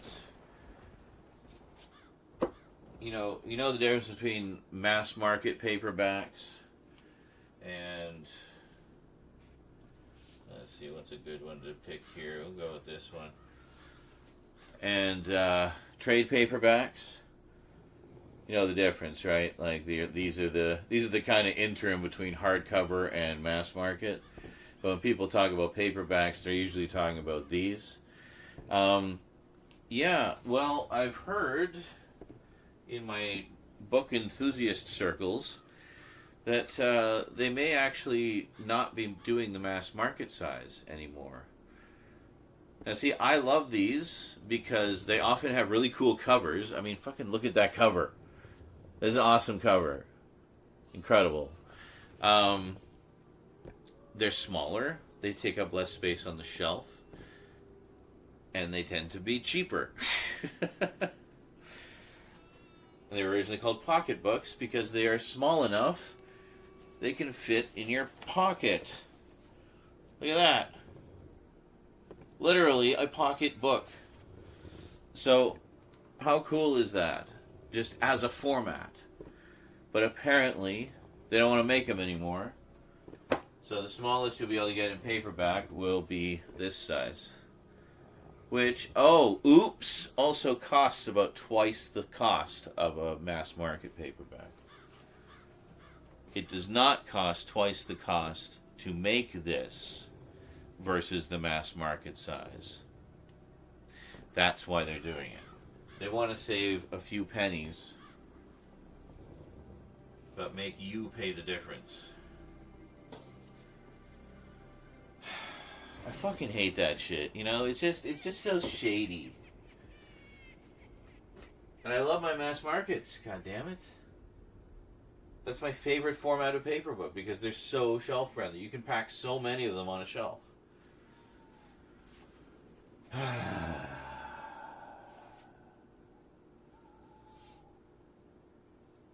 Oh, you played some Star Wars Galaxies? Yeah.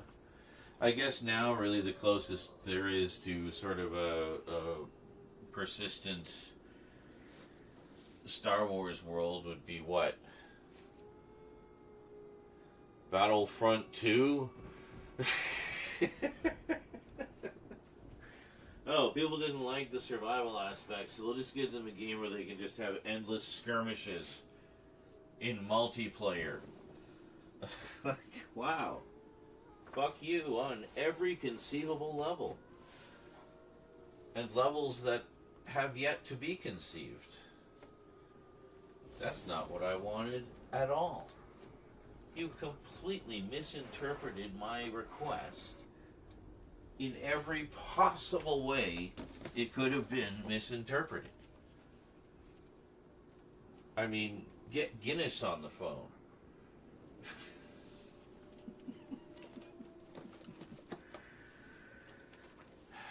This I really need to give a listen.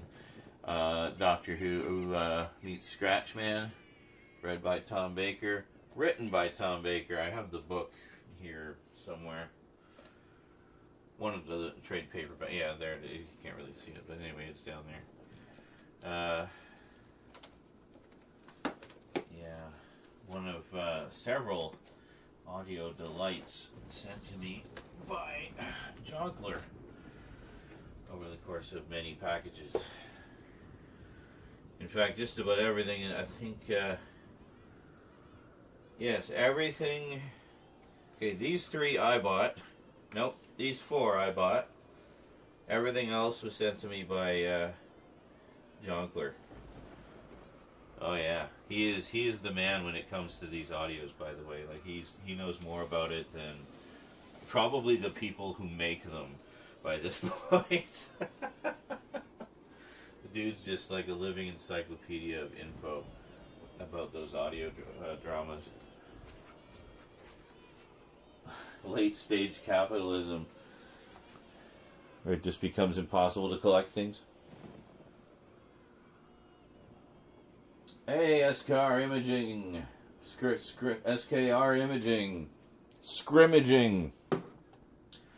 I probably made that joke before. Well, I hope you enjoyed it the second time around. And however many times around that was. Thank you. Thank you very much. And best wishes of health and happiness to you and yours as well, whether it's your birthday or not. So, thank you. Alright, so we wanted to see how many of the Target books does Z actually have.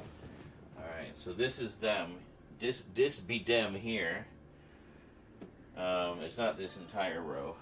And then in the back, also not the entire row, so we can't, like, accurately... Yeah, you'll see what I mean. Okay. So, what I'll do is I'll just get down. Get down on the ground. Oh, never to get up again. Oh. Oh, let's grab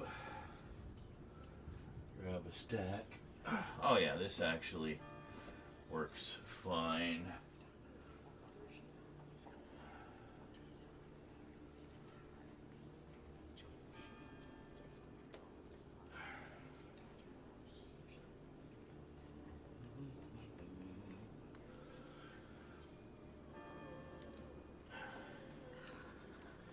Back to reading these, I was actually really enjoying them.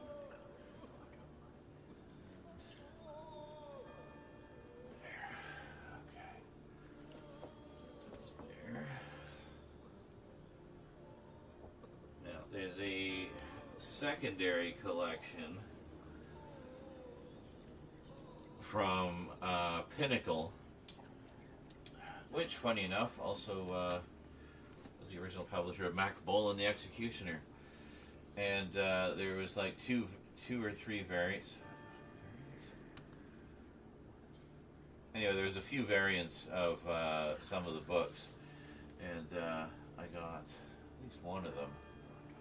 Yeah, just the different colors for the spines here. Like this is number 5, which is pink, and this is also number 5, which is orange. So one of these is the first printing. Anyway, it's they've got these like funky covers that I really dig. Oh, and speaking of which, hold on. This one. This one specifically, I remember, was one of those PBS pledge drive gifts. Doctor Who and the Secret Weapon. With this, like... Hold on. With this, like, crazy cover. All of these have an introduction by Harlan Ellison, by the way. So, like, there's a lot of reasons to have these particular editions. And what even is this one, actually?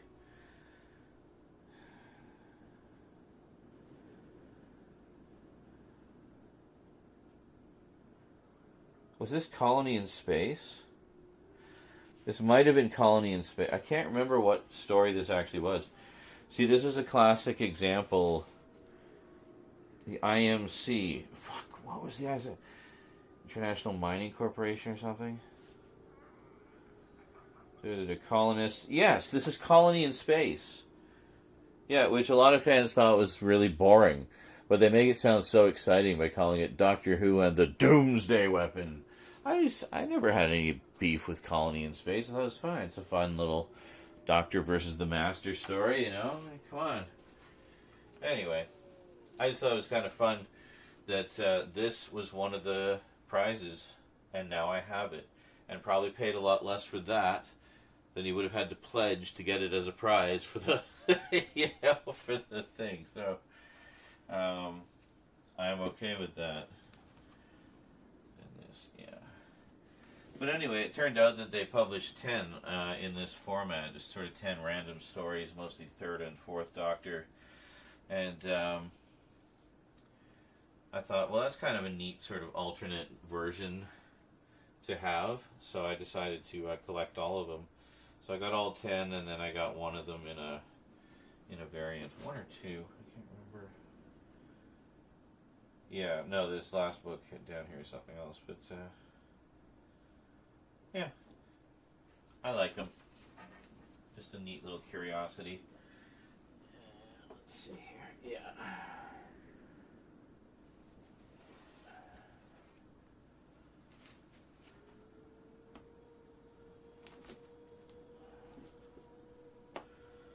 So something like this is kind of interesting. We have the original novelization of Warrior's Gate, and then we have the recently released Warrior's Gate and Beyond, re-novelized by the original author, and with an additional couple of short stories that tie into it. How would I count those? Well, I guess we'll just count them as two, because, I mean, they're definitely two very different editions, even though they both adapt the same story. So, yeah, there's a couple that I do have multiple editions of. Yeah, like this one where I have the re-released version of The Web of Fear. But then later I got the one with the Andrew Skilleter cover, which is the one that I used to have back in the day. So that's the one I really wanted. So, we got both.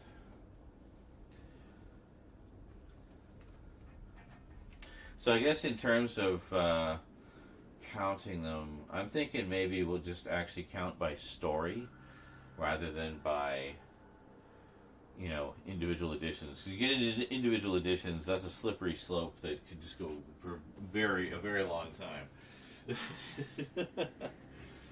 I don't think we need to go that deep. Yeah, we'll just go as far as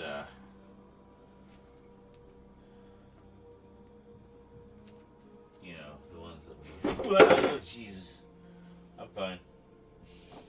I meant to do that. I did not mean to do that at all. It's terrifying. My God. We've been set up.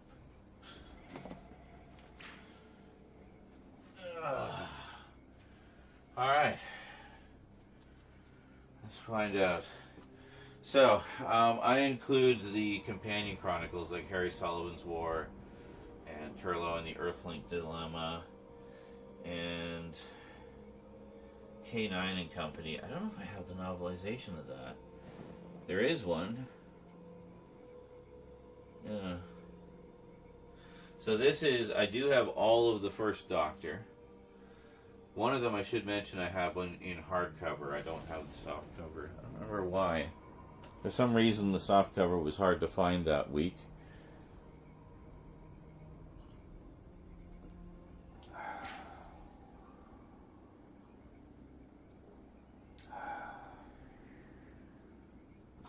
Burf.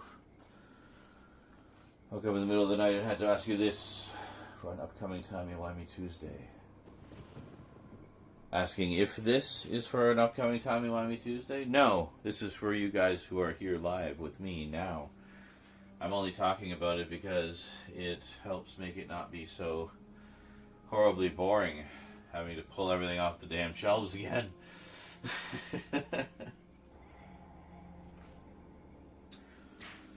We're almost ready to go. I feel like I should take down the things that are on the top. We'll do that after. Alright, short break. I think we've made pretty good progress. Yes.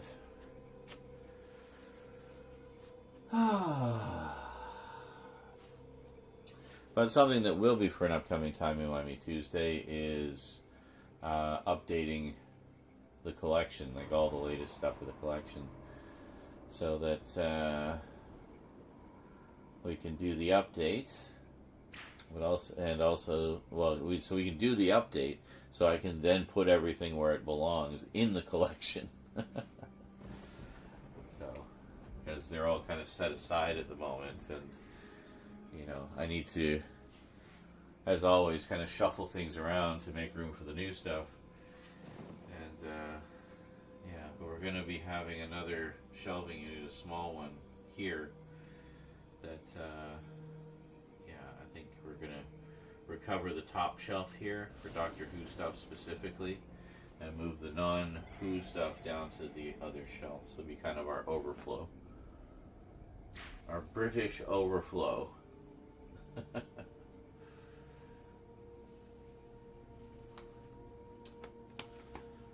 the Thames overflowing into that bookshelf.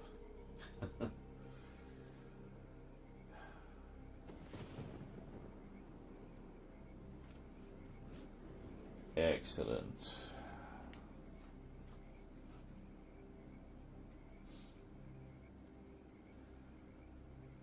I love how the whole purpose of this is to reorganize the horror section. Yet this is such a necessary preemptive step, but so complicated that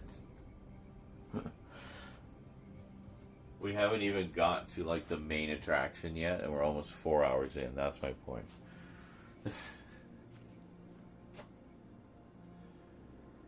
Well, y'all who are here since the start and have been sticking around and are going to continue to stick around, thank you.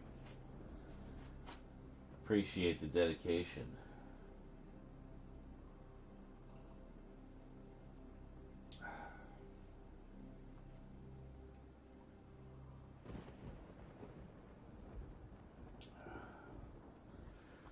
And yeah, I guess quite literally, Nihilist, the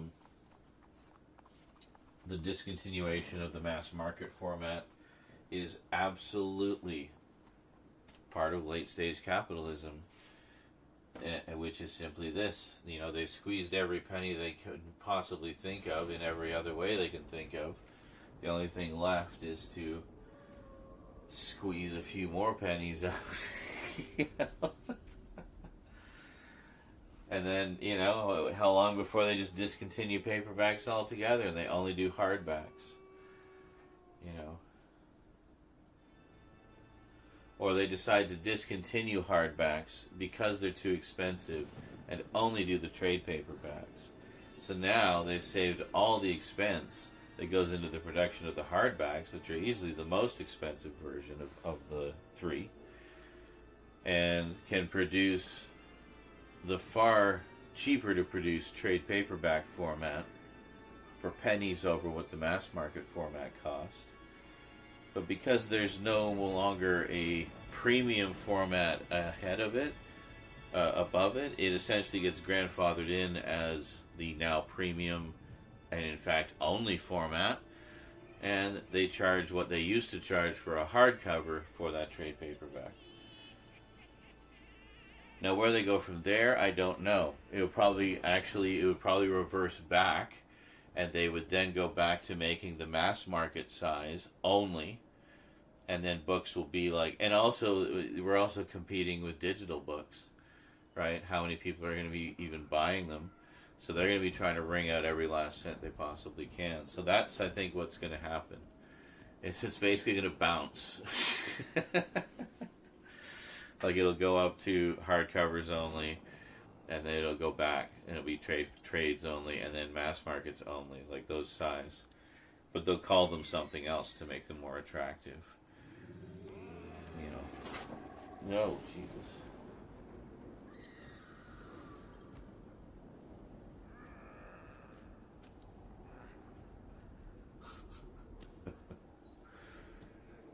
I think it was just the cord from the fan was resting precarious, and then eventually just kind of shifted.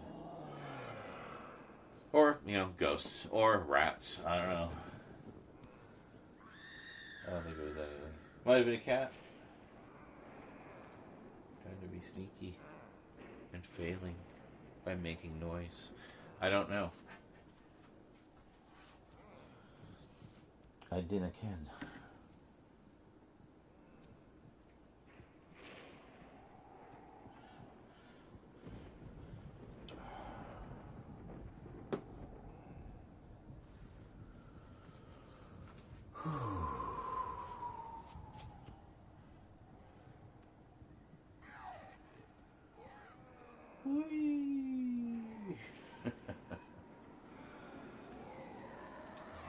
I honestly wish I had more of the audio adventures, the audio dramas.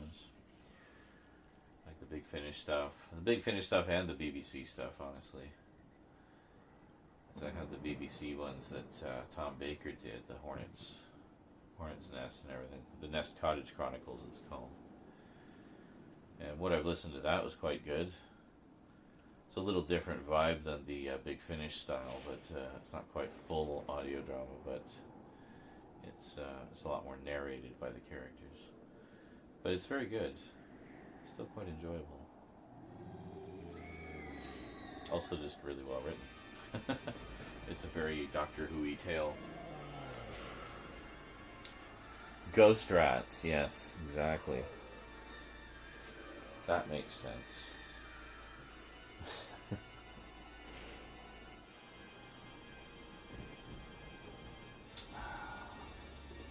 Ghost or Geist rats? No. It's terrible. Forget I said that. That wasn't me. That was my evil twin trying to make me look lame. Oh, thank goodness I escaped the clutches of my evil twin. I hope he didn't say or do anything pretending to be me that made me look stupid. Anyway.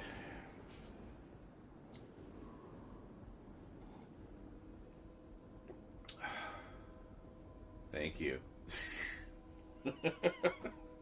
I'll be here all week. Remember to tip your waitress. That was not meant to be. Never mind.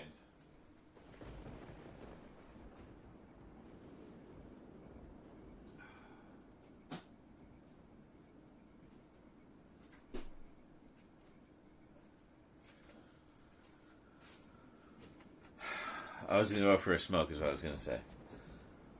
That's going into my book of memorable quotes. What is? I already forgot what I said.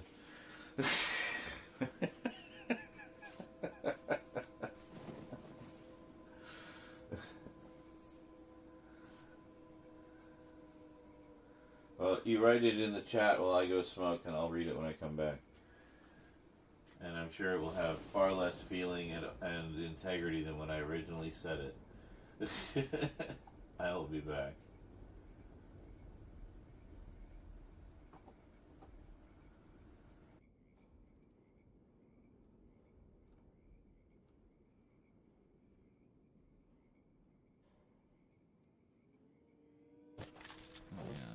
Well, hopefully this time I won't leave in the middle for pizza. Yes, please don't. See, now we have pizza, so we can leave in the middle for pizza. Why is her mic muted? I don't know. Probably.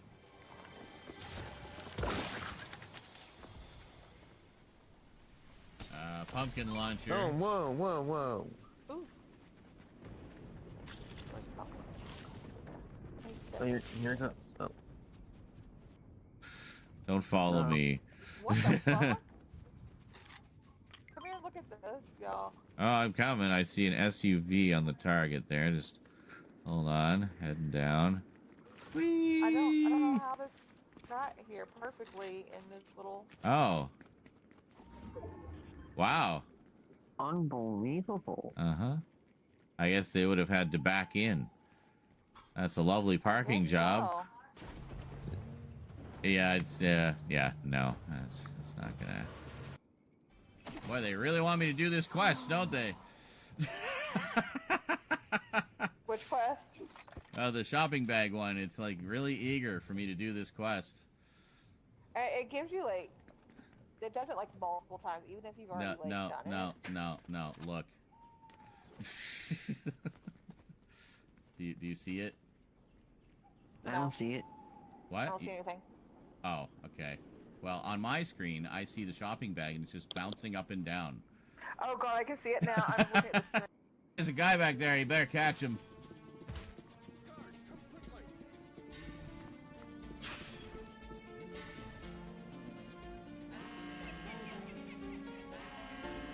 We're just waiting for things to calm down.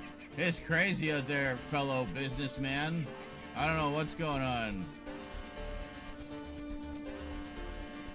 You look like an iron.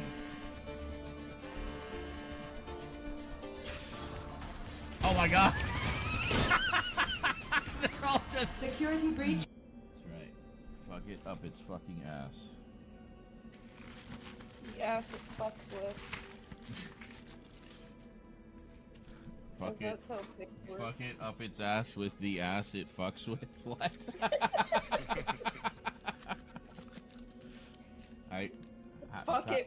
the ass with its own ass. With its own ass. Fuck your ass with your own ass. How is it? Okay.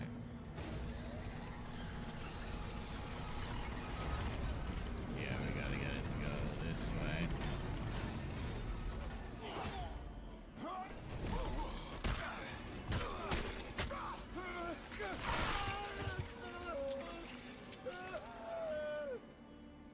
I don't think I won.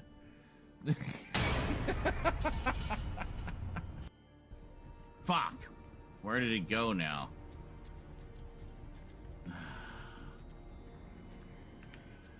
Wait a minute, I'm in zero gravity. Just chase it.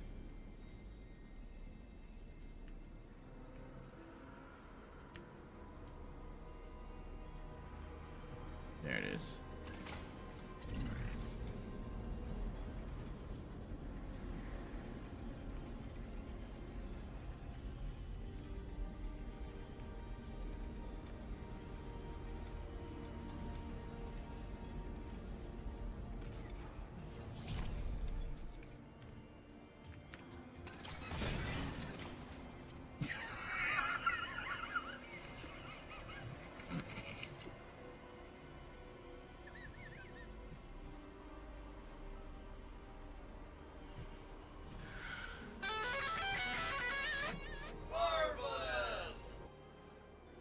It was fantastic. Alright, Stout says even pros will... What the fuck was that train sound? You guys hear that? I remember there was a game that did have an option like that. You could have like extra blood and then you could have extra meat chunks when they'd explode.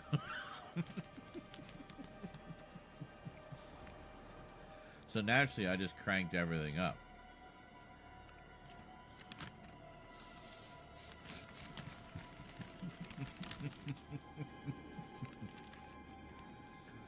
You can just imagine how spectacular it was when any enemy died. Just an explosion of blood and meat chunks. You're gonna atomic blast of meat. Hey, last man standing, tough. Yeah, but... Oh.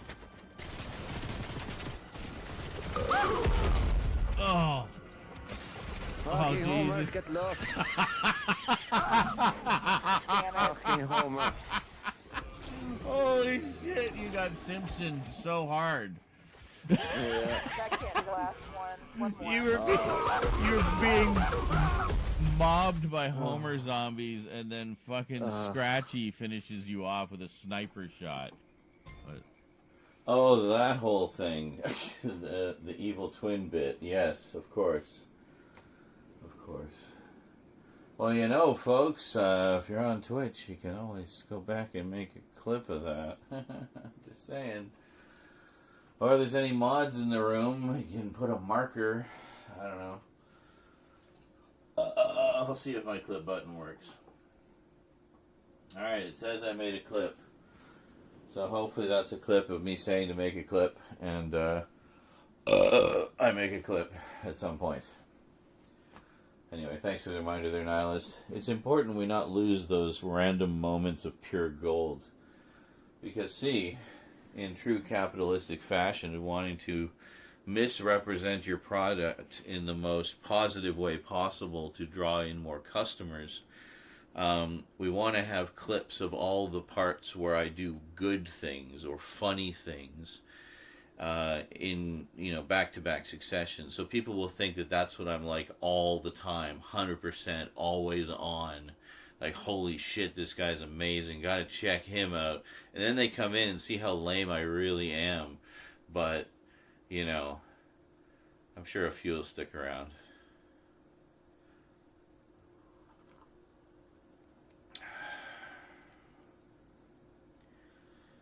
But that's kind of it, isn't it? Make the changes to try to increase the profits and hope your product doesn't tank.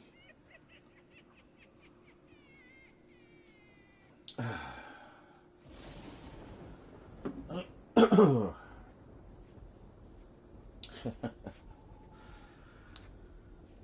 now, what was I saying before about how I hope all of the edibles kick in just as we're getting to the heavy lifting? Well, I had a little trouble making it to the bathroom in a straight line to pee. I peed in a straight line. For anyone concerned, it's fine. Z never misses the bowl. I mean, why would anyone miss the bowl? It's not like it's a small target or anything. Anyway. Like, seriously, what the fuck is up with that, dude, bros? Like...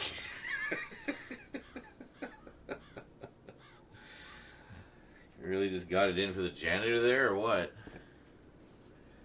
I don't know. Anyway.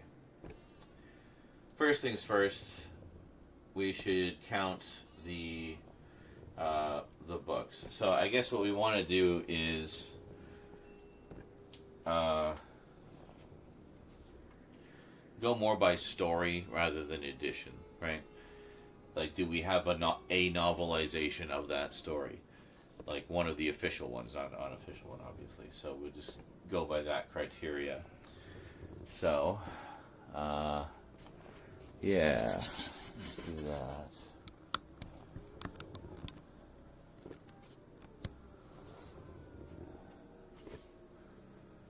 So basically, this, and this. These are all the Target books. So give me a sec here. We're gonna write down the situation. There we go. And we probably hit this again as well. There we go. Now you can actually see things. Excellent.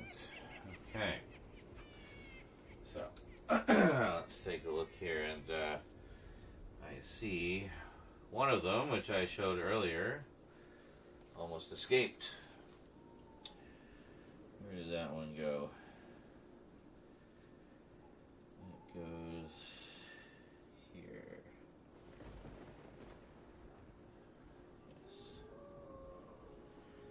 Yes. The 7th Doctor ones are a little harder to get because a lot of them only got one printing. Ditto with some of the later Dalek stories that I guess the Terra Nation estate was being sticky about rights and shit. Some of the original writers were being sticky about things and just got held up for a long time. Anyway, they eventually all got novelized, but some of them only had one printing. And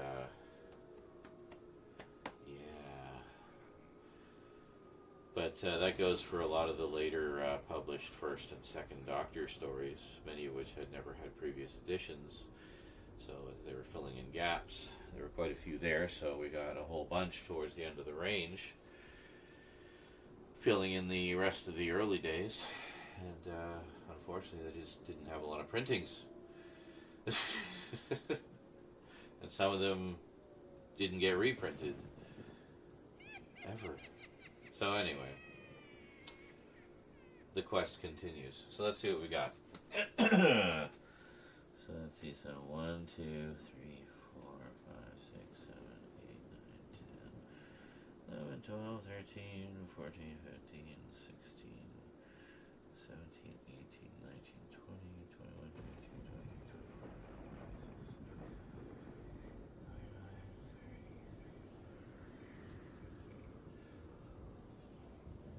23, 33. Yeah, see, 33, for example, here, which is number 33, so I don't lose my place, it's 33. I have two versions of Evil of the Daleks, two very different novelizations. We're just going to include that as one, because really the main one was the original, which is number 33 so far in the count, 33. 34, 35, 36. Yeah, we have two Web of Fears, so we'll just count that as 36. And then 37, 38, 39, 40, 41, 42, 43, 44, 45, 46, 47, 48, 49, 50, 51, 52, 53, 54, 59, 60, 61, 62, 64, we have 2 different Warriors Gates, which I showed before. 65, 66, 67, 68, 69, 70, 71, 72, 73, 74, 75, 76, 77, 78, 79, 80, 81, 82, 83, 84, 85, 86, 87, 88, 89, 90, 91, 92, 93, 94, 95, 96, 97.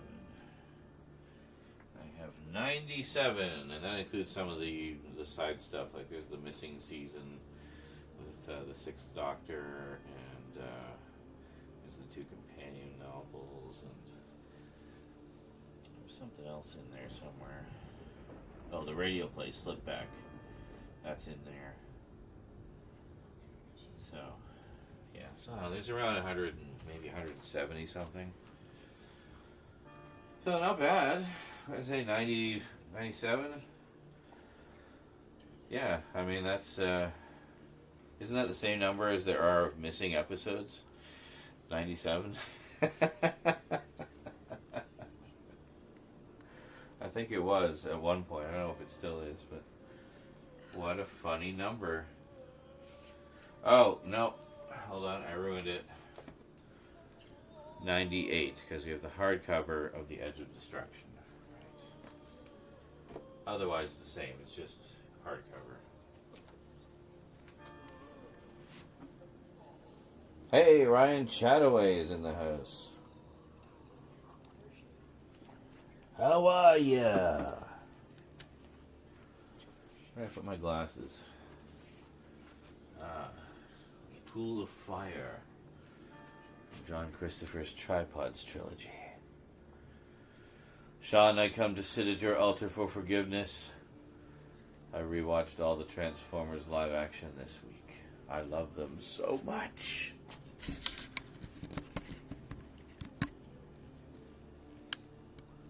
What is this you say to me?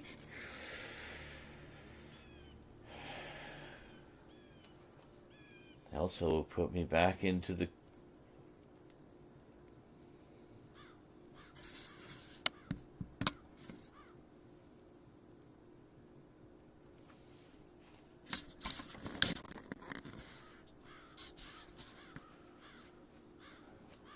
Also got me back into the cartoon when they came out. Recently started rewatching G1 series again after many years. Love them. Yes. I need to get caught up on the latest Transformers movies. I still need to watch Bumblebee. And then, of course, Rise of the Beasts. And then Transformers 1. That could be a fun triple bill, actually. Maybe I need to pick up the latest 2, but... I have Bumblebee. G1 is one I just love to rewatch. There's some genuinely great when they did the much bigger season and had to crank out so many episodes so quickly. Season 3, I love the darker look of it, like the post-movie episodes. Beautiful to look at, a lot more shadows, a lot more shading and stuff. So, but the real thing about season 3 is the quality of the writing. It's like it's almost consistently outstanding, and again, much darker subject matter than we had seen previously. And yeah, I fucking love G1, man. Whoa. Saw nothing.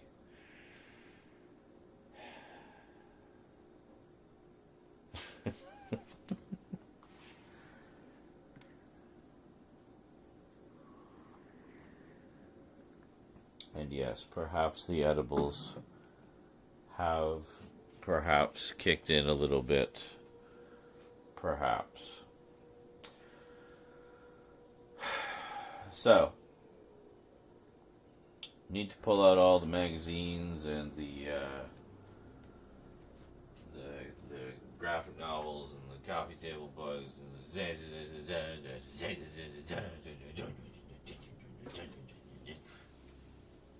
yeah, we gotta do all that. And all that and a bag of chips, as they say. I keep tripping over the cable. We're watching all your Transformers videos. Gotta love the Rhino DVDs. Ugh. God. One thing I need to finish doing is capturing my VHS tapes in digital format. Because, of course, I have all the original VHS releases of Transformers, the Family Home Entertainment ones. And I'm sure they've been archived many times over by people, but I want mine archived, you know what I mean? Like, so I really want to do that. I did capture all the recordings I did of episodes off of television, though. Yeah, that was one of my big sort of projects within the project when I did the last big round of captures. So at least I have all of my original airings captured and tidied up as much as I felt comfortable with without compromising the original rawness of quality.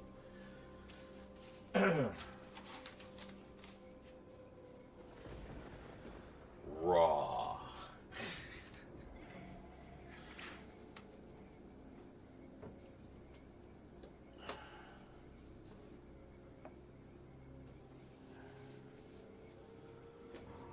See, I feel like I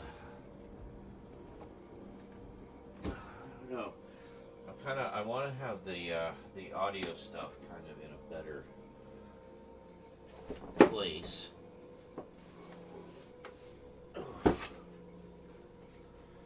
And it's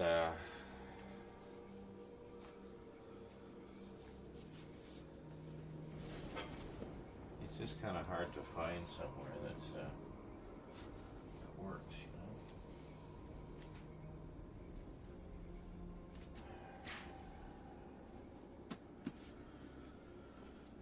know.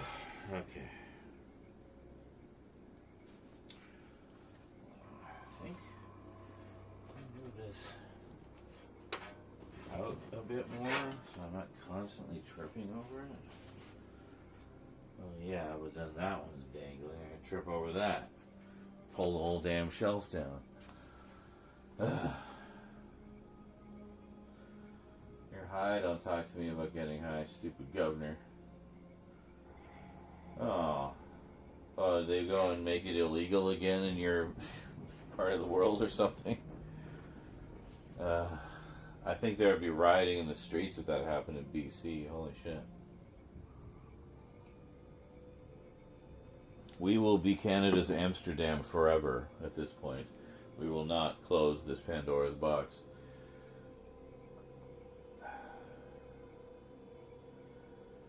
The Ed Wood. Just in your state. Just in your state. Fucking hell, man.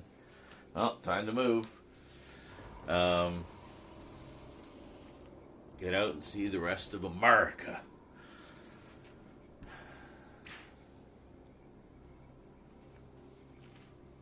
So were you talking about the one that I have, and that maybe you also have?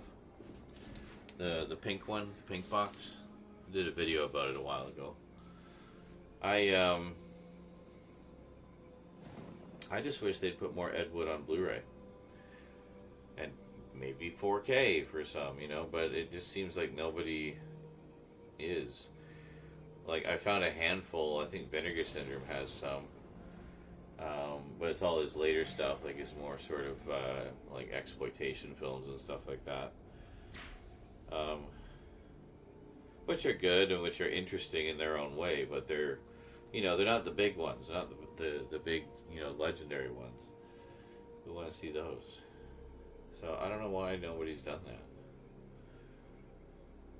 So, you know, I hang on to and covet that pink box. Because in a few cases, I think it's the only way to see some of those movies. So, and I've looked literally all over the world. Like, I can't find like anywhere that anyone has ever issued like an Ed Wood set. And I honestly have no idea why. I think there's so much market for such a thing. Alright, well, now we gotta get tricky. I think you can, yeah, you can kind of see. Well,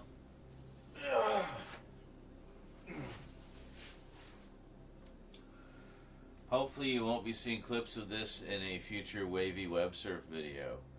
And if you are, shout out, bro. Love your videos. And I hope that me saying that in this clip that you're watching for that video really creeps you out. Alright, cool.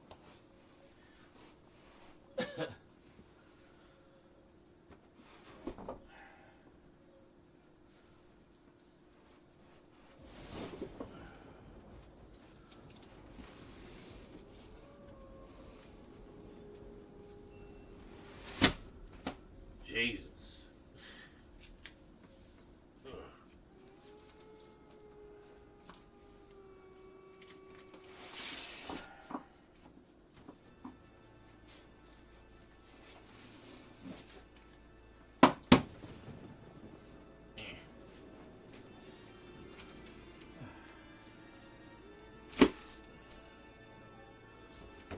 Me being a man, I have to do it in like 3 super heavy stacks to get it done quickly instead of just taking a normal weight and number of things. But no.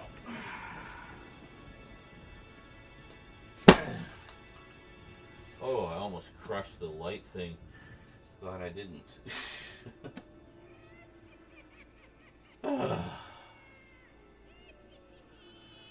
Okay.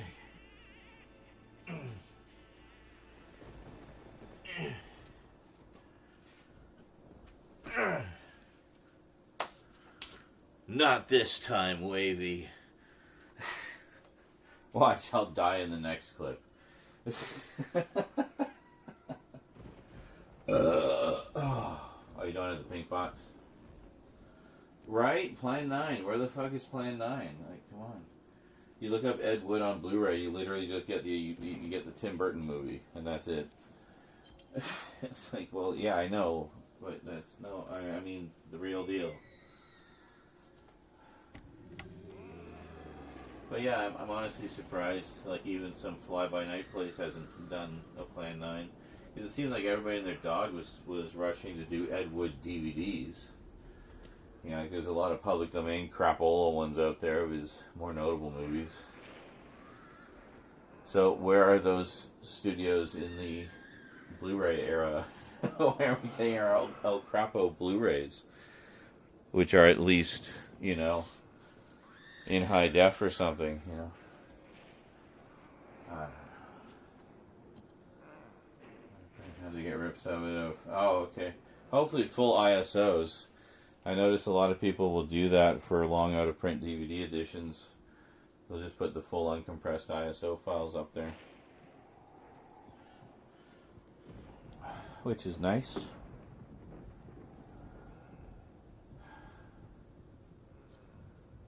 I've had it actually where I've bought from like a third-party seller the original DVD release of something only to find that the disc is rotted. And it's like, well, that was expensive, and it was no fault of the sellers, really, but I'd go on archive.org and find somebody had uploaded the full uncompressed ISO of that exact DVD that I just bought, so I'm like, well, okay, I'll just grab that. I'm not going to buy it twice. It's not like they're losing any money from me. It's out of print. The only one gaining or losing is the seller. Yeah, Mill Creek or something. So, yeah. I don't know. Unless someone in his lineage reasserted copyright or something, and now you can't get any of them anymore. I don't know. I'm sure there's a potential Netflix documentary in there somewhere.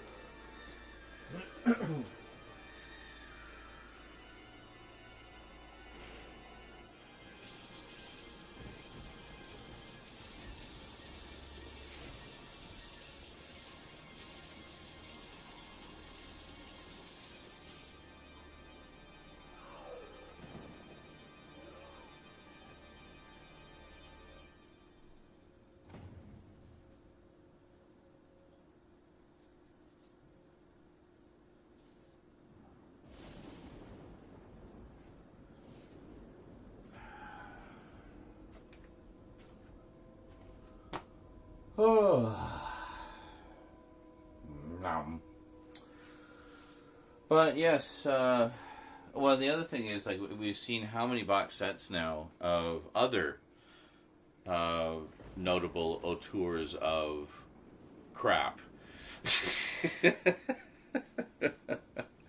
You know, but the kind of crap we love. You know, the horror auteurs of trash, as I like to call them. You know, the kings of drive-in cinema. And, you know, because, like, I've been collecting all of those sets, the ones that Severn's been putting out. Like Al Adamson and Andy Milligan and Cliff Twemlow and Ray Stenwick Jr., was that his name? Something like that. Herschel Gordon Lewis, that might have been an Arrow set. Bill Rebane, of course. I don't even remember now. I kind of went hog wild with box sets. So anyway, all those, like, so they have all of these other, like, auteurs that were basically of the same, you know, cut of the same cloth as Ed Wood. Why the fuck is there no Ed Wood set? It took way too long to get to that point. I'm sure you knew where it was going as soon as I opened my mouth. But which one? Oh, the William Castle one. Yes. That one doesn't get, like, mentioned enough. And I say that as someone who's a massive fan of the 30s one, the James Whale one. And yeah, that one is so good. And it's Hammer as well. So it, like, has that kind of Hammer vibe to it. Just like the original had kind of the Universal vibe to it. So it's almost like, I almost feel like Hammer did it, like, half as a tribute to, you know, the original's place in the Universal legacy. You know. But, and how they kind of took over the Gothic horror legacy.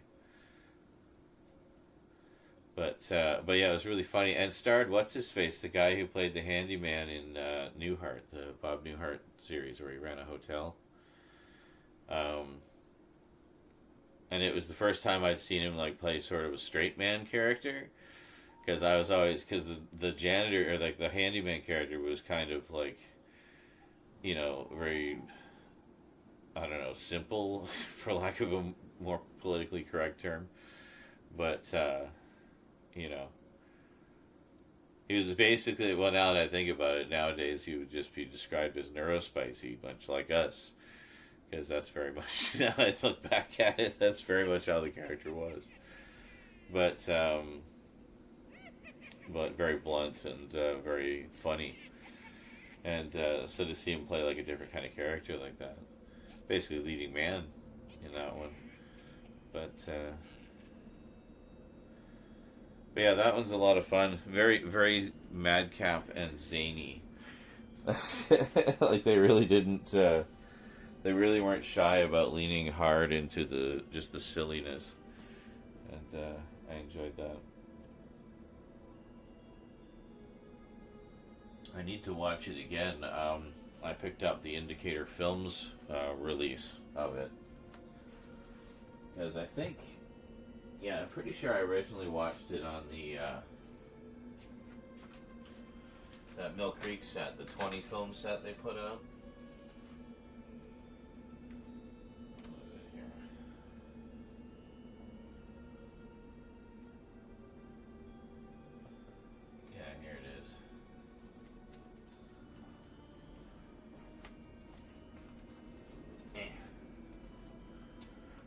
The Old Dark House.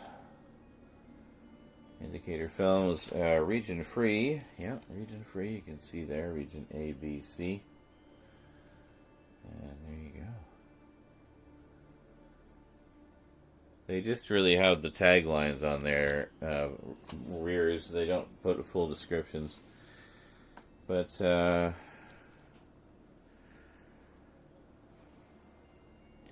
yeah, it has two versions of the film on here. So apparently in the U.S. it was shown in black and white. I guess because it was considered too gory. Because they also have the cut down A certificate version. Oh, sorry, the cut down A certificate UK version, which is 3 minutes shorter than the US version, and also in black and white. And then it has the complete uncut color version, which runs the full 87 minutes. Well, holy shit. So it actually has 3 cuts. I didn't even realize that. 3 cuts. That definitely blows Mill Creek out of the water. It's got audio commentary, a featurette about it, from an author of English Gothic classic horror cinema books. House and Castle, discussing all kinds of different stuff. Isolated music and effects track, original trailer, on-set and promotional photos, poster art, promotional materials, and brand new subtitles for the English subtitles for the deaf and hard of hearing. Very nice. Anyway, there, yeah, Ultimate Edition. See, that was easy. Thank you, Indicator. That's how you do it.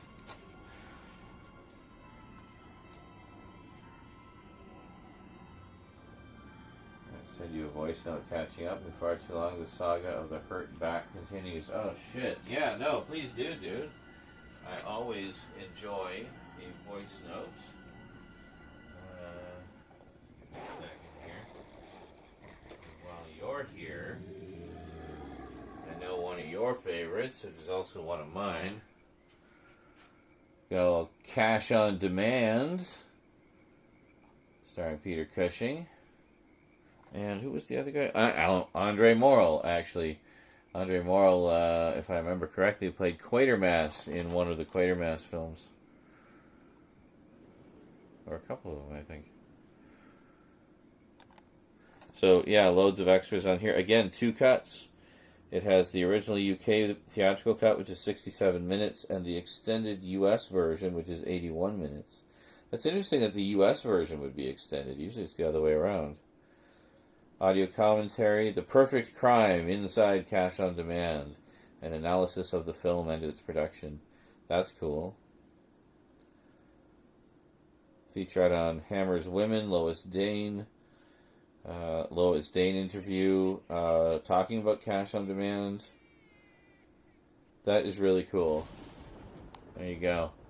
So if you don't already have this edition, Ryan, that's a very nice edition of Cash on Demand. I think you do, though. I'm pretty sure I've seen you show this exact edition before.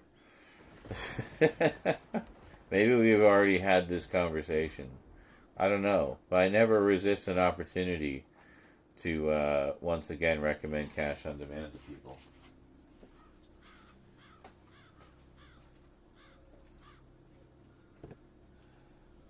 I'll assume Ryan heard all of that.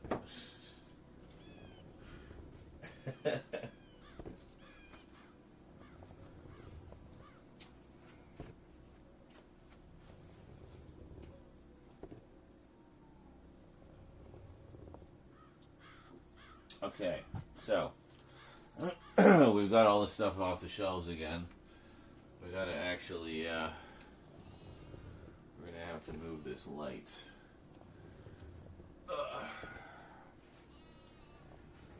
What we can do is put it over here.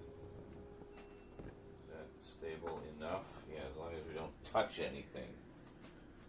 Don't touch anything. Doesn't really give us much light in the room, though, does it?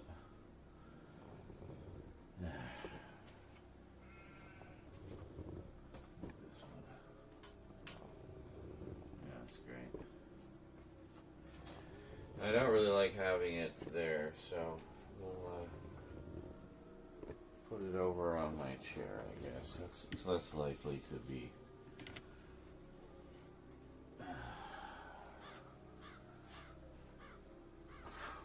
Do not look directly into the light.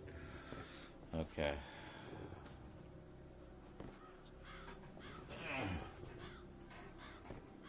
Let's do that too.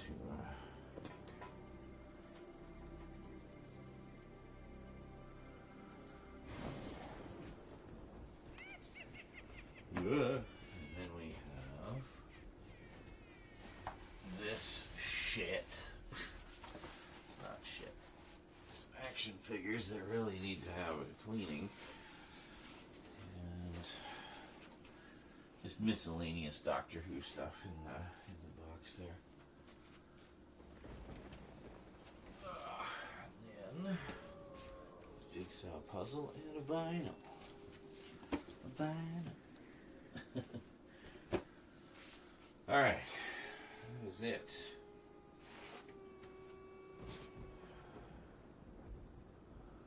Now, moment of truth time. And we do this.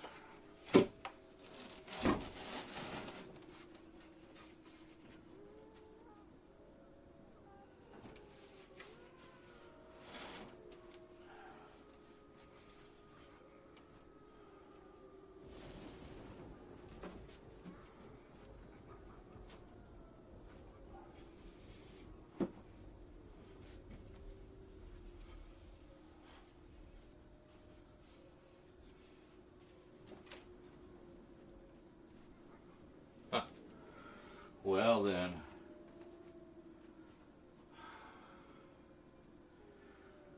scientific proof that marijuana boosts the positive effects of autism.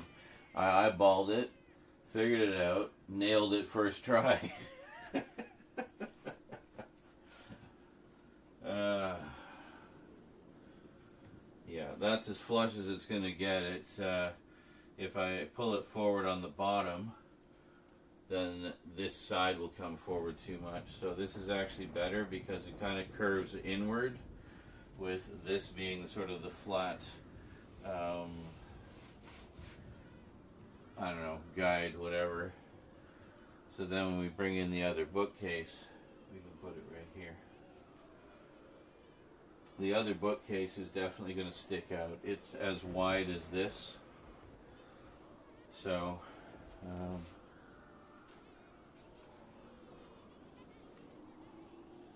once again, I don't know where our tape measure has disappeared to. As soon as I find it, it disappears again.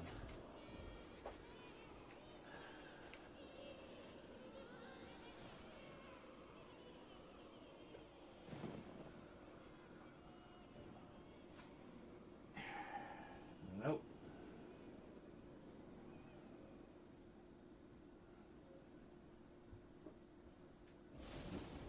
Dr. Czar.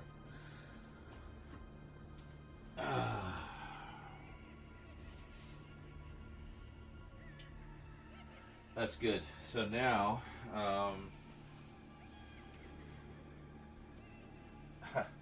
now this cubby has a little bit more purpose, and I see could actually act as storage for the dolls as well, because it looks like there's enough clearance. How well you guys can see. You can't. Yeah, you can kind of see. So you see where the coffin is in the back there, right? So between the coffin and this side of this bookshelf unit, I can already see there's enough clearance for the doll boxes, like the Chucky and Sam and stuff. So it'll just be a way for me to kind of store them, but keep them in the area, right? And actually use that space, because otherwise it's not going to be used for anything. And I don't want the cats like using it as their little hidey hole and whatnot. But really, it's just meant to kind of keep some of the stuff out of the way. And then I have my M Audio keyboard around the corner there.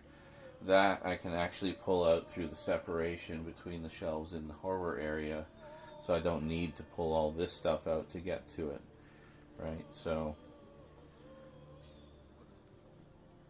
yeah, I feel like I'm like telling you all about my tiny home or something, you know? And that's how we're able to save space. And have a giant 18-foot pool table in our tiny home.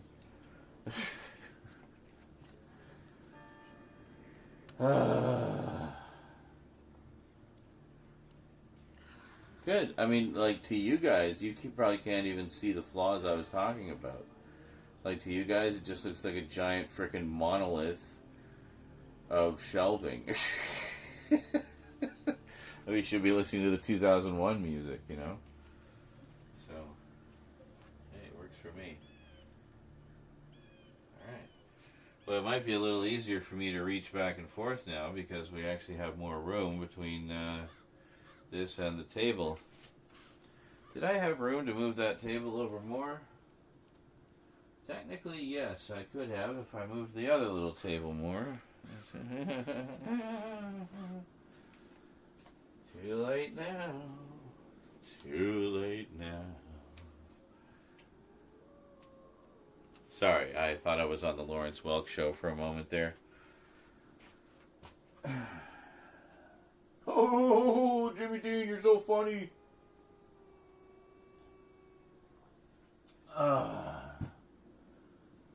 Did you be getting ready for a big game of chicken that you're probably gonna lose? Ha! I'm so high. Makes me cooler than you.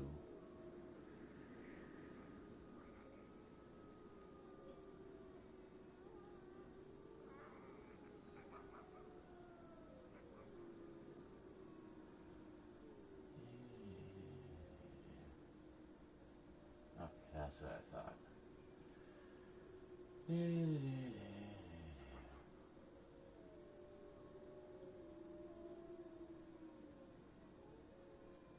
Bye.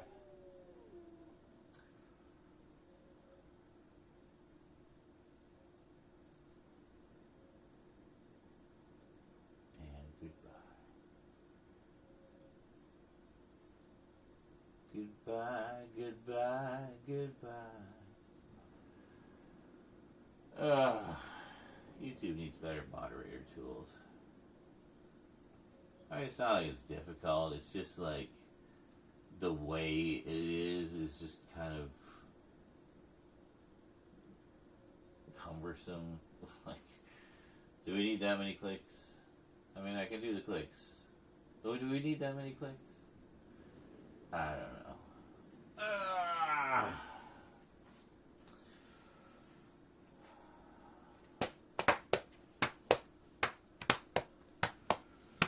And hey, first off, doing all of this stuff is physical activity. So whatever, that's neither here nor there. Other thing is, like, well, sure, yeah, install a home gym. Great idea. Where am I going to put it? I got to put all this stuff somewhere first. Get everything organized. I need room. And that table folds up. So, I mean, we could easily put something here, like a treadmill or an exercise bike, you know. Put the exercise bike there, watch movies there, you know. Oh, I've thought about it. Those bikes are fucking expensive. My collection takes precedence. There it is. I've put my collection ahead of my own health. My God, you've opened my eyes to the folly of my ways. What have I been thinking all of this time? Wasting all this time and money on meaningless bits of plastic. Like, is that the goal here? Like, you come in and you just, like, shit all over whatever people are doing, and, like, that's what you're expecting to have happen? Like, you're not changing anybody's lives here, buddy. You're just making yourself look like a dick. Anyway, enjoy some clips while I go smoke. See you shortly, everybody. Ooh, and better pistols. Excellent. And there are no lightsabers. It's great. You can barely even see the Star Destroyer from it. Are you serious? I just saw that. I just saw your silhouette. Oh my god. I was trying to jump for the launch pad. Uh-huh. Oh, that's funny. I was playing for the Imperials in this one.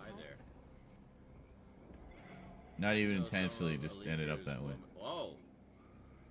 Is this her? Are you sure? Oh no. They found me? Oh my god, I found the Red Guard woman! I've been looking for her, like, since I started the game. I was just talking to her because she was hot. I need to do something. I know some of you have heard this story before, but for those who haven't, I just love telling you. It's such a fun story. So they got in touch with their contact at Toei, and it was, communications not being what they are now, with the internet making it instantaneous and, easy to correct errors. They basically just said, yeah, we like the one with the lion. Can you send us that one? It's like, okay, the one with the lion. Yes.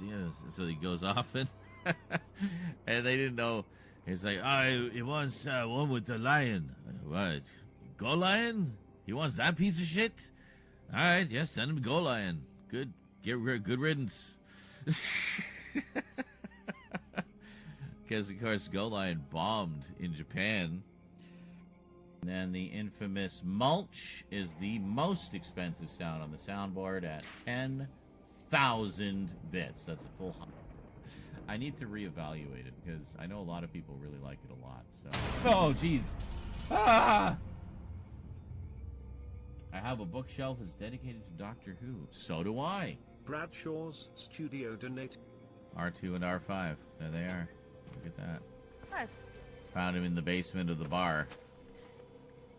Well, that's not creepy at all. It looks like it's Maybe they were put there for good reason. It's like a secret bar down here. Yeah. Wow, jerk. I like those tomatoes. But you let Gonk live.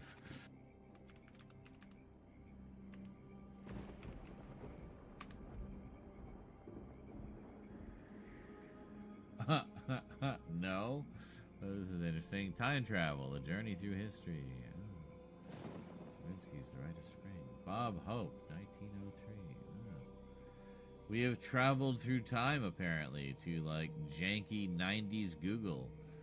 Alright, excellent.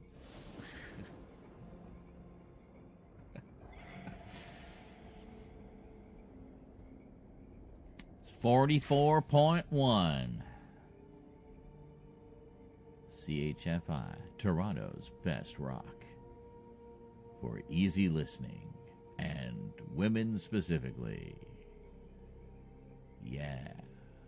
And now, Barry White, followed by Barry Manilow, and then Barry Gibb. Oh, here we go. Been around like Back since here. the 70s, guys. I mean, jeez. Hang on, I got a little dude here. I'm gonna go inside.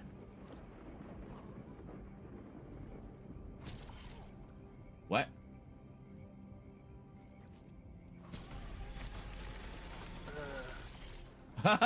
Okay, I got a little dude that gives me laser vision. I thought it was Shield. He's blue, but he's got a little Superman logo and a little Superman cape. It's adorable. So what did we figure? So yeah, Hammer, easy. Redemption. Re-releases. Miscellaneous. Yeah, and then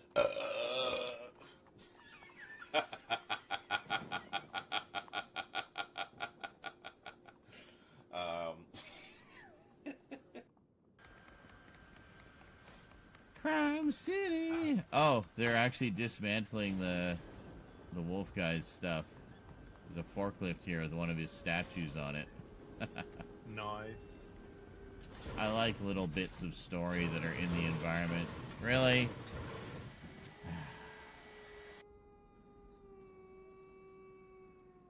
Don't shit your pants. Don't shit your pants. Don't shit. I'm back. Okay.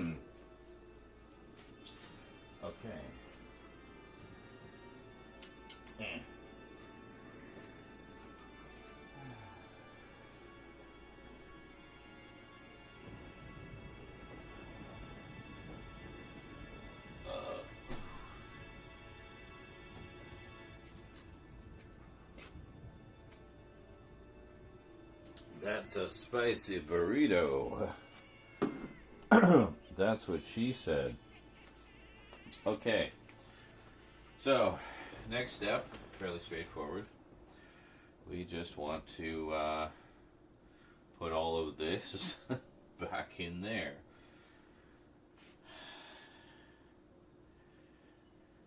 Timey-wimey, wibbly-wobbly, I swear we've done this before. Oh, right, that's because we have... Okay, cool. Good to know. Yeah. Okay. Well, big heavy stuff first. I'm actually going to move this light over so the cord isn't kind of stretching across the entire spectrum of the... Just have the show of the room. And thus... Stuck. Hold on. There, I think if I just put it like, just kind of poke it around there. There, that's not so bad. Oh, it's right in your guys' face, though. I could do this. I could put it back. There. Everything that comes close to it will be purple. Yeah. Behold the purple. I know it looks pink. Trust me, it's purple. Maybe a little pink. But everyone needs a little pink in their lives. Two in the pink, one in the stink. Alright, anyway. Two what? Arms? Yes. Entire arms. Correct. Up to the elbow. I don't even know what I'm talking about. Alright. So, we'll try to put them on in slightly saner fashion than we took them off.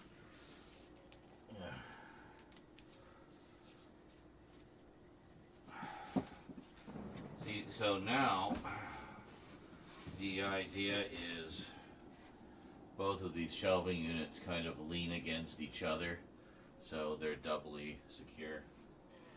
Plus, I mean, obviously I made sure to put all heavy stuff on the bottom, light stuff on the top. You know, the basic rules of putting things on shelves. I have followed every single one to the letter. So...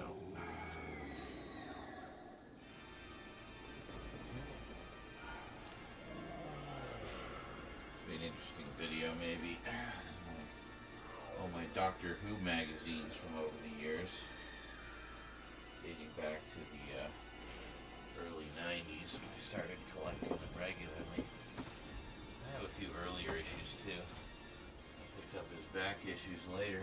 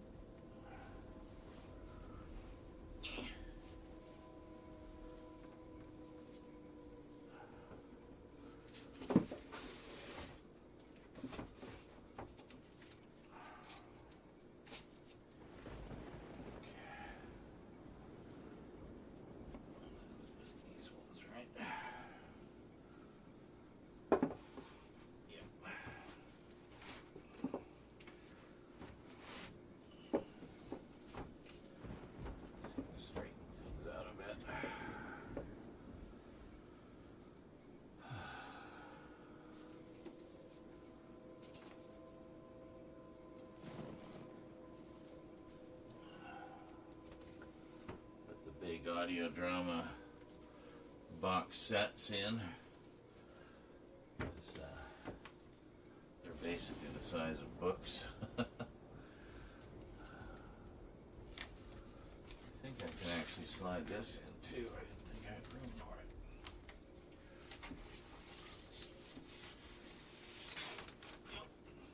There we go. That saves a little space.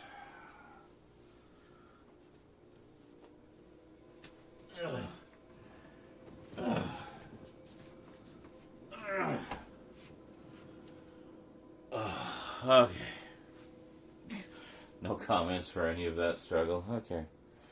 Silently watching, waiting, planning, plotting. I see how it is. So we could stand to give these shelves a little dusting.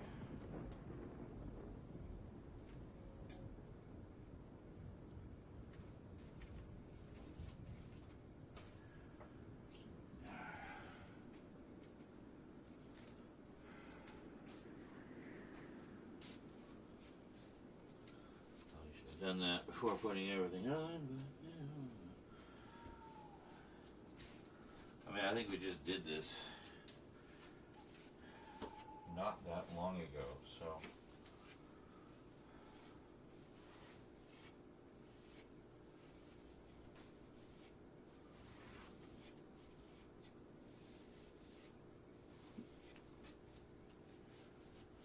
But it doesn't hurt. Just stay on top of it, you know?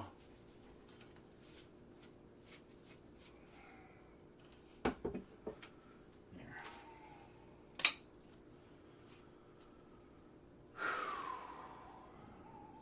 What's next? Books? Books. Right. The Target books.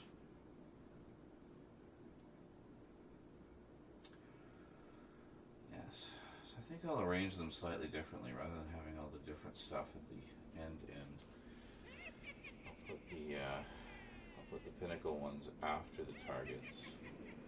So I'll put all the just do Targets all the way through, and then have the other stuff right at the end, or at the beginning maybe. No, the end. I don't know. Because technically the Pinnacle books should be at the beginning because they were the first ones to appear in North America.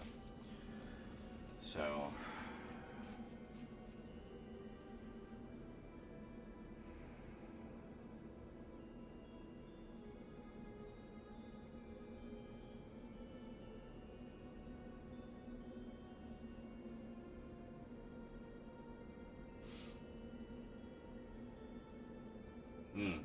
But put them at the proper end, because before I didn't put them at the proper end. I put them at the end of the back row. But the Pinnacle books at the beginning of the back row, hence why the numbering was a little confusing at first. So if I just put the Pinnacle books at the beginning and then do all Target and then put all the rest of the stuff at the end after Target, I think that works better. Okay. We have a plan. Let us now implement that plan. The doctor shall not defeat us.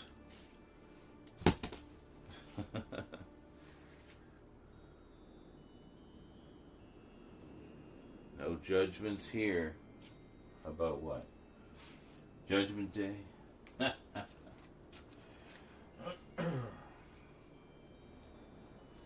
Judge not, lest ye be judged. Let he who is without sin cast the first stone. Yeah, it ain't happening.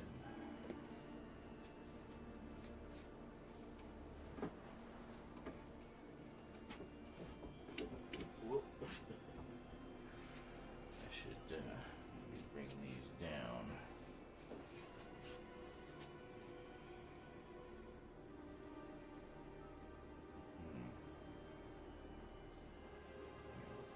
Here.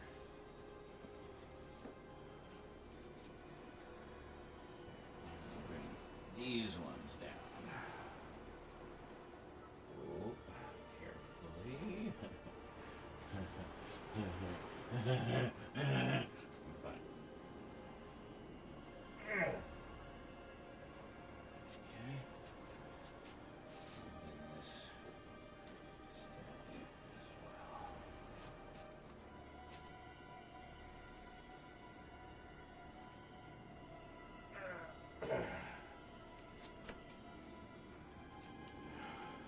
See those?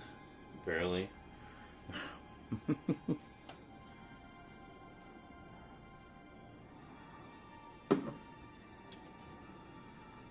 So,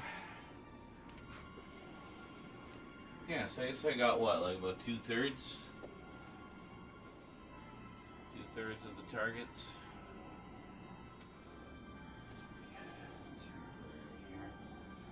That's pretty good. And most of those are, it's first Doctor, second Doctor, and I have quite a lot of fifth Doctor as well. I think I've almost got all of them. But, and a selection of third and fourth and seventh.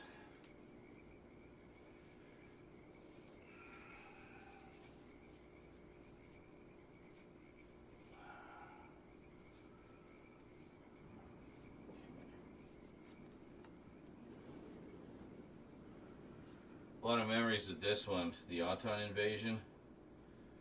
One of the first ones I ever read. I think it was my introduction to the Third Doctor. Can't remember if I saw the 5 Doctors before or after this. It was reprinted in 1983, so that would have been the edition I had, most likely. So, again, Andrew Skilleter cover. Love that man's artwork.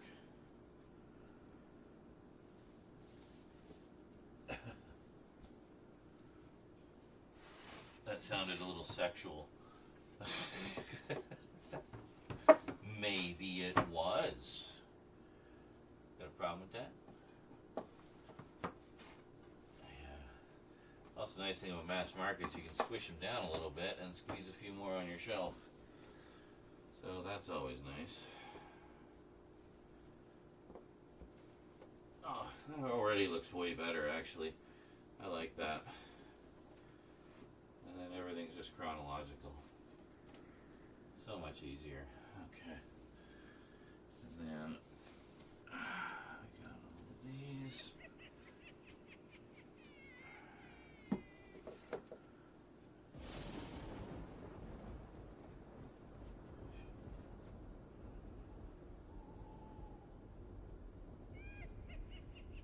Huh, I don't have the 2 doctors. I thought I had the 2 doctors. I used to have it, like, eons ago. In that batch of books that went missing. You know the old story. Yeah. Well, that's where it went. It was with those. Okay. Good. So, now, these ones.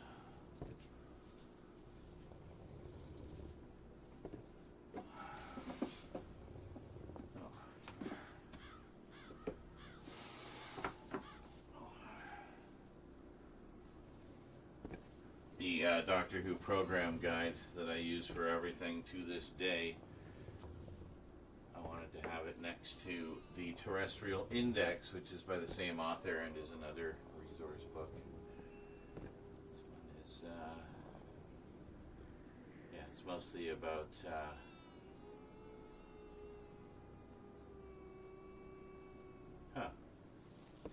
So the first is a who's who of the actors, technicians, and writers connected with the Doctor Who television stories. The second, so there's 3 sections. The second contains brief details of all the Doctor Who adventures other than those shown on television, the stories from the stage plays, the radio programs, and the comic strips. The third is a chronology of Earth history as revealed in the Doctor Who television stories. Well, that's very cool. And then the third volume of Jean-Marc Lefaussier's Doctor Who reference trilogy will be entitled The Universal Data Bank. This is the Terrestrial Index. So, I still need the Universal Data Bank. Then I'll have everything. Edge of Destruction there.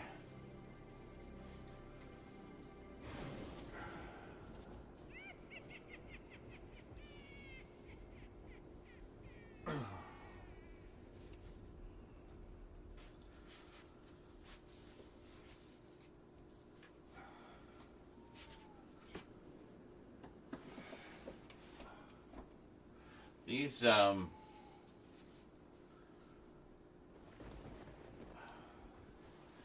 historical adventures, by the way, the trades they put out, really fucking good. A lot of them are from like the old Missing Stories line, I think, from BBC. But yeah, I've been reading one featuring the First Doctor, and it's really good.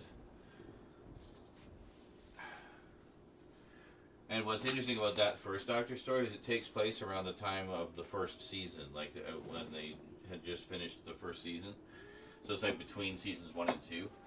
So like the existing lore is very, you know, it's basically only referring to like the first 8 stories, you know, and it's really interesting. Oh yeah. Too. Oh, it doesn't fucking fit. Oh my god. I'll let you here for now. Yeah, I think the rest was audios, wasn't it?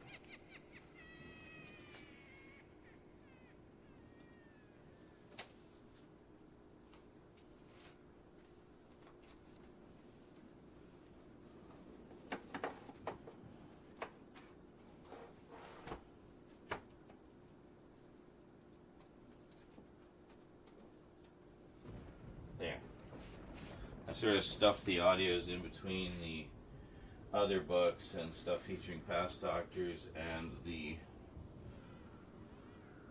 books of the new series, so like featuring the 9th, 10th, and 11th Doctors.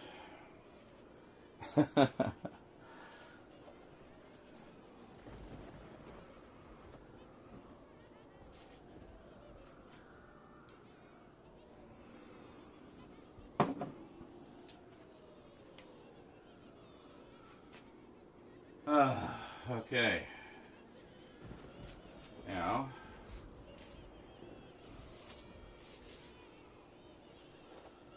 the rest of this I think is fairly straightforward. We put our long boxes in here because they perfectly go right to the back. You can see that, sorta. Yeah. Anyway, the long boxes go right to the back, so that's handy.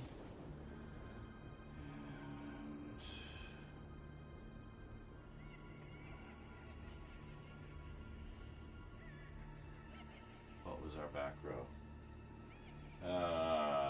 This one, I think.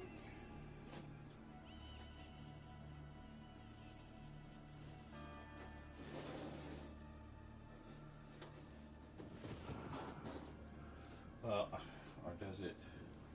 No, it has to end there, doesn't it?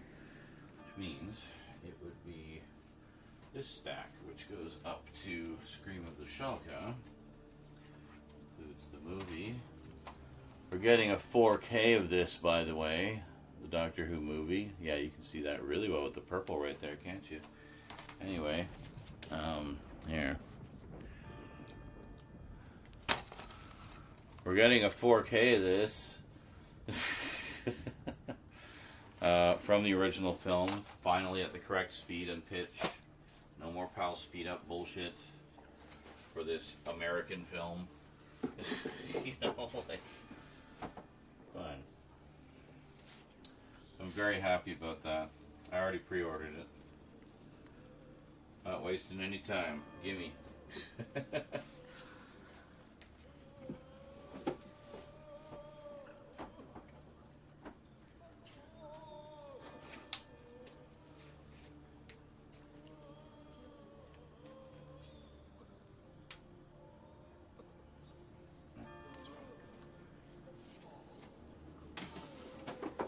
To have less space here than I assumed we had before, unless I had something else stuffed in there that I forgot about. Well, I'll leave that kind of where it is. It's overly tight. That's what she said. Maybe that would be more of a he said. I guess it depends on the situation.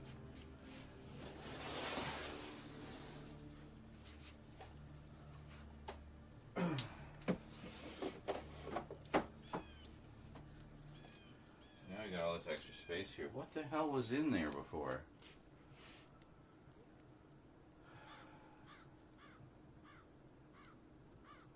I literally can't think of anything because all the new Who stuff is up front. It's in the front row. That's kind of the point. Unless I didn't pull them off in like perfect. I don't think I. No, I didn't because I was doing it by doctor, wasn't I? So these stacks do not equal one shelf. Gotcha. That makes more sense now. Amazing to think we almost have all of the 70s on Blu-ray now, eh? Just wish they'd stop using that fucking AI shit. Because the sets were looking pretty beautiful before that. I'm still buying them because I'm a big sucker. But,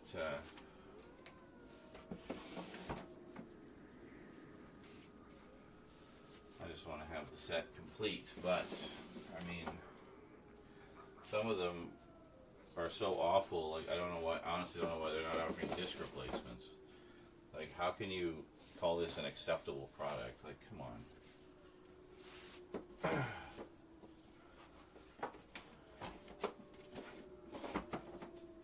Okay, how are we one short? Jesus Christ.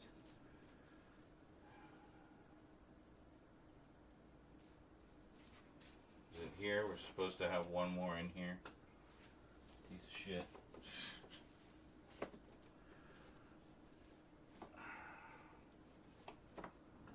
Makes it so hard to get them out. Like, Jesus. Apparently that's how I have to do it. So it has to fit on these 3 shelves.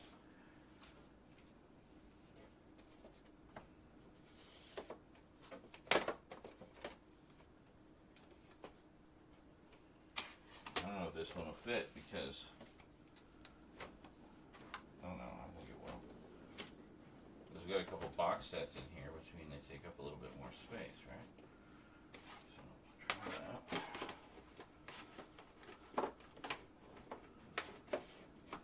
That's a tight squeeze, but it fit.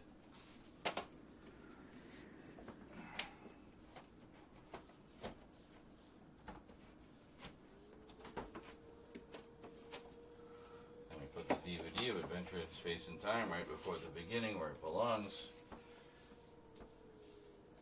Bada boom, bada bing.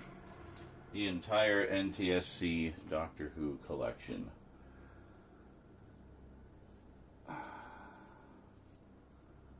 Which you can kind of see, sort of.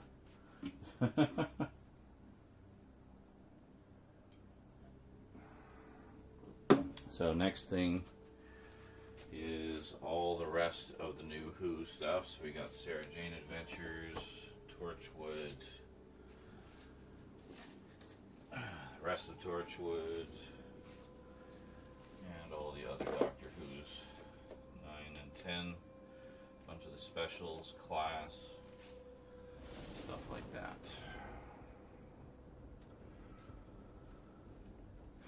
And what do we got? Is that where the steelbooks go? I think it might be. Yeah, I think it is. I think partly because that's the middle shelf, so the added weight of the steelbooks has a little more support.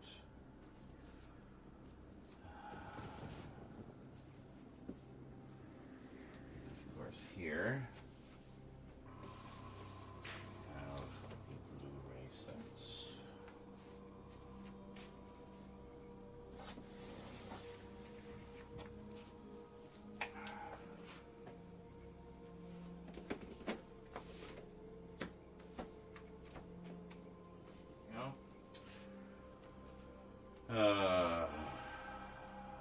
See, all of this is going to change because some of these things are going to be moving to the other shelves. But we ain't moved the other shelves out here yet. Let's see if we can get them back on the shelf this time without them falling all over the fucking place.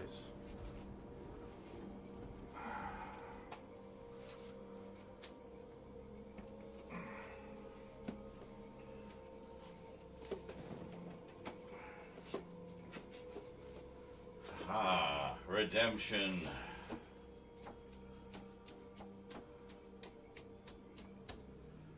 Fabulous.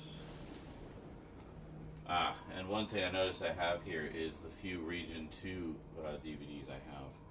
There is one more that I'll be adding to that. I'll tell you now the reason why. Apparently, one of the worst to be affected by the AI upscaling on the new Season 13 DVD was one of my all-time favorite stories. This one. Terror of the Zygons. So, quite upset by that. I basically rage purchased the original PAL format DVD release, which at least is an upgrade from my old NTSC one, right? So, yeah.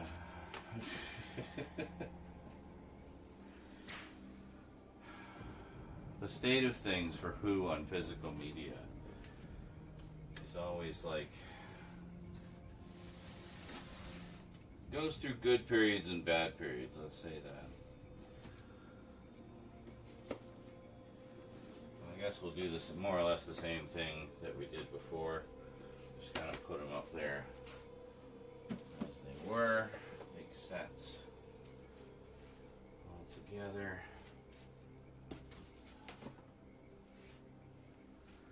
And I have to compare extras on some of those, the ones I wanted to upgrade to the PAL versions. If they're the same, then I'll just swap them out like fully. But if there's differences, then obviously I want to keep both sets.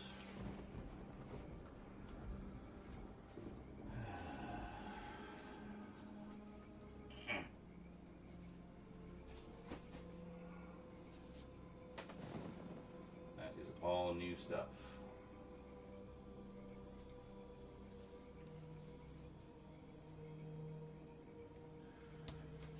So, what was it? Doom Watch, yeah, Doom Watch, and Day of the Triffids, put in the back.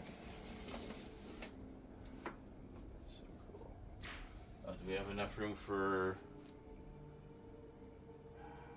Where the hell did Quatermass go? Oh, is this it here? Yeah. Enough room for Quatermass? I think we do. Maybe just Quatermass, hold on.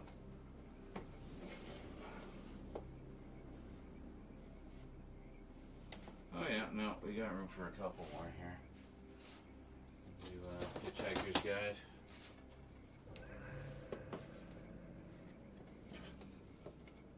Why is this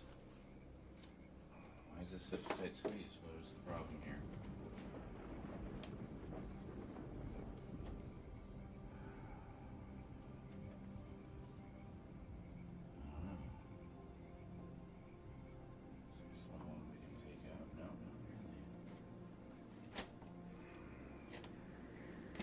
I have a theme here where it's like,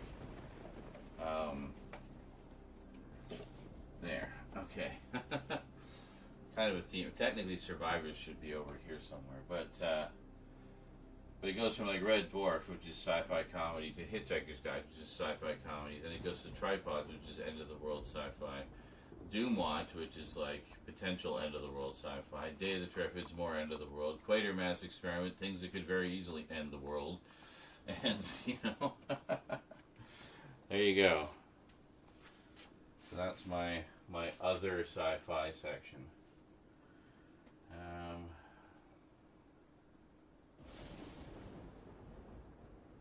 What is the rest? Just all these books, I guess. Yeah. And the bootleg DVDs.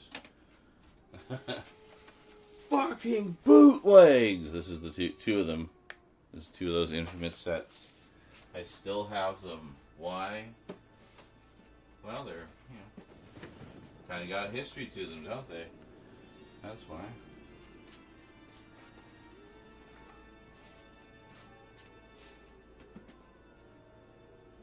Seriously.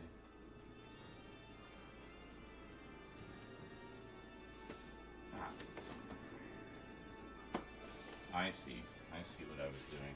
Okay. I probably had this same confusion when we did this shelf the other day. These all here.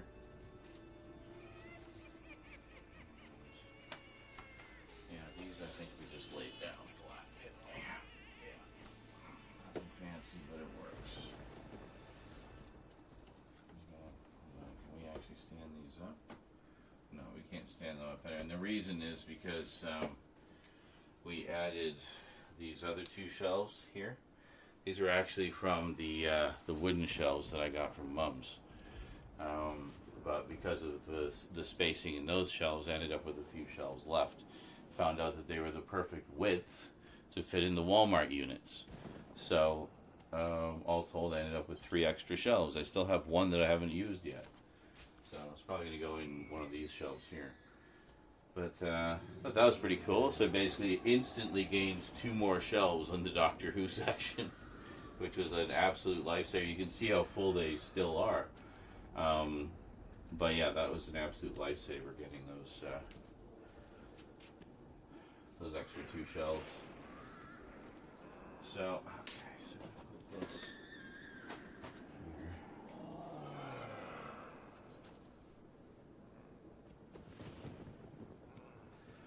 Yeah, I was gonna say, where the hell's Blake 7? It's right here. And Thunderbirds. Thunderbirds is getting pretty deluxe high def treatment as of late. They just put out a couple things on 4K. Not the whole series yet, unfortunately, but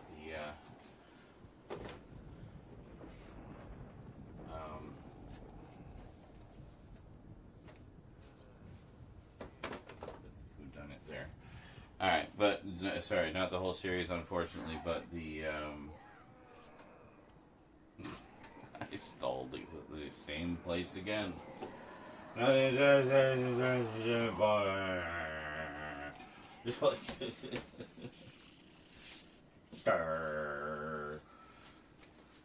Twitch, twitch, twitch, twitch. Alright, so I'm just going to put these here. They will have forever homes later.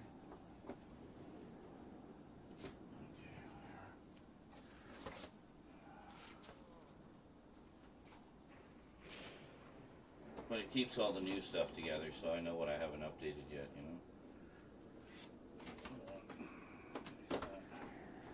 Use the fattest set as the bookend. No offense, hello, but you are a fat set. With a pH balance of 9. No. I don't. Now, we got our vinyls. The puzzle. I think I'm going to put all of these very carefully on top there. Basically where they were before.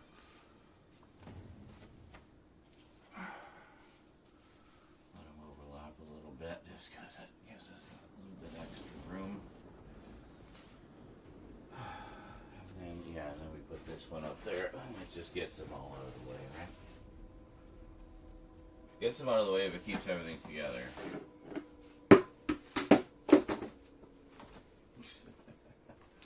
As I just shove things off the shelf behind it. Perfect. Okay. Yeah, that's fine.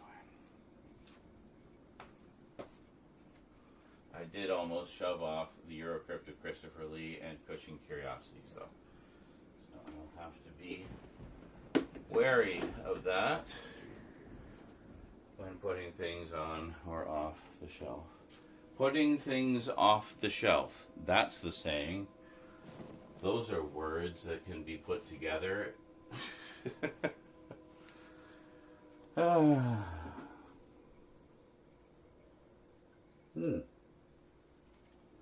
Hey, look at that.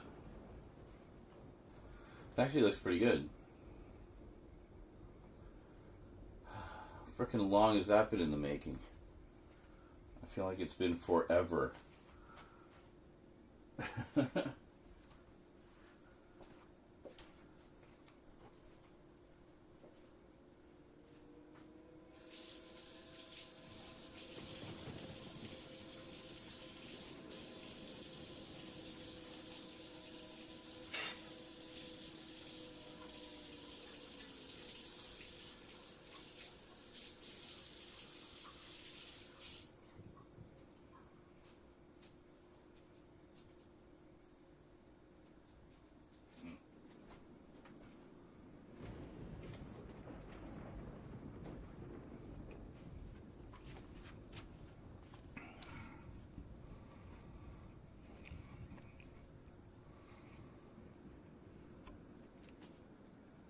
Last bite of spicy beef burrito. Very good.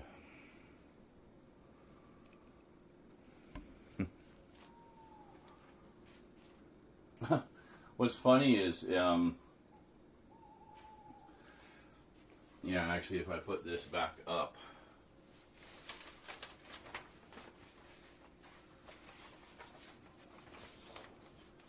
it just creates the impression that the dungeon wall is continuous. It just kind of keeps going. Yeah. Let me do that. There we go.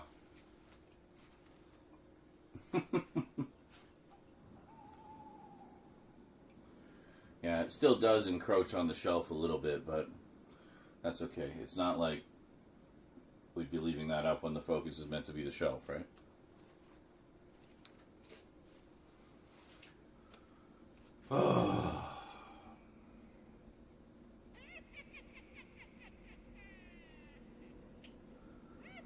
Yeah, I think that's going to work well.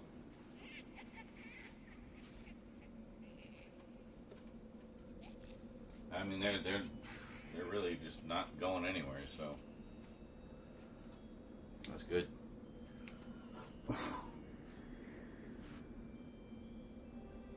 Barf. Do I have anything snack on them? It's sausages. I could just like eat a sausage. Eat a sausage. Like, okay, sure. I love sausages.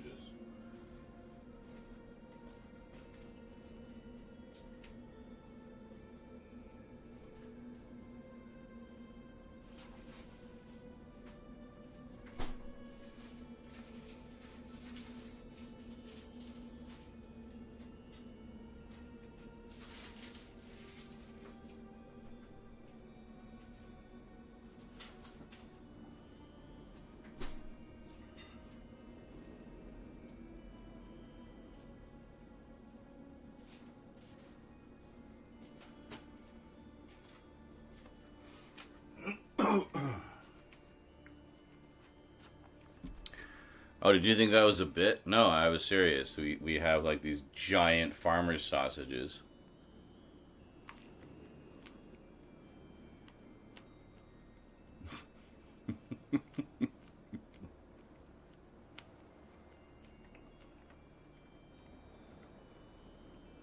And they're good. You eat them just like pepperoni. You know? Or you can slice them up and fry them, or whatever you want. And they're double smoked.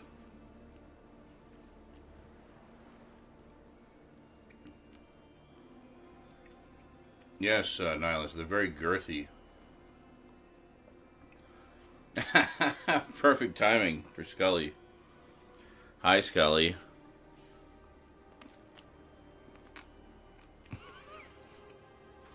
I think the birthday fund was partly censoring me there. Probably for the best.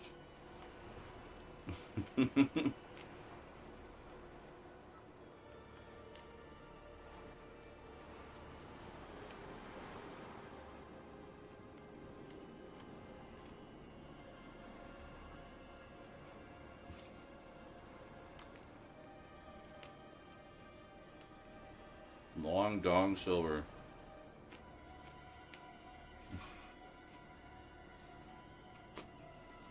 I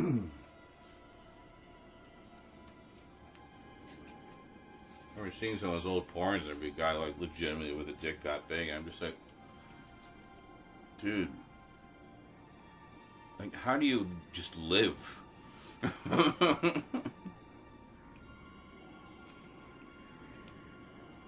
It must just get in the way of everything. Constantly slamming it in drawers and shit.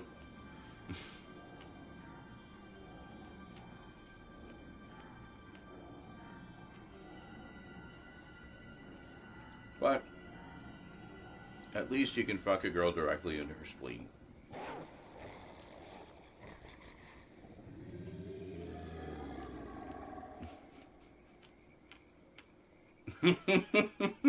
Wow.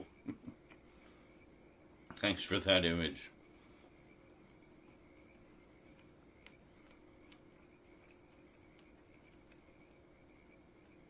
The fun thing is, there's like so many ways you can picture that too. Have fun, guys. That's imagination.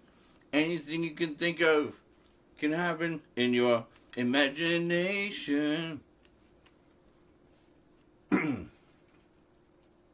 Just keep it clean for the stream, please.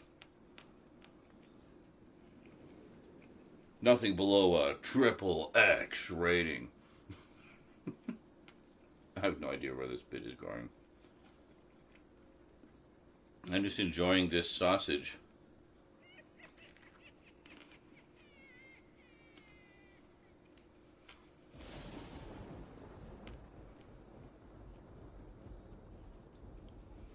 That paired with you biting off a sausage.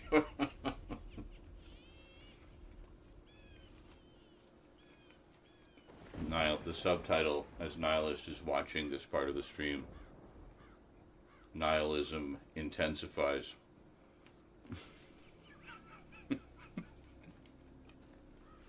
All right. This is why I hate people. Thanks for the reminder, Z.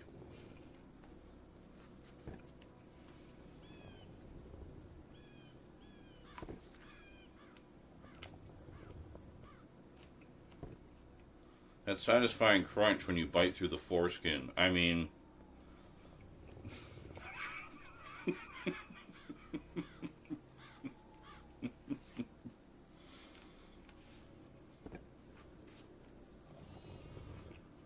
Just as I'm about to have jacket potato and baked beans and sausage. Oh, see, that sounds even better because that's got more stuff. I'm too lazy to make anything right now, so just grab a sausage.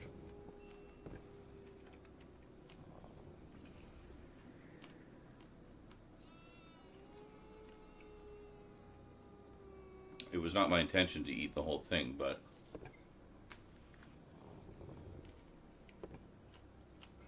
here we are.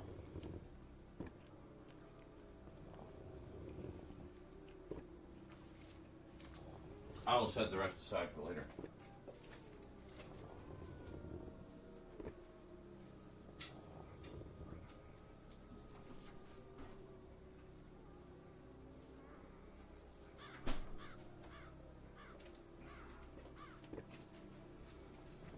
What time is it?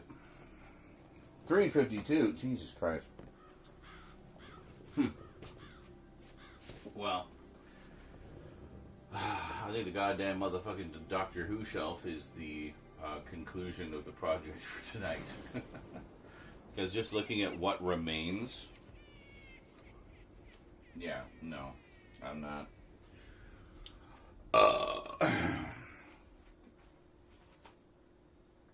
It's nothing to do with me being too high either. Like, I could easily... That's not a problem. If anything, I get more creative ideas for organizing when I do it when I'm high. But it's partly because I want to have sufficient energy for tomorrow, because it's going to be the big birthday stream today, well, later today, so I want to save it for that, right? But I really wanted to at least get this thing done, like just to have these shelves in their place. Now it's done. It's finished. So now I can focus on the rest of this. And this is coming along really nicely, by the way. For those who weren't here earlier, you can't see from your angle, obviously, and I can't actually... I don't have a cord that'll let me bring the camera all the way in, so...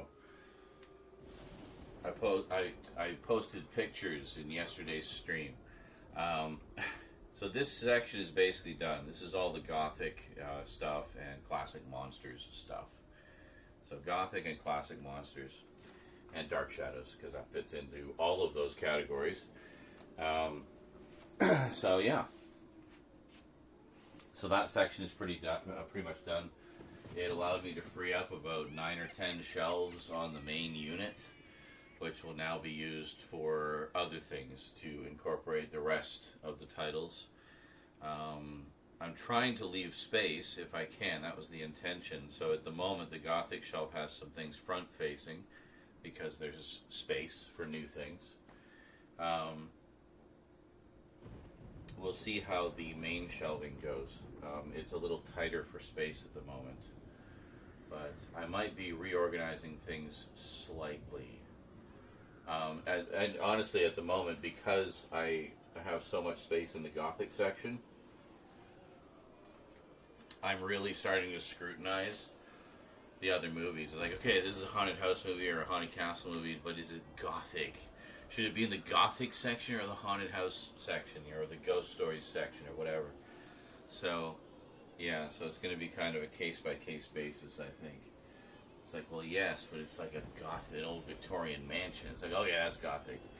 You know, yes, but it's in an old castle. Oh yeah, that's Gothic.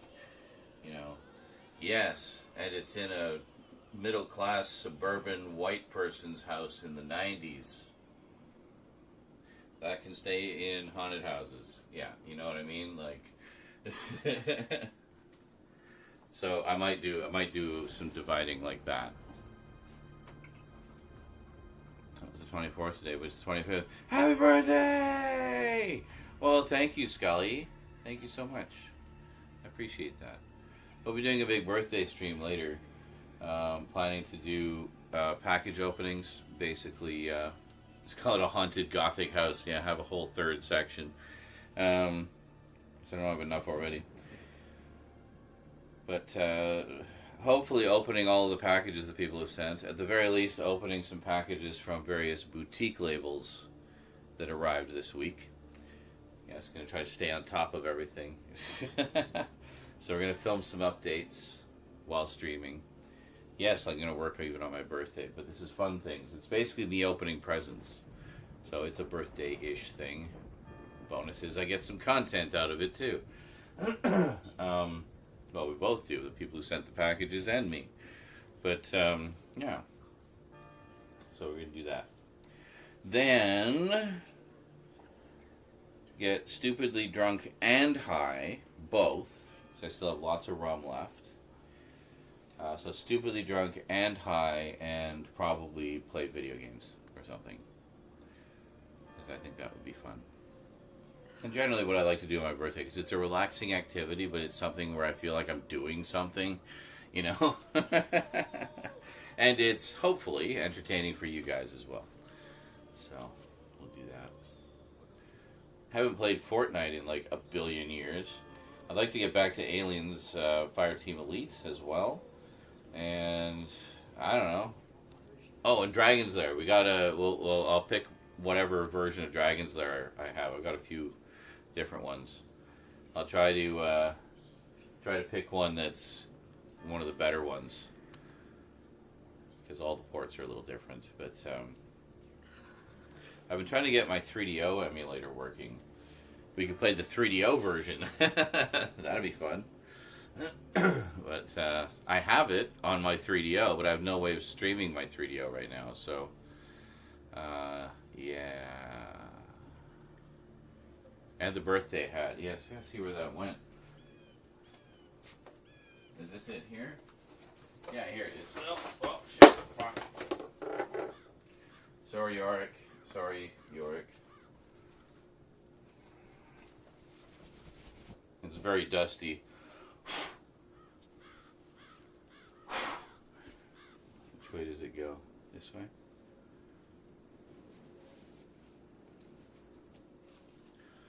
There we go.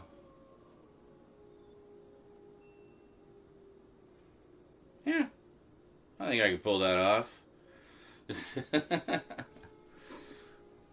Yeah, 3DO is great. And I actually have a bunch of games for it, like that, because they were going cheap for the longest. Nobody wanted them, so I got a whole bunch. Yeah, this actually fits pretty well. It's a little snug, but in a not bad way. Alright, cool.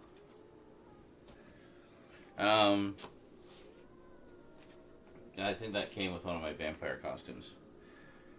But, yeah, I got a bunch of games fairly cheap back in the day.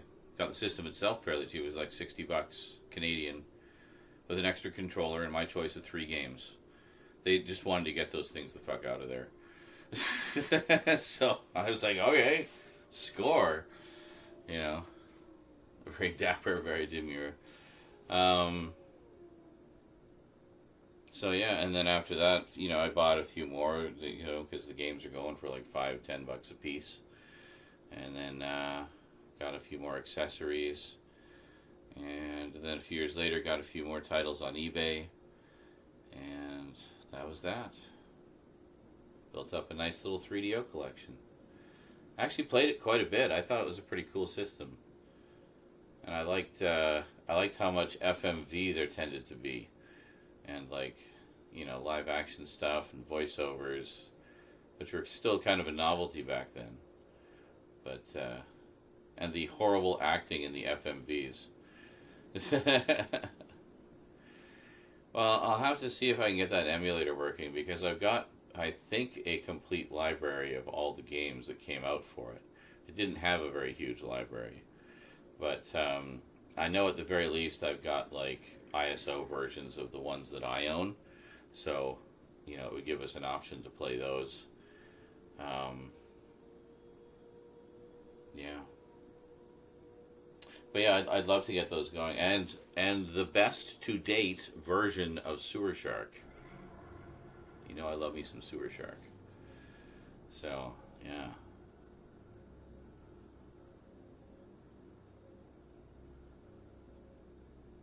Yeah, it's been a while since I played anything on that. I think I have a Sega CD emulator somewhere too, and a bunch of ROMs for that. As a kid when I first saw this. What the hell is that? Oh yeah? What games did you used to play on it?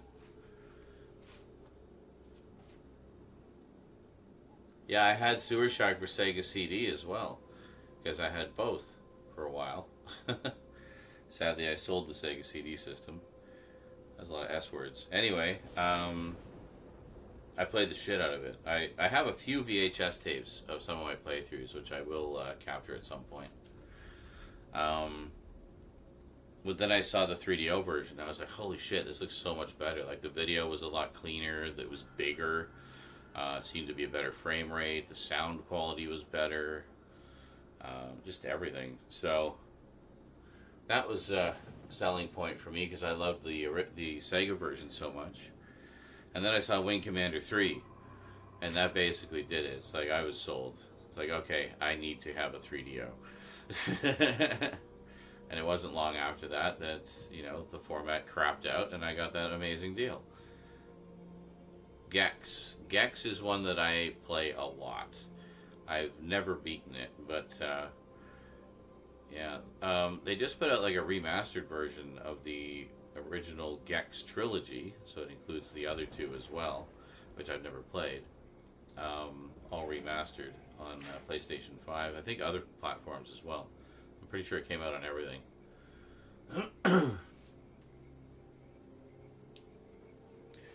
But the collection was on sale, and I was like, oh, that'd be perfect having it on like on PlayStation, because, you know, I have it all ready to go for streaming.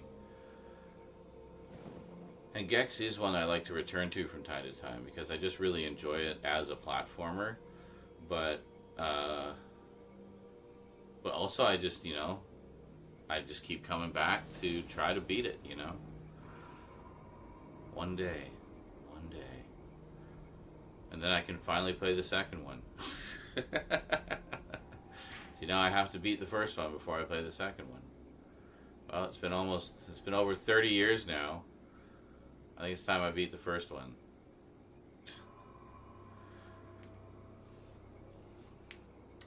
We did play it a little while ago. I remember that, and we got fairly far. Like I got to like the second or third set of worlds, if I remember correctly. It was very different from the Graveyard world. I think of it so much as just like a comedy horror game, because 90% of the games I played have only been the Graveyard world. But yeah, it's great. Anyway, I think I am going to head off, grab a little nibble, chill a little bit. Actually, I want to finish watching my movie. I've still got I still got the rest of DEF CON 4 to finish watching, so I was going to check that out. lovely edition from Arrow.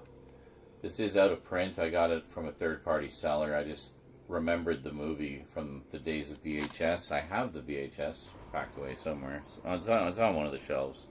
I'll dig it out at one point. But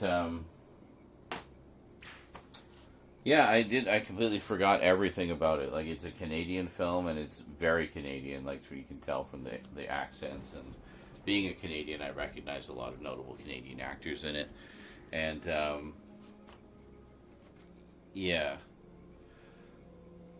And I know I've seen it, but I didn't remember a damn thing about it. Like, I was watching, I'm about 2/3 of the way through, and like none of it has been even remotely familiar. Like, I remember nothing about it. But it's good. It's like it's a decent little post-apocalyptic romp. You know, would recommend to other fans of the genre. So, yeah. Anyway, I'm gonna grab a little bit of food and finish watching my movie. All right, so I will see you guys later today, sometime, probably in the afternoon. I'll try to make it before evening, but so sometime in the afternoon. As I said, though, I do have a couple of errands to run first. I got to run to the store. I got to run to the post office. And yeah, and then we'll go from there. So I'll try to do all those things quickly and have a nice shower and shave and be all pretty for my birthday. I kind of want to do my hair again. It's been a while since I've dyed, and my old is showing. See, there's old under there. I want cover it up with young. So I need a fresh dose of liquid youth. All right. Have a good one, everybody. Thanks for coming out, keeping me company as I slowly go mad in this dystopian hellscape we all live in. Until next time, thanks for watching, and sayonara.